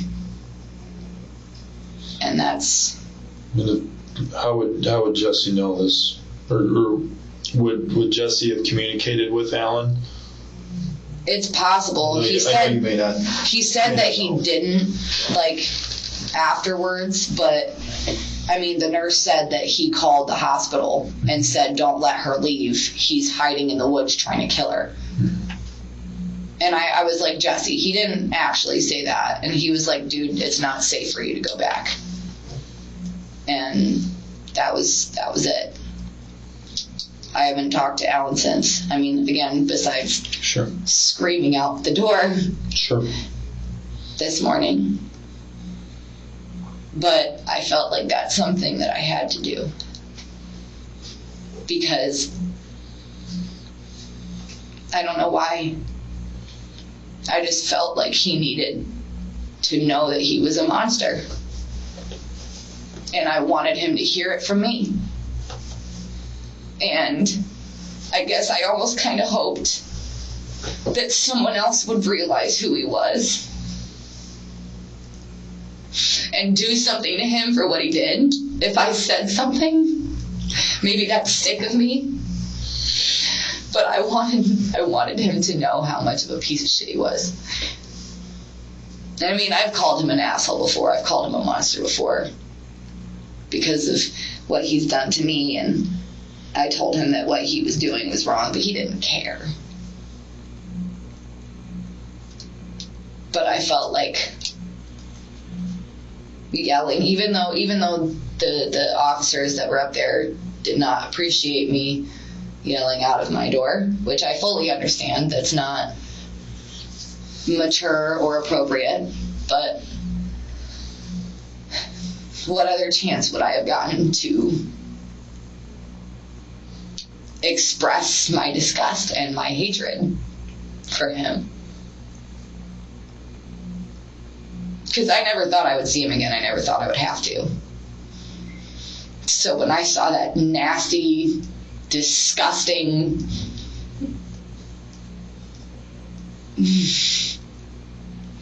I just needed to let it out. I haven't been able to speak with a counselor, a therapist, a grief counselor, anything at all. Have you asked for one upstairs? Yeah, but they said they put in a mental health referral. I've had like 2 panic attacks. Like, I guess I passed out and hit my head on the damn door, and I wake up because the officer's got something in my face. Like, I don't. Okay. Like, I need to talk to somebody. You know, I need to be able to like, yeah, you know. Mm-hmm. I agree. And it's like, I don't know. Unfortunately, sometimes things don't necessarily move at the speed that we want them to, and so we'll make we'll let them know upstairs. Okay, see if we can expedite that process. Okay. Okay, I can't make you any promises, but we'll at least make that step to try and expedite that stuff. Okay. I just want to make sure that he gets what he deserves. And I know there's nothing that I can do now to fix it. But after this morning, I want so much more to just to make sure that he never does that to anyone again, or anything close, or even says anything mean to anyone ever again. I don't want him to have that chance.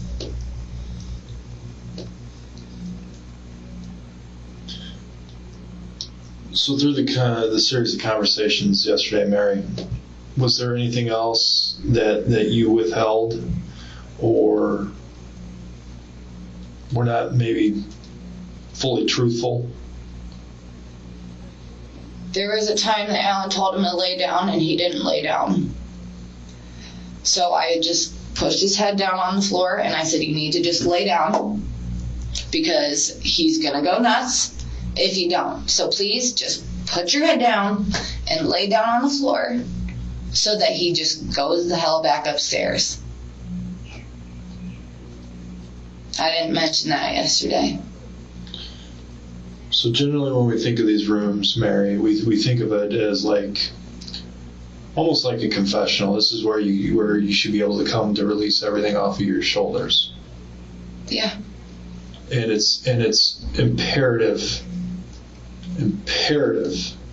that when we have a discussion, whether it's me, Detective Heineck, Detective Hannon, or whoever it may be, you speaking with somebody in the jail, to be 100% honest. Yes, sir. Because we can't assume things, we can't plug in certain pieces if we don't have that information. I understand. We're not here to be deceitful with you or anybody else that we interview in these rooms. But this is, and I'm going to be blunt about this, this is a shitty ass situation all the way around. It's more than that. It is more than that. There's no explanation of how to describe it at all, and there never will be. And it's my job to do whatever I frickin' can to fix what I can, even though the situation is not fixable. But the steps from here on out require, or should require, honesty. It should require full disclosure. Yeah. What else do you want to know? As painful as those steps are, that's what needs to occur. Like, I don't know if you guys are looking for something else in specific, but as far as I am, I've been thinking. And I've been trying to make sure that I've told you guys everything. And as far as I understand, like, the stuff that I just brought up, those are things that I've been thinking about, and I realized that yesterday I should have said those things, and I didn't yesterday. So what throws up maybe a flag for us, Mary, is when somebody wants to come back down and say, you know what, I wasn't fully honest, or I didn't really give you the whole story. So that, from an investigator standpoint, makes you think, okay, what wasn't she or he maybe truthful about? What pieces of the puzzle are we missing? Can this person be trusted with what they're saying? And I understand that.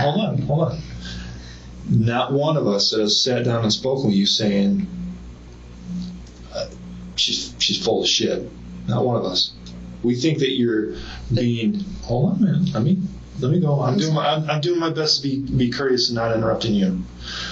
We think that you're providing us and disclosing information. However, there are certain things that when we sit down and look back and think about it, there may be more pieces that we're missing. And that's where I'm saying do you need to come in here and wash your sentence. And that's the whole reason why I wanted to come and talk to you guys again, is because I realized that the things that I have just told you are not things that I said yesterday. Okay. So let's go back to what you just started explaining a minute ago about pushing Judah's head down or forcing it down or when he was laying down. Outline, if you could, when approximately was this? What were the details surrounding this? You indicated it was in the basement of the house. Yes. So kind of go into detail about this situation then, if you could. Well, he had brought him downstairs, and he was, irritated because it was bedtime, and he was trying to get him to lay down, and he was sitting up, and he didn't want to lay down, he didn't say anything, but Alan was telling him to lay down and started getting angry, and so I was like, you need to just lay down, because if you don't, he's going to get more pissed off, and nobody wants that, so please just lay down. And I lay your head down, and Alan started to go back upstairs, and I started to talk to him, and then he started to come back downstairs, and I was like, you need to just shut the hell up and go back upstairs. well, then you need to come the fuck on. So I was like, okay. And I went back upstairs. How long ago was that, do you estimate? About a week ago, maybe. Did Judah end up spending the night in the basement that day? That night, yes, he did. What did he sleep on? That blue, That little fuzzy blanket? yes. Okay. Folded it up and put it on the floor. Because Alan wouldn't let anything else be down there. Okay. That was it. Did he have clothes on then? That night, yes. What did he have? He had a t-shirt and underwear. It was a red t-shirt. It said Kid Town on it. Is there power to that section of the house? There is, yes. I personally don't know how to turn like the switches on. I don't know where the switches and stuff are. Okay. What was the temperature in the basement at the time? Do you recall? I don't know. Okay. I mean, it wasn't like cold and it wasn't hot. Mm-hmm. Basements are generally have a tendency to be cool, but it wasn't at an extreme, though. No. Is what you're saying. I mean, I didn't go down there and start shivering, no. So he stayed down there all night. And the following morning, did he come upstairs? Did one of you go downstairs to get him? I mean, I'm sure. I'm trying to like think of that specific, because I mean, there's so many situations of where the basement was an issue. Mm-hmm. So I'm like, it's hard to recall what happened the next morning, but you know, I'm really genuinely trying to think, because I don't want to hold anything back from you guys. I understand. And I'm not, please don't think that I'm implying that you are. I mean, it just seems like you guys think that, like, because I was upset and overwhelmed, and I still am. Sure. But I needed to express what I felt. And, you know, you had asked me yesterday why I didn't say anything, and I didn't tell you why.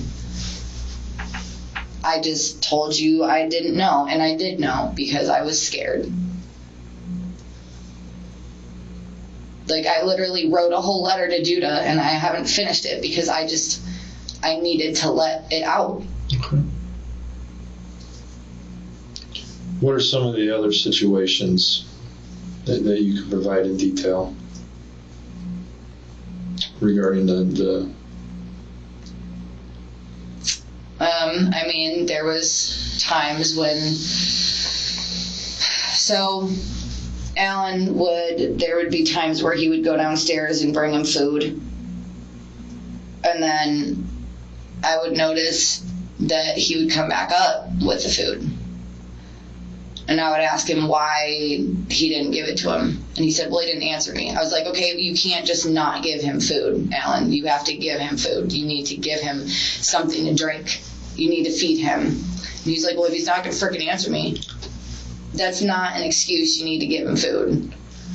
So then he would go down there. I remember one time he just kind of tossed it on the floor. It's like, there, well, since your stupid fucking mom wants you to eat, then here you go. But you better be fucking grateful for her, because otherwise you wouldn't have shit.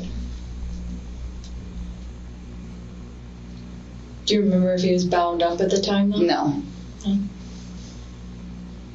No, like, no, he was not. No, I don't remember. Oh, okay. when would it get to the point where he would utilize that tactic, where he would bind him up? Do you know? It happened once or twice, and I don't really know what set him off. And honestly, the only thing that I could possibly think of is that he didn't smoke, or didn't have any smoke. And I would go downstairs and he'd be like tying him up, and it pissed me off. Because it didn't matter if I said something, he wasn't going to stop. What did you use to tie him up? Duct tape. Where would he place it on his body? On his arms. Like By his wrists? like cuffs. Okay. In front of his body or behind? He would have him stand up against a pole and tie his hands back. Would the tape wrap around that pole as well? Once it did. What about his feet He had done that. Like, that was the same time. and his mouth? Once, yes. Because he didn't want him going upstairs to steal food. How long would he keep him like that? An hour, If not 2 more? hours. A couple days? No.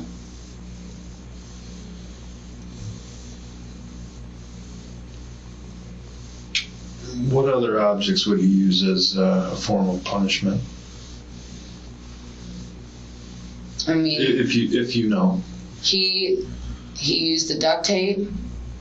I mean, he would hit him. He would kick him. He would slap his butt really hard with his hand.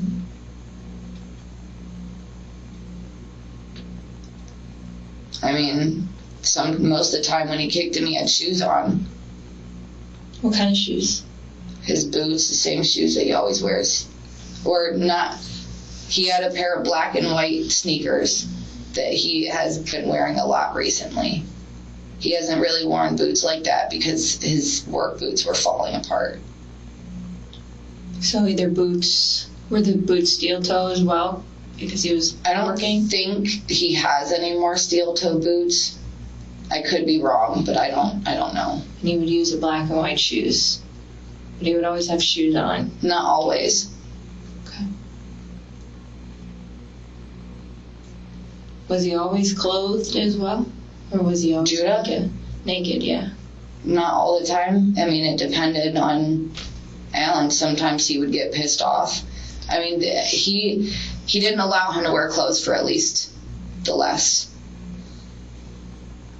few days. At least. Why? Because he didn't want him to ruin the clothes. Because he was tired of dealing with pissy clothes. Interesting. And I told him to put clothes on him. And there was a couple times where I did. And then Alan just took him off because he peed on him. So he was like, this is why I don't have him wear clothes. And it was hours and days at a time, correct? Yes. Did he ever pee on the blanket that he slept on? Yes. Would that be washed afterwards or no? And Alan let him sit in his own pee? I would try and wash it. It was just really hard to wash such a large blanket, you know. So sometimes I would bring a towel or something to fold up and put over it so he didn't have to lay on that. But Alan didn't like that.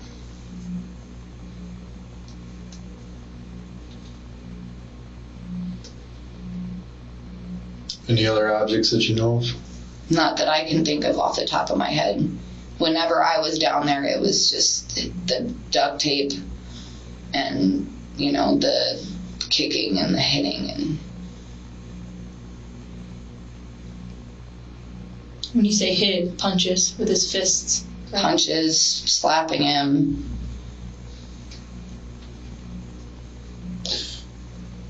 Did he ever, the other children that were in the house, were they ever disciplined in the same manner? No, not at all. The most that ever happened was Micah got spanked with a belt. But it was never, I mean, it was 3 times, and that's it. And that's what it was.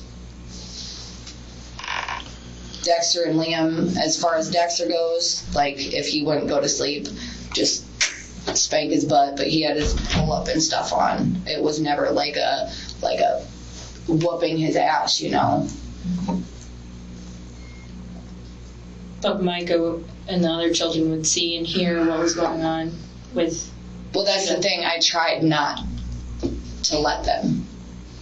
Because I was stuck running between going downstairs trying to protect Judah and going upstairs whether it be trying to make sure that Dexter's not at the top of the stairs about to fall down the stairs, or Liam's crying, or I'm trying to deal with every single child, and I didn't know what to do. I always tried to, keep them away because I didn't want them to have to see or hear that. But at the same time, I felt obligated to try and make sure that Judah was okay. But then every time something happened upstairs, I needed to run upstairs to make sure the other kids were okay and then go back downstairs. You might have covered this yesterday in the second interview, Mary. Did you discipline Judah? I mean, I had spanked his butt before, yes, with my hand, yes. Or like I had explained yesterday, like when I had, quit. But I never did anything that, like what he did. Never even close. I couldn't ever bring myself to be like that. Ever.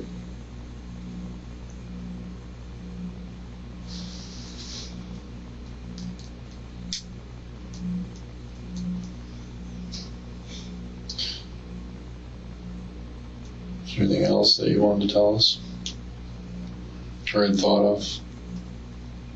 Not that I can think of.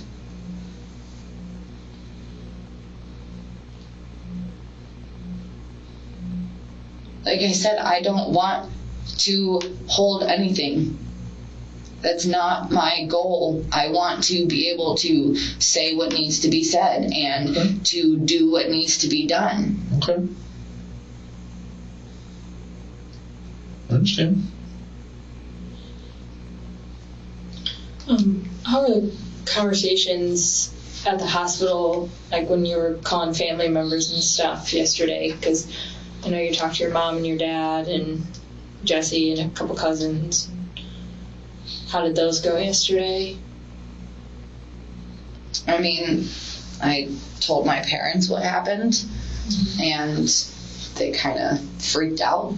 I'm sorry, I know you told me yesterday, but what was your mom and dad's name again? I don't want to... Catherine and Eric. Catherine and Eric, and their last name's Yoder, Yes. correct? Yeah. Sorry. But, okay. Anybody else besides your parents and Jesse and Morgan? I mean, there was a lot of people that tried to contact me, but I didn't respond to most of them because I didn't really want to talk about it. Sure. And everybody was blowing up my phone trying to be in my business. I'm assuming that's through text messaging. Through Facebook. Always Facebook solely? Okay. Do you use your phone not text in and out? I mean, it Is that why does, you're but I blowing- don't use text like that. Oh, okay. I contact basically everybody on Facebook. Okay. But there was like over 20 people that had contacted me, and it's funny because none of those people care until now. Which I thought was really funny. Because everybody acts like they care. And a lot of people knew how Alan was to me. How did they know? Not in full detail. I would tell them that he was an asshole. Or he's just stressing me out. I can't take it anymore. He's calling me lazy, saying I don't do shit all day. And the whole time I was pregnant. Just telling me that I wasn't shit and I was lazy.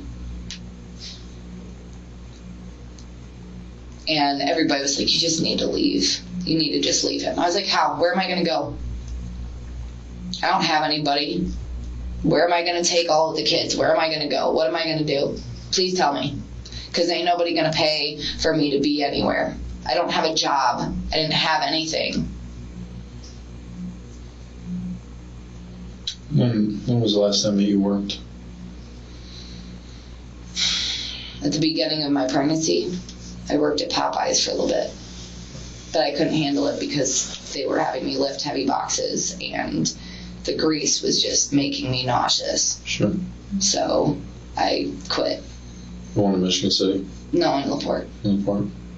Oh, okay. Because my friend was the manager there, so. Forget I about that. forget about that one, Yeah, too. forget about that Popeyes.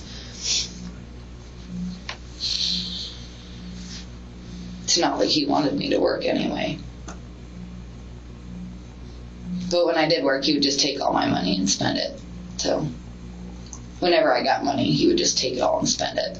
What do you spend it on? Weed? How was the dynamic between you guys when the children weren't in the picture? Weren't? Yeah. Oh. I was Judah.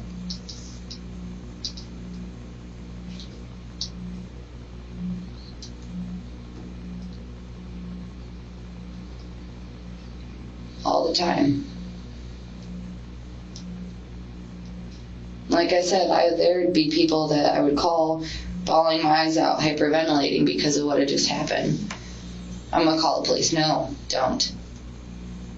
Who are those people that you called? Someone named Maya that I haven't talked to in forever, and ironically now she messaged me the other day because she had heard what happened. I'm sorry, I'm really cold right now. It's cold down here. That's why I got my jacket on.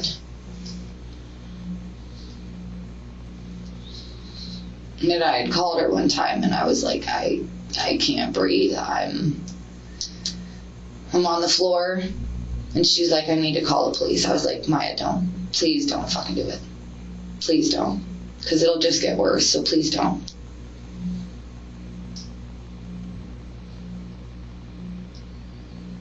And me and Maya were really close for a while. But then I think that he kind of triggered me to not talk to him. Pretty much anyone that I don't talk to is because of him. Because he didn't want me to talk to them. Most of the people on my block list on Facebook are because he blocked them or made me block them.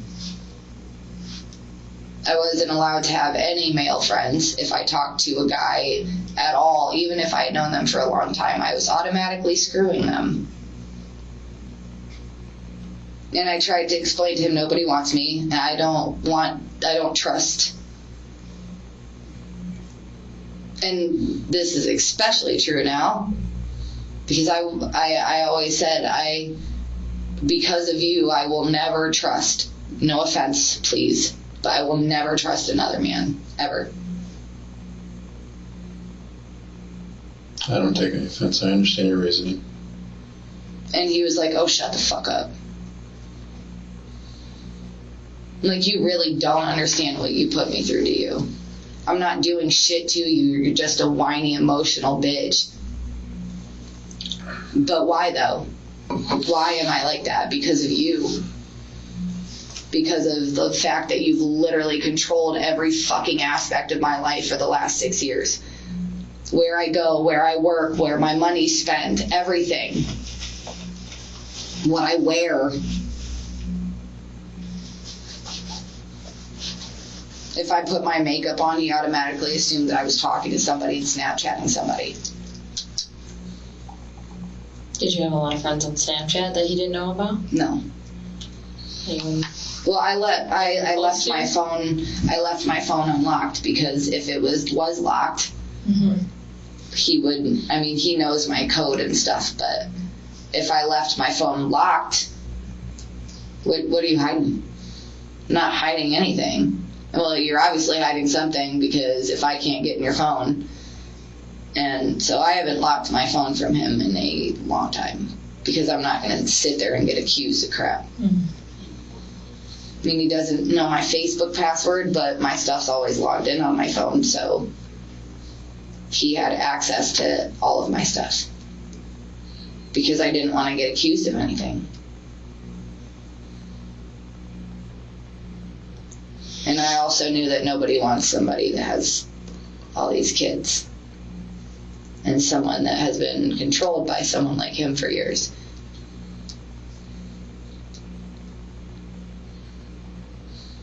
I wasn't allowed to have friends over.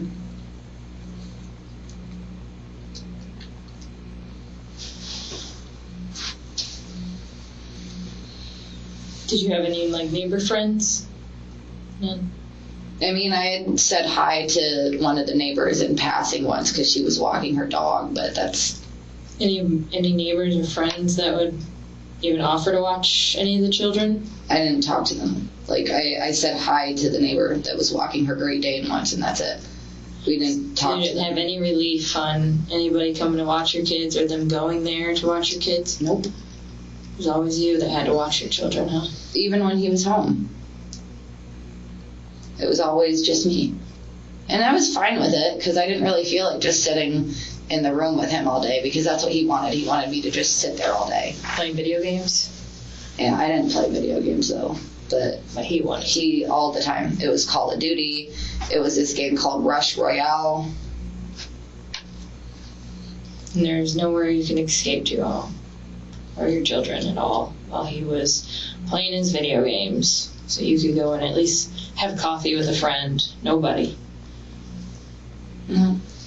But, you know, that spending time with my kids wasn't a bother for me. Mm-hmm. You know, my kids were,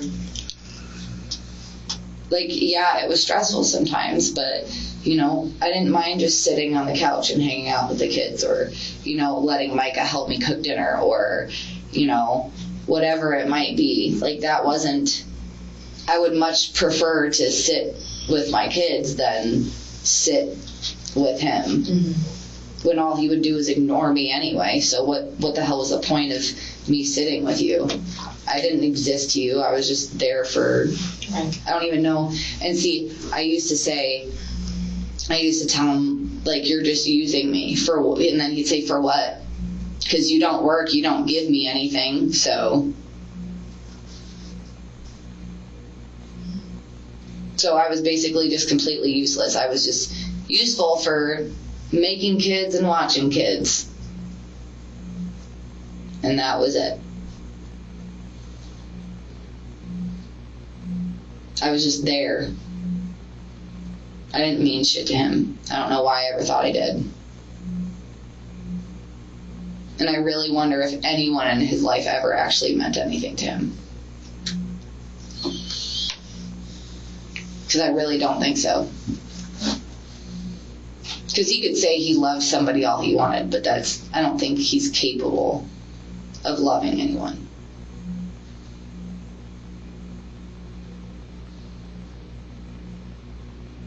I really don't. Because every time, which was rare, whenever he said I love you, I was like, okay, you're lying, but whatever. Felt nice to hear that I knew he didn't mean it.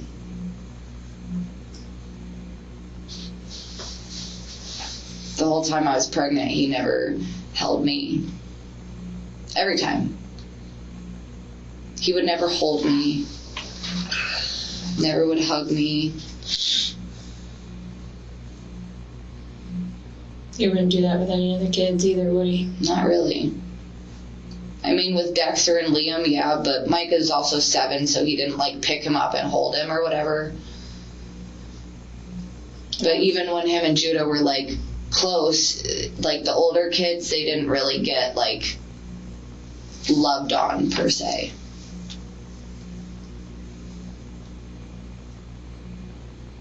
Not by him. I mean, I have kind of a hard time, like, being affectionate towards the older kids because I don't want to make them, like, uncomfortable. Like, I'll give them a hug and stuff. Like, Michael will walk up to me and give me a hug. But I don't, like, I was never good at, like sitting down and playing race cars with them, you know? I don't know if it's because it's all boy toys but even when I was little, like, I never really, I don't know. Maybe it's because my parents didn't, you know, really interact with me, so I didn't really know how to, like, use my imagination, I guess. But I tried really hard. Because my kids were everything to me, and they still are. They were the only piece that I had. because every time I saw them smile, it's like it took away a little bit of what Alan was. So like if Alan said one mean thing to me, I'd be like, all right, and I would go out in the living room and just hold them and play with them. And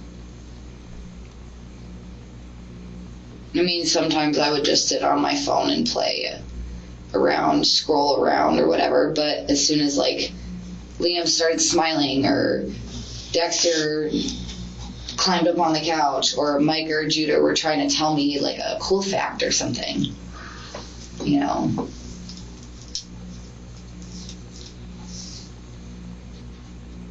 But Alan didn't like it when I was affectionate to them because I was coddling them or I was babying them or I was spoiling them.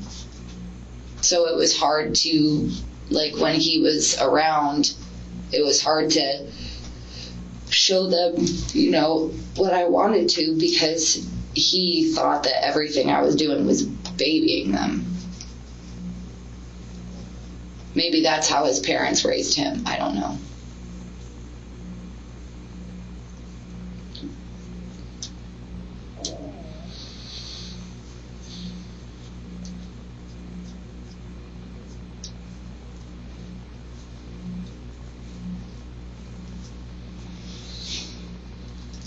Anything else?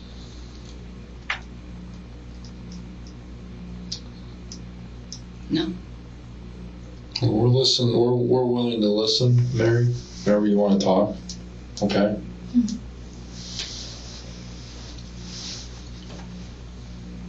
Honestly, there's just really nothing else to say. I'm just saying from this point forward.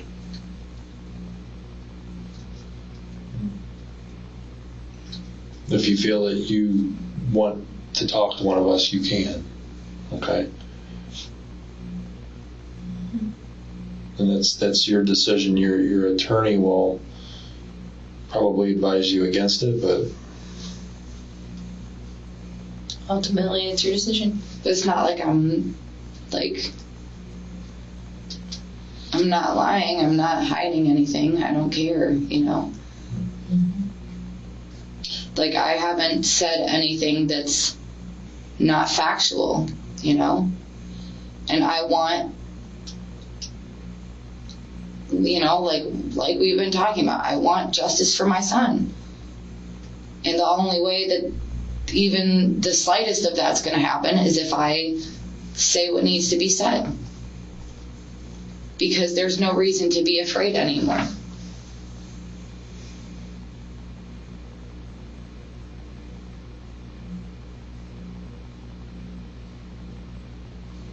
Thank you for being honest with us.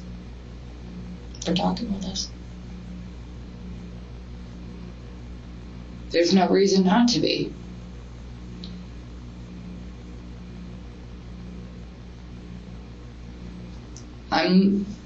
I'm safe from him now. I don't have to be afraid of him.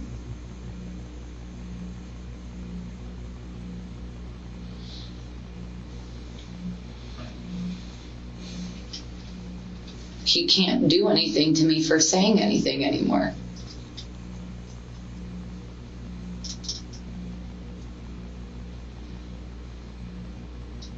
Because it doesn't matter if I continue to just, nothing that I've said is false. And he would have hated me for that. And I don't care. Because he literally can't do anything to me about it. he would have told you not to talk to us, right? Oh no, he would have done more than tell me not to talk to you. He wouldn't have allowed me to. He would have threatened me for it. And again, that is the whole reason why I was ever scared to say anything about anything, whether it be me or Judah.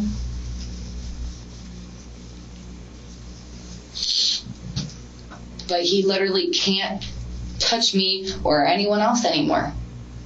He can't threaten anyone else. I mean, he can, but what's that going to do? He can't hurt me or anyone else ever again. Maybe, hopefully not.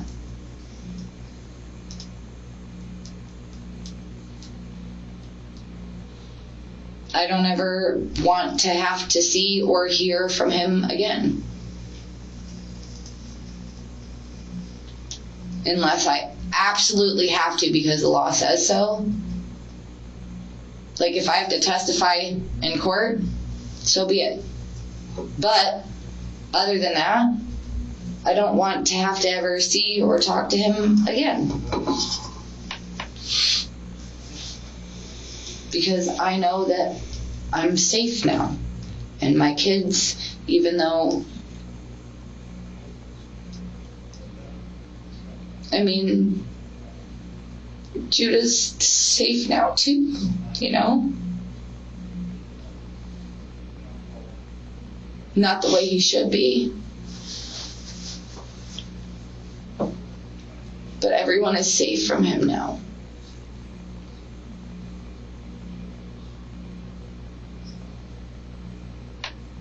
And I don't know why I thought the kids would be okay. I mean, obviously the other three were fine. But I don't know. I guess I should have thought something like it was too good to be true. You know? Because the night he was born at 12:40 something. And like the night before, even though it was, anyway, you know what I'm saying. Like all the kids were in bed asleep by 8:15. And I was like, how the hell did you do that? He's like, I got it, trust me. He's like, it was too good to be true, but I kind of didn't think anything of it, you know. You're talking about the 9th Saturday when you went to the hospital? Yes. All the Cohen was born at like 10th. At like 12:40 something in the morning. 12:40 in the morning. So a couple hours later. And all the kids were in bed Saturday night. Yeah. And I was like, oh, wow, okay, cool. You know, like I didn't. Did Alan tell you what? He had said Judah was upstairs. But of course I wasn't there, so I wouldn't know. But in the morning, by morning. Did you ever look on the cameras to verify any of that? I mean, that's why I had like said something to him, because I had seen that the kids were all in bed asleep. So I was like, nice, good job, dude. Like, how'd you do that?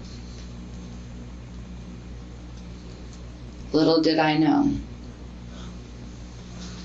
And by morning, did something change? Or Well, happened evidently by the morning, Judah was downstairs in the basement because he had video called me, and it was Dexter's birthday, and Jesse had came over with a birthday cake and a couple presents for him. And I guess Jesse was under the impression that Judah was at a friend's house. And that's why he wasn't there. From what I understand, that's what Alan had told him. I don't know. And then he was in the basement all day till morning when he called you that something was wrong. That's what it seems like to me, yeah. He didn't talk to you about it at all? All we were really talking about was labor and Cohen and his cleft lip, and Yeah. because that was it. It wasn't like scary to me, but you know, it was different, and I was afraid that maybe like they would change their mind because he was different, you know. Mm. But Alan never mentioned anything about not until later. Basement? Not until later in the afternoon, because he had said that he had brought him down there and that he had brought him a sandwich. And then the next thing he said about Judah was that he had went down there and he didn't know what was going on. And how many hours had passed between the sandwich and... I couldn't say for sure.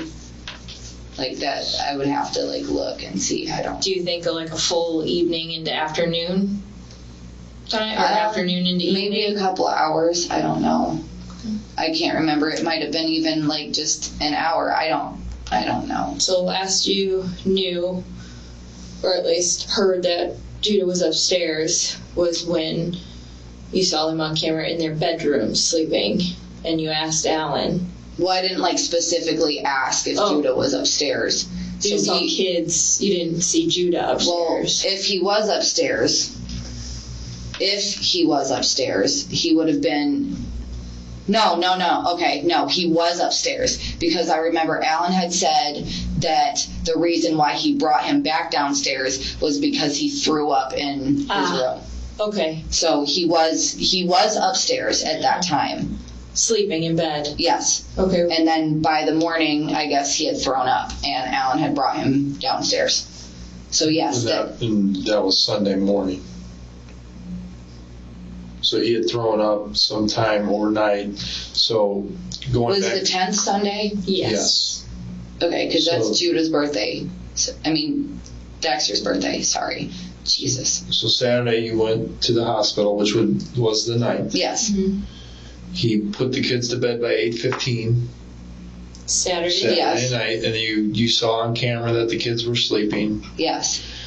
And he said that Judah was upstairs. But you never specifically saw Judah in the bedroom. Because that room doesn't. It has a camera in it, but it's just a baby monitor camera. Okay. So by Sunday, he could. He very well could have been lying. I don't know. But by Sunday morning, he had said he took Judah downstairs because he had thrown up. And then he basically left him there all the way through Sunday night, and took him a sandwich one time, and then called you Monday early morning that things were going wrong. Yes. With Judah. Correct. He didn't really bring up Judah the rest of the day until, So the last time you saw Judah with your eyes, whether it was physical or on camera or anything like that, was Saturday before you went to the hospital. Not before, because I have to when was it? Because I remember I was sitting with Morgan and I had shown her the cameras, and because I was all the kids are sitting around, and Micah was sitting right in front of Judah because Judah was sitting on the couch, and Micah was sitting right in front of him, and they were all watching TV. Well, it couldn't have been Sunday because he was down in the basement for Dexter's birthday. It could. Well, if it was later in the afternoon and Alan was cooking dinner, it could have been, but I don't remember if it was Saturday or Sunday that I actually saw him on the cameras. Actually, I'm trying to think. But Saturday, I don't know if Cohen was born yet or not. Okay. So it could have easily been Saturday night before Cohen was born. It very easily could have been. Okay. Yes. Because that would have maybe made more sense that he was upstairs before he went to bed and then threw up. Would that? That does make more sense. Yeah. Would you agree that that's how it went, or is that wrong? If I'm wrong, I don't think you're wrong at all. Okay. I'm trying to.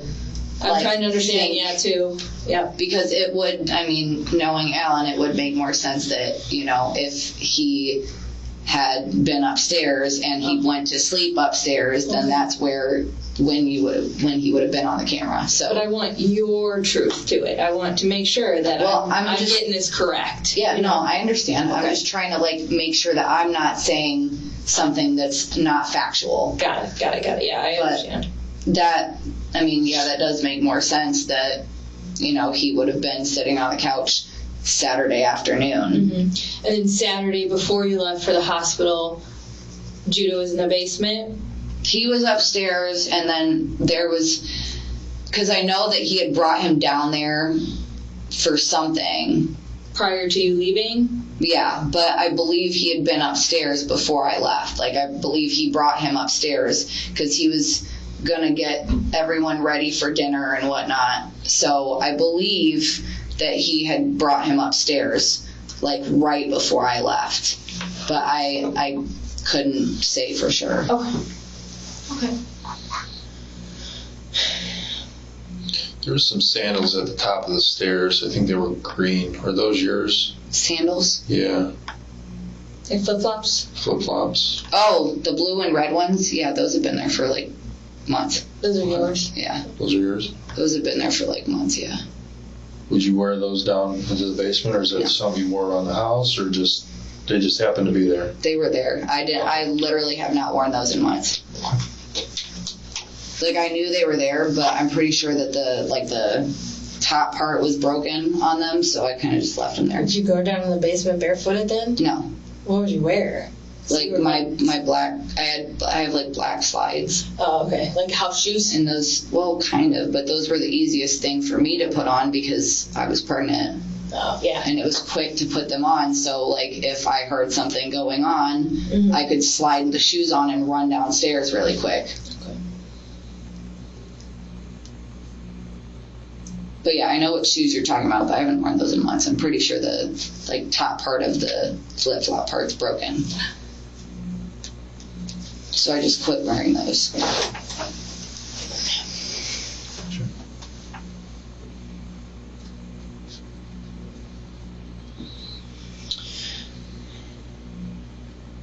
When was the last time you recall asking for the nurse to some type of counselor? When you were here, was that last night? No, Or was that earlier today? I've been kind of bothering them about it all day, and they seem like they're getting kind of pissed off at me about it. Okay. But like, I think that it's fair for me to ask for Absolutely. counseling. Like, I literally had like 2 different panic attacks this morning. Well, we can go see if we can, like I said earlier, see if we can do something to expedite this for you, okay? Okay. Is there anything else that you want to relay to us? No, sir. Okay. I feel like I have told you guys everything that you should or need to know. Okay. Because I can't think of anything else that would help or, that's important. Sure. And if I did, I would tell you. And if you do, when you're upstairs, you can always contact us. Okay. We're willing to listen at any point in time.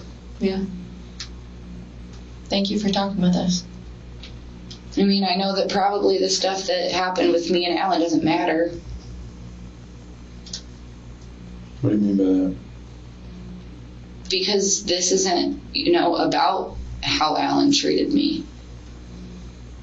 But at the same time, it's like, if it weren't for the way he treated me, I wouldn't have been scared to call somebody or, like you said, go out the door.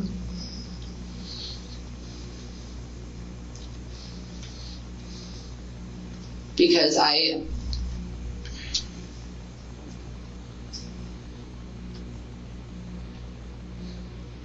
there was a couple people that knew how he was to me. There was a couple people that I admitted that he had hurt me before.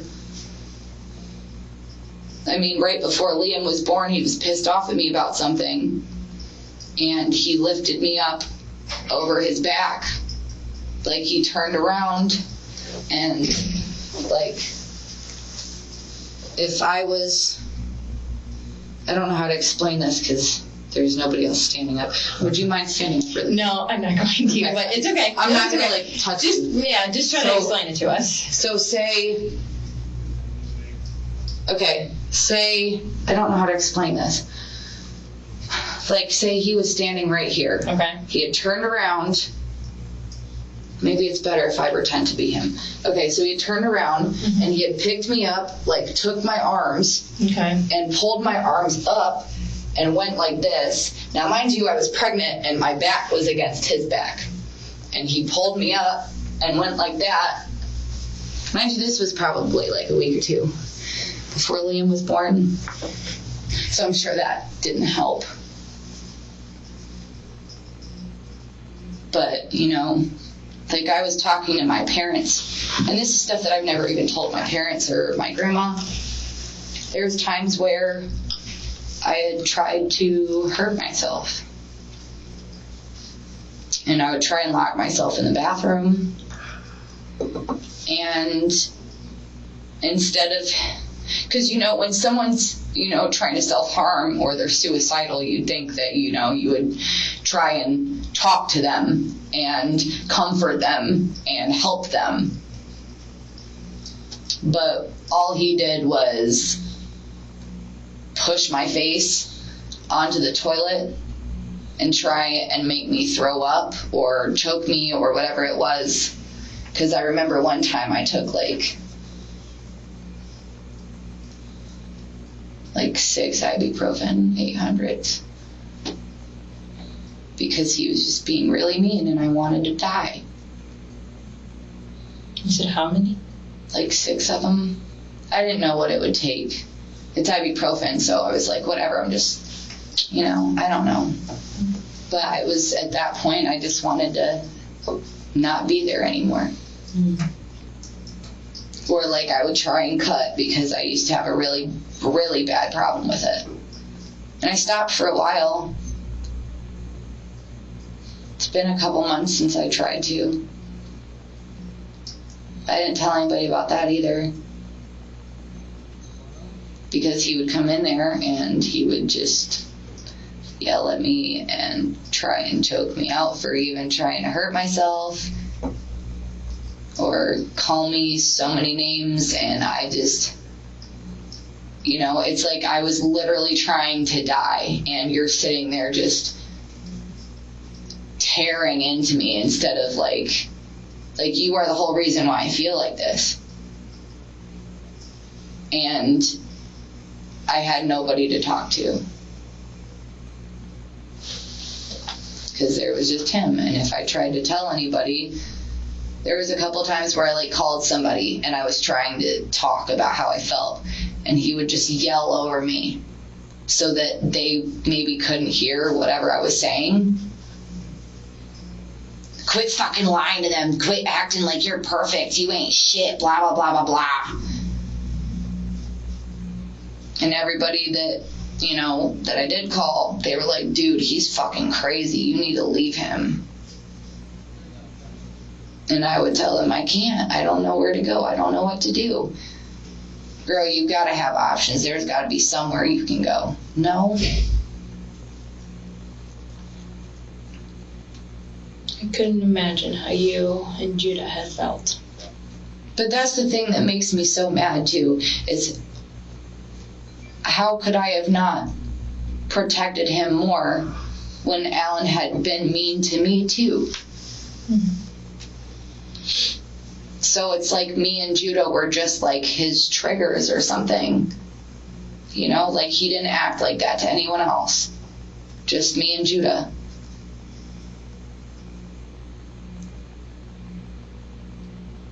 I literally specifically remember times where he was choking me out and I started to black out.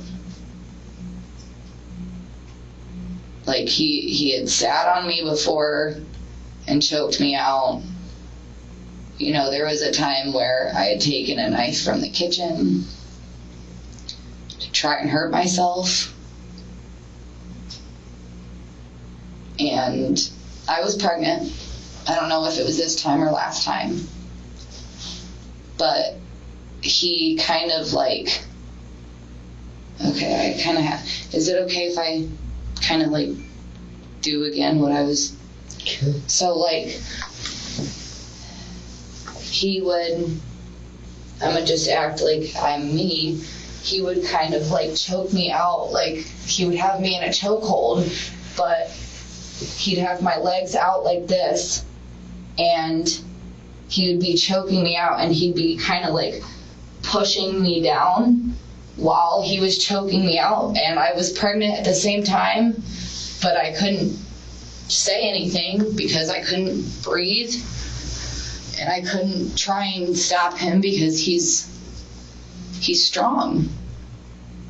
And I tried to push my way out of it, but when I tried to push my way out of it, he pushed down harder. So there was no, when he had me in a chokehold or something like that, there was no getting out of it. It didn't matter how much you tried. There was no getting out of it. because he was going to put his full weight on you, and that was it. So either you just let him do it, and like there was times that I pretended to pass out so that he would let me go.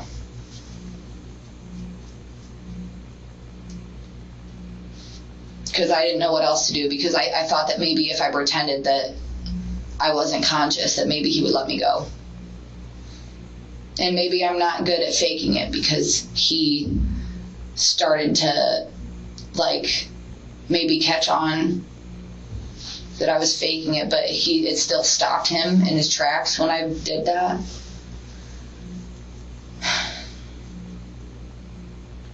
So I don't know. But that's the truth.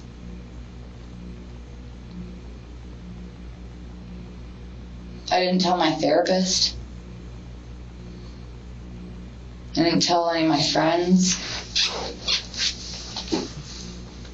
You know, I mean, I had like slightly told people that he had hurt me before, but not like in detail.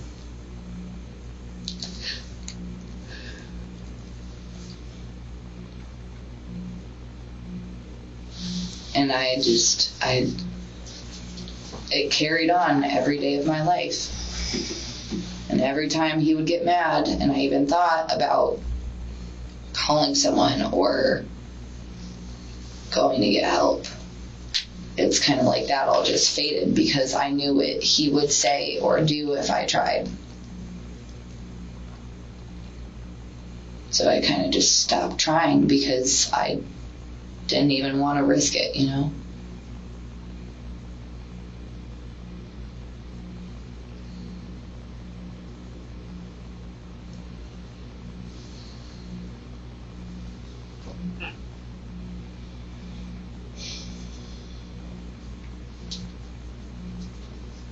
Like, I'm trying to be as fully open and honest with you guys as possible. I think you have been. Mm-hmm. I agree. Now, the only time that I do remember that I did call the police on him,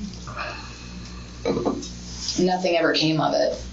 And I think that's part of the reason why I didn't say anything either, was because the first time that he ever put his hands on me was when I was pregnant with Judah. And we were staying at a friend's house, in a friend's apartment. It was in LaPorte. It was like by that bank. It's either now or it used to be Wells Fargo. I know what you're talking about. You know what I'm talking about? Yeah. Mm-hmm. So it was like right by there. And Micah was asleep. And I had offered to make him something to eat,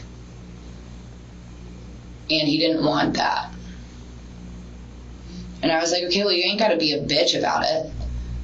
And I didn't even say the whole word,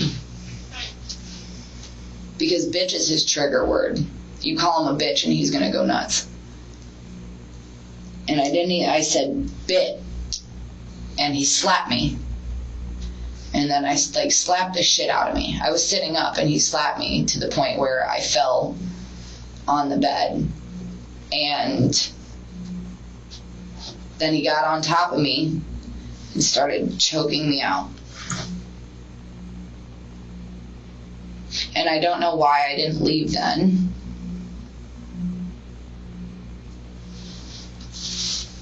And I said I was going to call the police. And he got up and took off.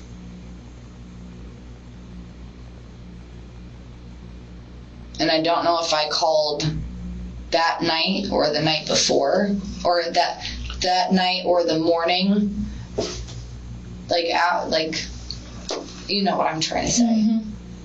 But I did call somebody, because the police showed up in the morning, so I'm assuming that I had called in the morning and not that night. But they asked where he was. I said I didn't know, because I didn't. Like, I saw him take off down the street, because it was an upstairs apartment.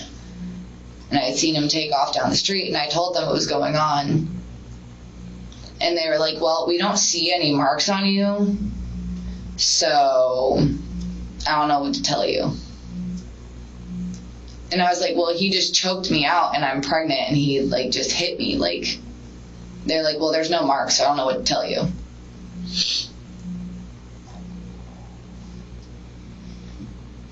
I'm sorry that happened. I pissed him off. I shouldn't have pissed him off.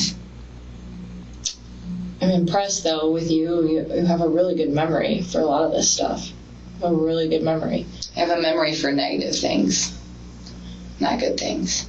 But you would agree you have a good memory. I mean, you replay this stuff over and over in your head, right? Because there's been so many bad things that have happened that there's just... Can't forget them. I mean, maybe it started because my dad used to be like that when I was little. I don't know. This Eric, right? Yeah. I mean, he's not like that now. The last time he ever hurt me was when I was like 14, I think I was. Maybe I was younger than that. And he had backed me into the corner. There's our fridge and the wall. And he had backed me into the corner and started yelling at me. And I was sick of it. So even though I was standing, I kind of pulled my leg back as far as I could, and I kicked him in his nuts. And he never touched me again. He never sexually assaulted me, if that's what you're wondering. He never touched me, you know. But he wasn't the best dad. And, you know, the difference is my dad got help because he realized that he was doing the wrong thing and that he wasn't being the dad that he should have been. And, you know, I won't forget that stuff. But at the same time, he went and got help. And he wanted to change. And he realized that he was making mistakes. And now, you know, I can talk to my dad. Excuse me, I still haven't really slept much. Okay. You don't have to apologize for that. Like, I don't know if it's... I don't know what it is.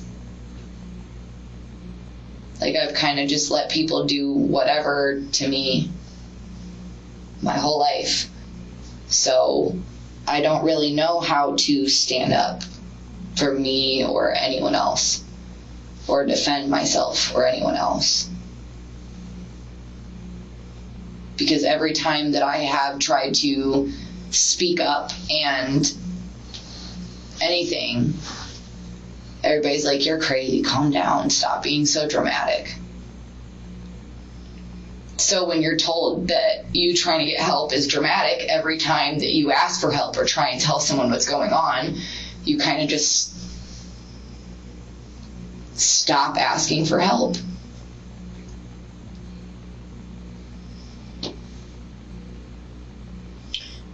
Mary, I'm going to have to apologize to you, but I'm going to have to step out because I have an appointment I got to also take care of. Are you going to be okay just talking with Yeah, that's fine. as well? Okay. All right. It was good talking to you, though. Okay. You want to go up appreciate and you. see if we can get a call a nurse and That would be really nice, if that's possible. I said we'd make an attempt to get that process expedited. I told you from the beginning that I'm not going to promise anything because I can't, but we can go through it. And Is there any way that we could maybe see if they would put me in a room with somebody that's maybe like closer to my age that's not withdrawing from heroin and like screaming on the phone all the time? I can ask them, but If not, it's okay. I can ask them, but ultimately placement is at their discretion. Okay. Do you guys have any idea when you would know what's going on yet? I would hope by this afternoon, but again, I'm not in charge of this thing, so I don't know. It should be relatively soon. I just want you to understand that I truly, I'm really trying to do whatever I can to be as fully honest and open with you guys as possible. You know, I don't want to hold back anything at all. So if something does come to mind, I would say something. Okay. You know, because I don't know. None of us have sat here and said that you're lying. None of us have sat here and contradicted anything that you've said, right? No. It's just like, I feel like that's because of my past too. Is like, I always feel like everyone wants more from me, and like I'm trying to do what I need to do to help and be honest, but it's like everyone my whole life has always told me, you're not doing enough, you're not saying enough, you're not. You can only say so much though, right? There's only so much to say, right? But it's like everybody always wants more. Like, there's only so much that I can say, that I can do, that I can give, you know? Okay.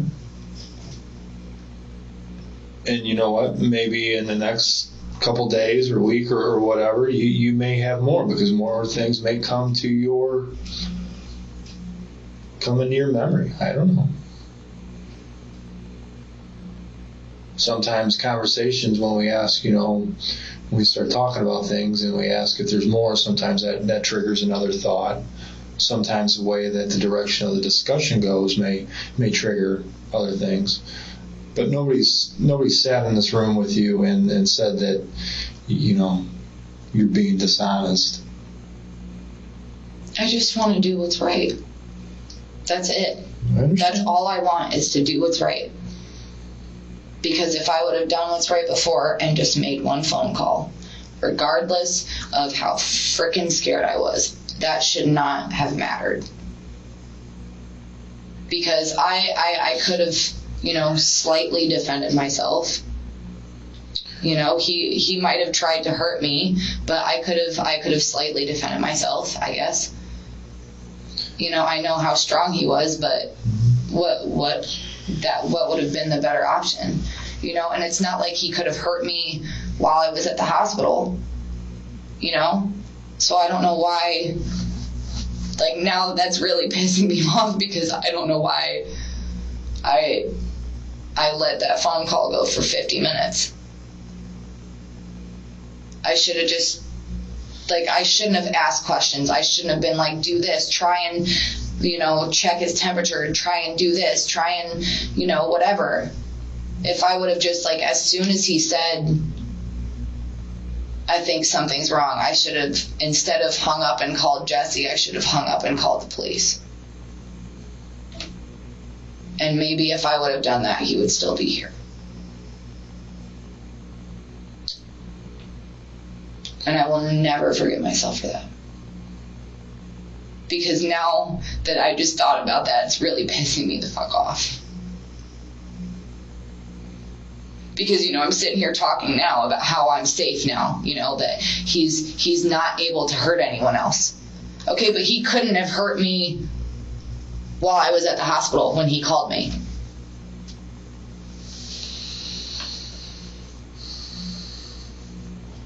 So what? I don't know what I was thinking. I don't know.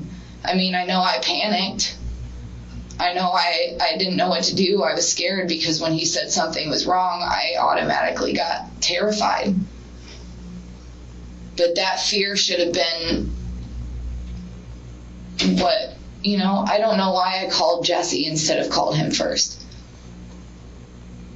Or called 911. I mean, I'm sorry. I got it. Like, now that's really...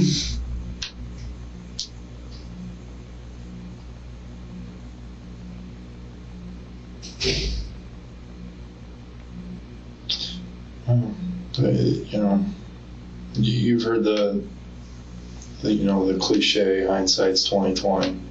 No, I actually haven't. Maybe I've heard it, but I don't know what it means. We can look back at things, and when we second guess ourselves, and we could have done it a different way. But no matter how much you think about what you could have done different, it's not going to change what happened. Correct. And Mr. Cicero, I believe in God. As much as my faith is kind of right now, because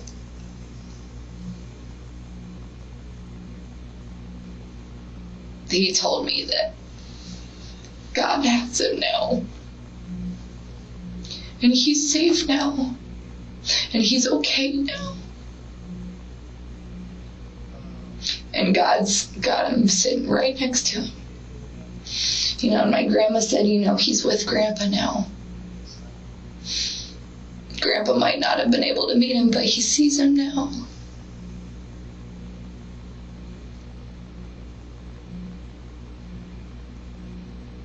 I believe that. Because I did pray. And, it's funny, is I prayed for like 5 minutes while I was on the phone with Alan, and I was trying to speak loudly because I feel like when you speak your prayers, or when you speak anything, your tongue is a very powerful thing when it comes to, speaking things into existence. Okay. I believe that. And I started praying. And he said, "What are you doing? You need to shut up." I was like, "I'm praying. You're not going to tell me to stop praying," because I was praying that everything was okay, that everything would be okay. And he told me to stop. He told me to stop praying probably because he didn't want anyone to hear me praying. That's probably what that was. Why am I not allowed to pray?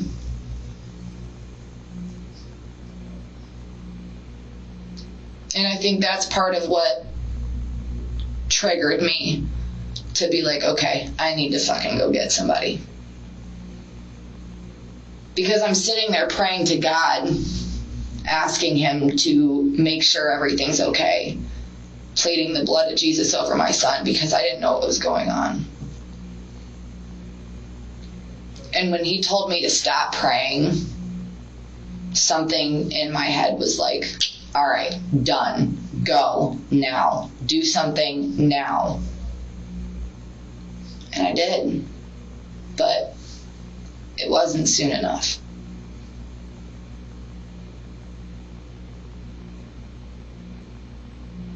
And they say everything happens for a reason, and God has a plan.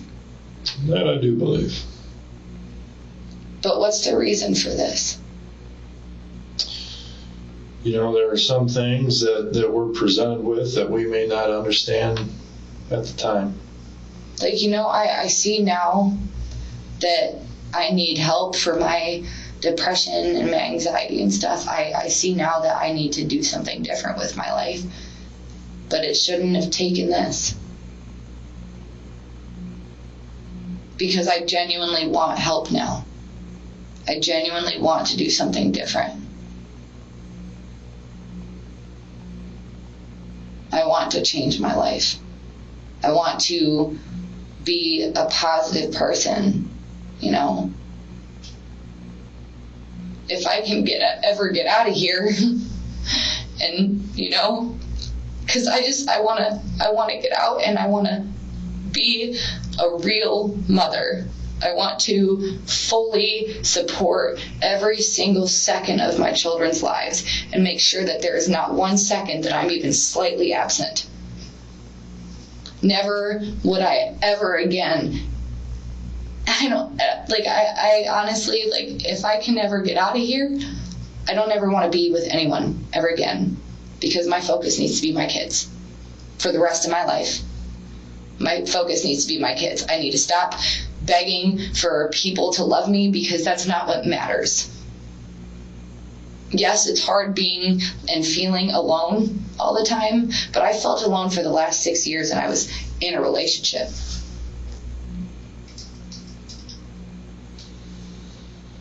I'm 26 years old. I shouldn't be focusing on, if it's meant to be, then it's meant to be. But if it's not, then I need to stop trying to build a family if that's not what's in the cards for me. Like, I have my kids, and, you know, there are single moms that can make it. It's not easy, but there are plenty of single moms out there that have done it. I just felt like I would never be able to do that, because I felt like I wasn't strong enough or smart enough or capable enough.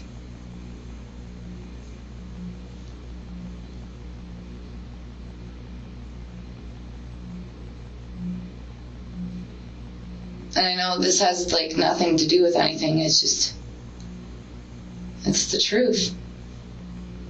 I spent so much time trying to be perfect and not piss him off. And I mean, I lost my whole family because of it, you know, because of him.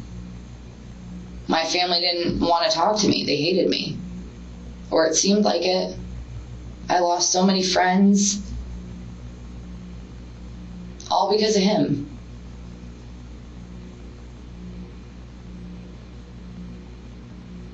And if I would have just listened to everybody and accepted help, because I didn't want to go to a shelter. You know, I really didn't. But if I would have just left and went to a shelter, then maybe things would be okay right now.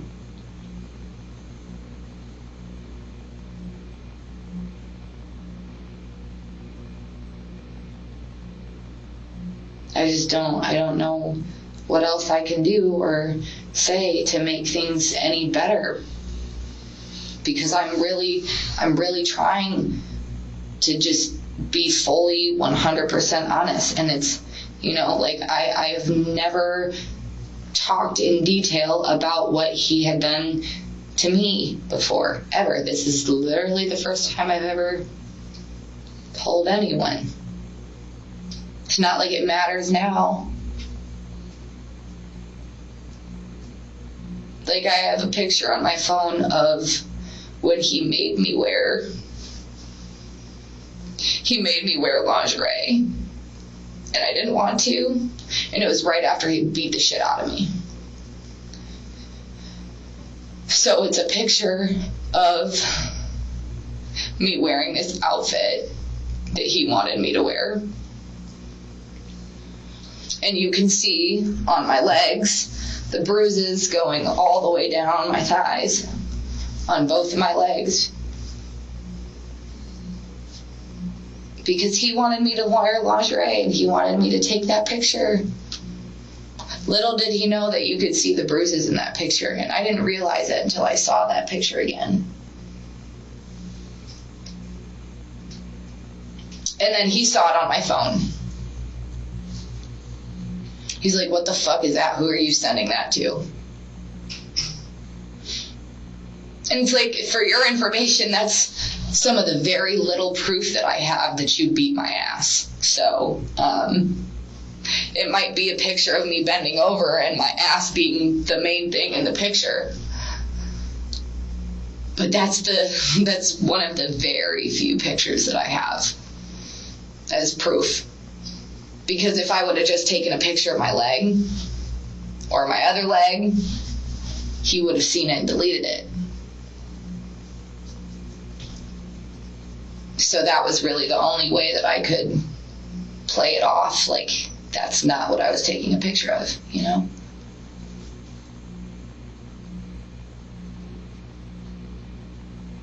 Like my old phone, I was trying to get into it one day because it had pictures of that specific thing.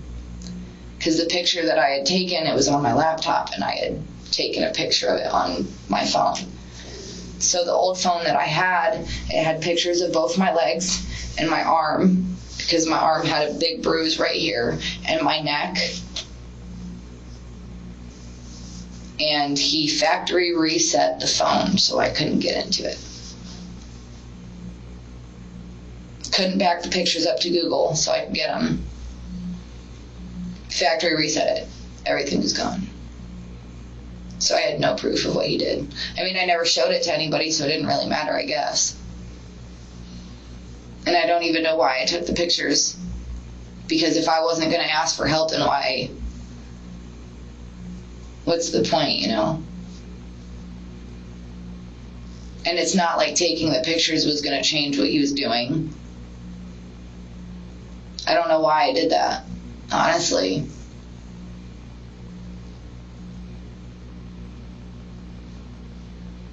Because it wasn't proving it to myself.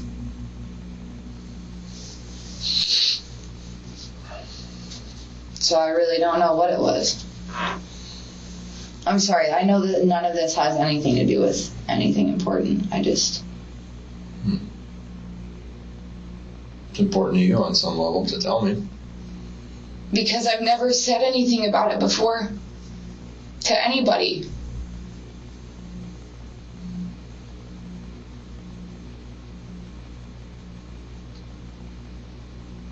And now I can say something without having to be scared that he'll do something to me for saying something. I mean, it's not like he's going to be held accountable for what the fuck he did to me. But I needed to... Good. Because now I can say something without having to be scared.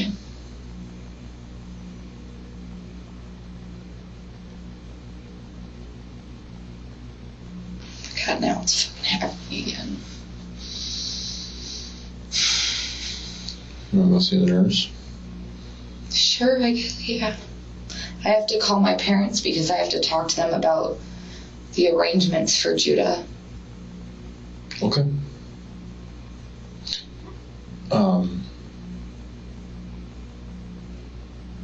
Okay, can you give me a minute? Yeah, that's fine. Okay. I need to go get a mask anyway, because in order to get back upstairs, I gotta have one. So, Okay. Remember, like I said earlier, we listen. So if there's things that you want to talk about in the future from here on out, you can reach out to us, okay? So, hypothetically, if I was ever to be able to get out of here and I needed to talk to you guys, I could just say, hey, can I come up to the office and meet with you guys? Yeah, why not? Even if it's not about this? You know, we wear a variety of hats. You know, sometimes listening to people, that's what we do. Even when we go to calls.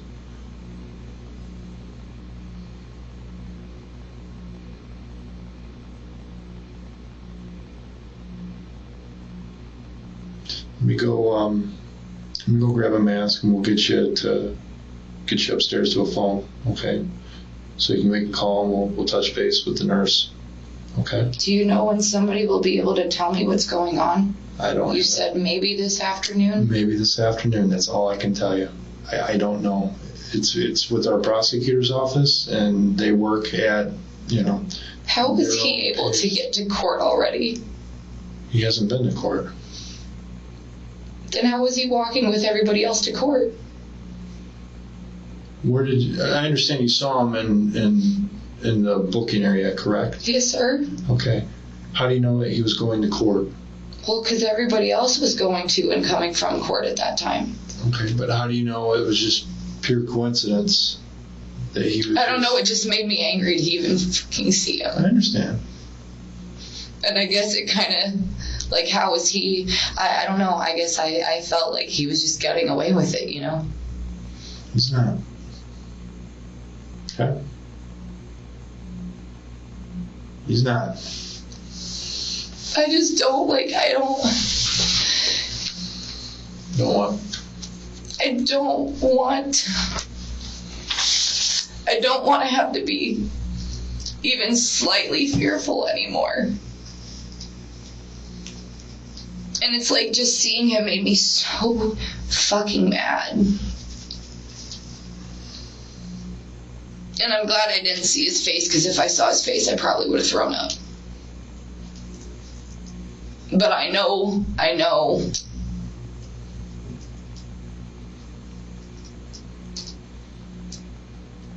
Like, I know I shouldn't have yelled out the door.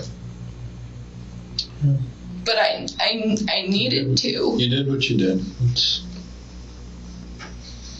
And I don't know how I'll get closure for, like, any of this. Like, how am I supposed to... Closure will come when you're ready for closure. It'll come on when you are ready to mentally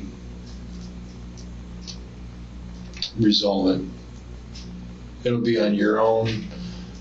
There's no timeline. Each one of us, deals with things at our own pace. There's no magic wand that can say, closure will be tomorrow. It may be 6 months, it may be a year, maybe 5 years. Who knows? What if I never get closure for this? Well, that's a distinct possibility. Because, like, my friend Ryan, he had killed himself, like, years ago, like 10 years ago, maybe even longer than that.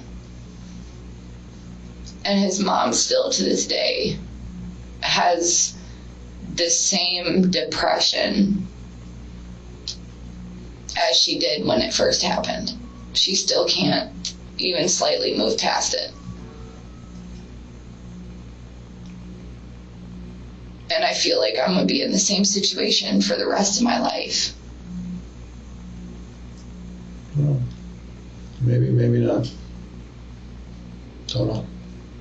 And maybe that's where participating in some type of therapy or counseling, maybe... Do they have, like, support groups for stuff like this? Go to a therapist. I'm sure that there's support groups out there. But I think starting with a counselor or a therapist... I think I need a psychiatrist. Okay, well... But I talked to my parents and they said, well, if we can get you out of there, the first thing that you're going to do is go straight to Swanson Center or something like that. But you have to be willing to do it. And I said, I'm more than willing to do it because I know now that I need help. I need support. I need help. I need to get my freaking life together. Because for the last 6 years, I've literally not been allowed to get help or do anything to change what's going on. And now he can't tell me what I can and can't do. He can't tell me that I can't talk to my mom. He can't tell me that, oh, well, he has to work, so I can't go to therapy. We don't got time for you to go to therapy. Quit being a whiny little bitch and maybe you wouldn't have to go. Like... No, you don't have that anymore. Like, even if I'm able to get out, I won't have to see him again, right? That's your choice.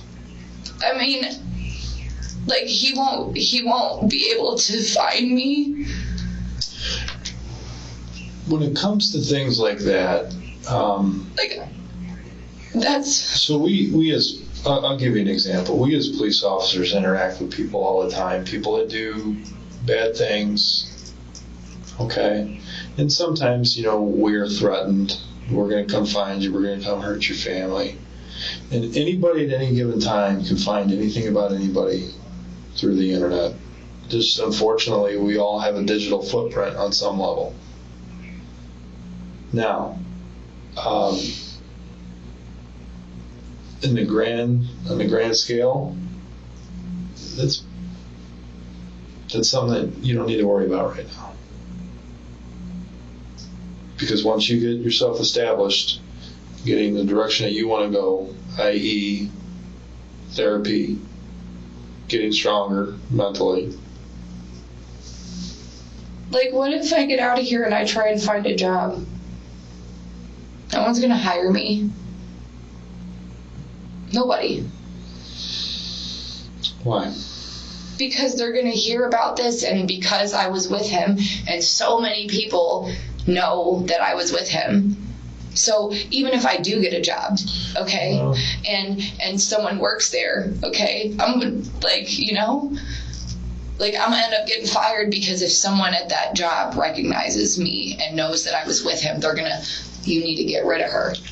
Or I'm gonna be walking to my car after work and I'm gonna get jumped, you know, like. I understand your concerns. But I can see your anxiety starting to build right now, and because you're thinking about all these what ifs.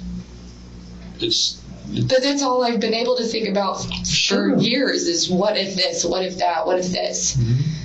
So it's like my mind is like built on what if, because that's all I know at this point.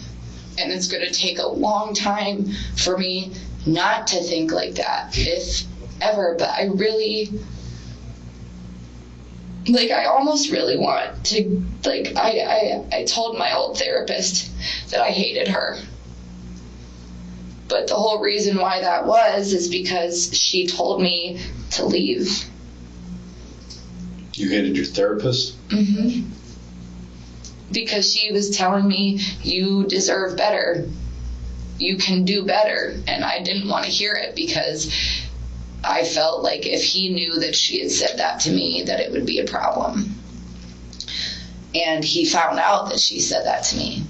So he basically told me that I wasn't allowed to do therapy with her anymore. And so I didn't. And she was there for me, and she was a really good therapist. She's actually a therapist that was assigned to me through DCS, and the plan was when DCS was over was that she was supposed to continue to be my therapist. But because he told me I wasn't allowed to do therapy with her anymore, I didn't.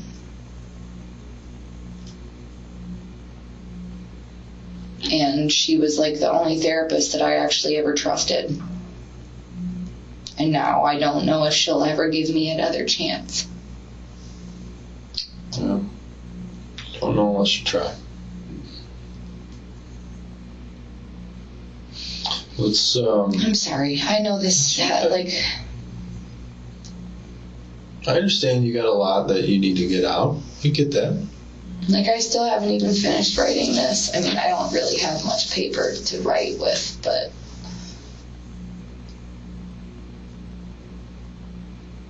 And that's not going to give me closure either. Writing him a letter is not going to fix it. Closure happens in time. Why don't we, let's go do the next important thing, and let's go get you in contact with your mom and dad so you can make those necessary arrangements. Okay. That would be the next best step right now at this point, at this juncture in time. As far as that goes, though, like, I don't know. I don't even know what I was going to say, because he had said something about, like, my parents getting stuff from the house and whatnot, but I don't know. Like, my parents had asked me, and I told them, no offense, but I love them, but I really don't care right now, because that's kind of the least of my concerns. But my parents were asking about the animals. Mm-hmm. Would, like, they be able to be released to my parents, or? Well, if you've allowed your parents to be over there, I mean, they can go over there and get animals that are yours. I mean, I haven't, like, said anything really about it yet, because they said that they had contacted somebody and they were going to try and figure that out, but. They can make arrangements with your guys' landlord to retrieve those animals if they're yours. You know, the landlord's going to be extra pissed because he didn't even know that we had cats. We weren't supposed to have cats there. Well, that's something that. But that really doesn't fucking matter. We can't do anything about it right now. I mean, that's really should be the least of his worries right now. And it's really not fair to the landlord because he grew up in the house. His dad committed suicide in the house.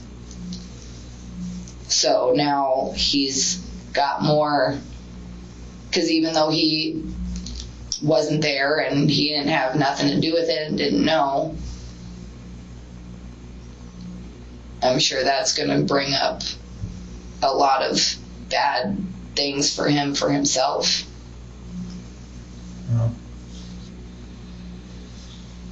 I don't know. Like, I feel like I'm trying to think about everybody's feelings in this, and I just don't know. I don't know. At this point, I feel like I'm just talking for no reason. Well, But of course, I haven't been able to do that, so. sure.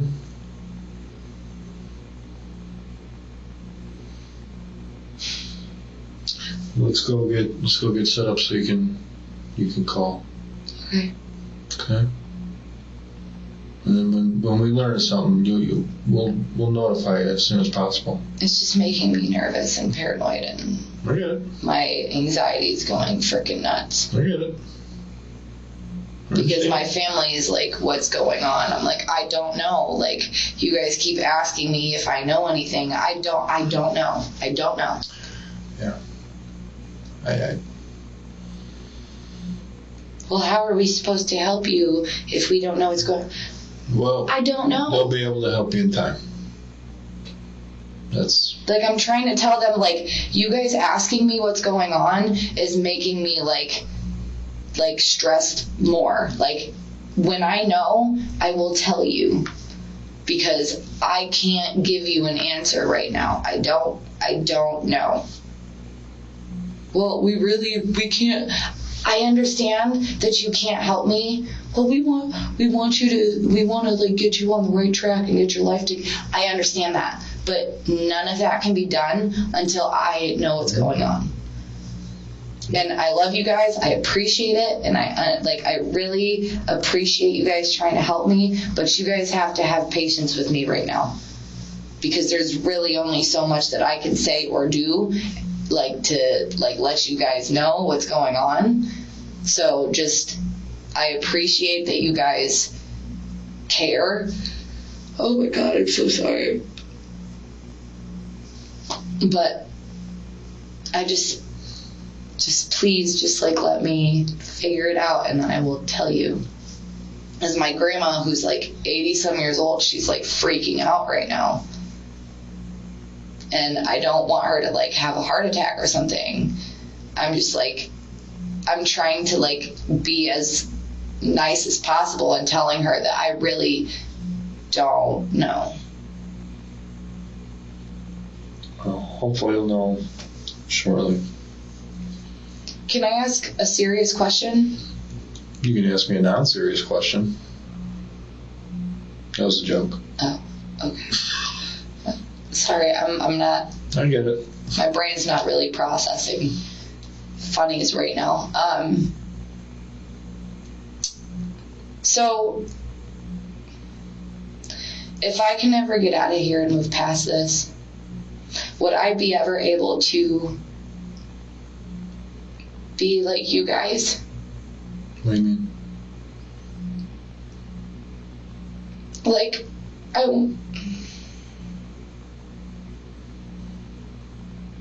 I almost kind of want to be an officer, because I want to be able to, I don't want to go to calls like that, but I want to go, say a girl who is scared calls in,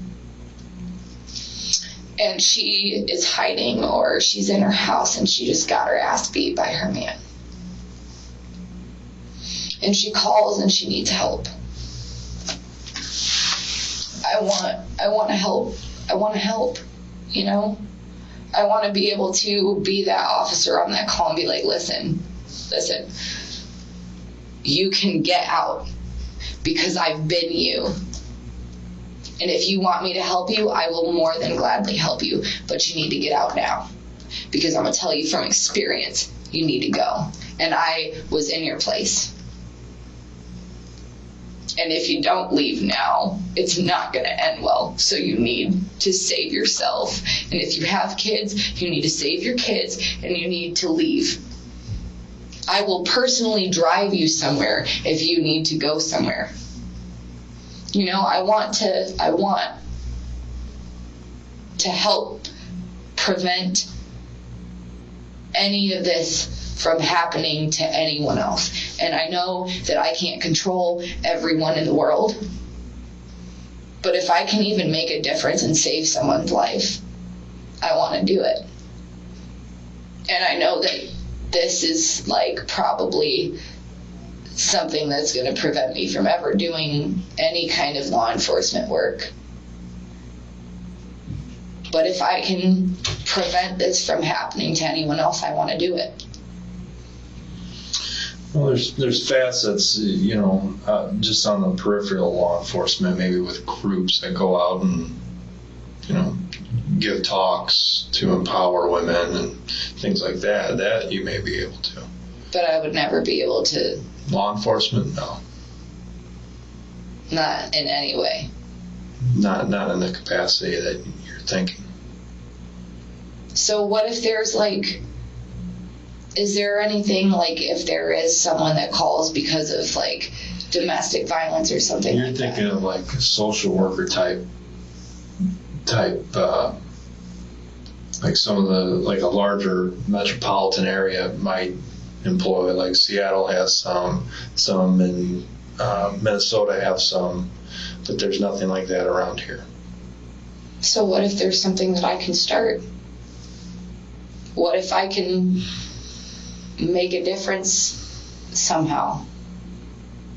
What if I can prevent any other girl or any other child from having to go through this? I'm not saying that you can't. Don't take that from what I'm telling you. Let's go take care of Judah's decision right now. I'm sorry, I've got so much on my mind right now. I get it. And I want, like I was telling him earlier, I want it to be as perfect for him as possible. Because he really liked Lightning McQueen. It was like his favorite thing. And Marshall from Paw Patrol, because Marshall was his middle name, so he like loved it. Mm-hmm. He really liked monster trucks. He wanted a Lightning McQueen monster truck for his birthday, but we couldn't find one.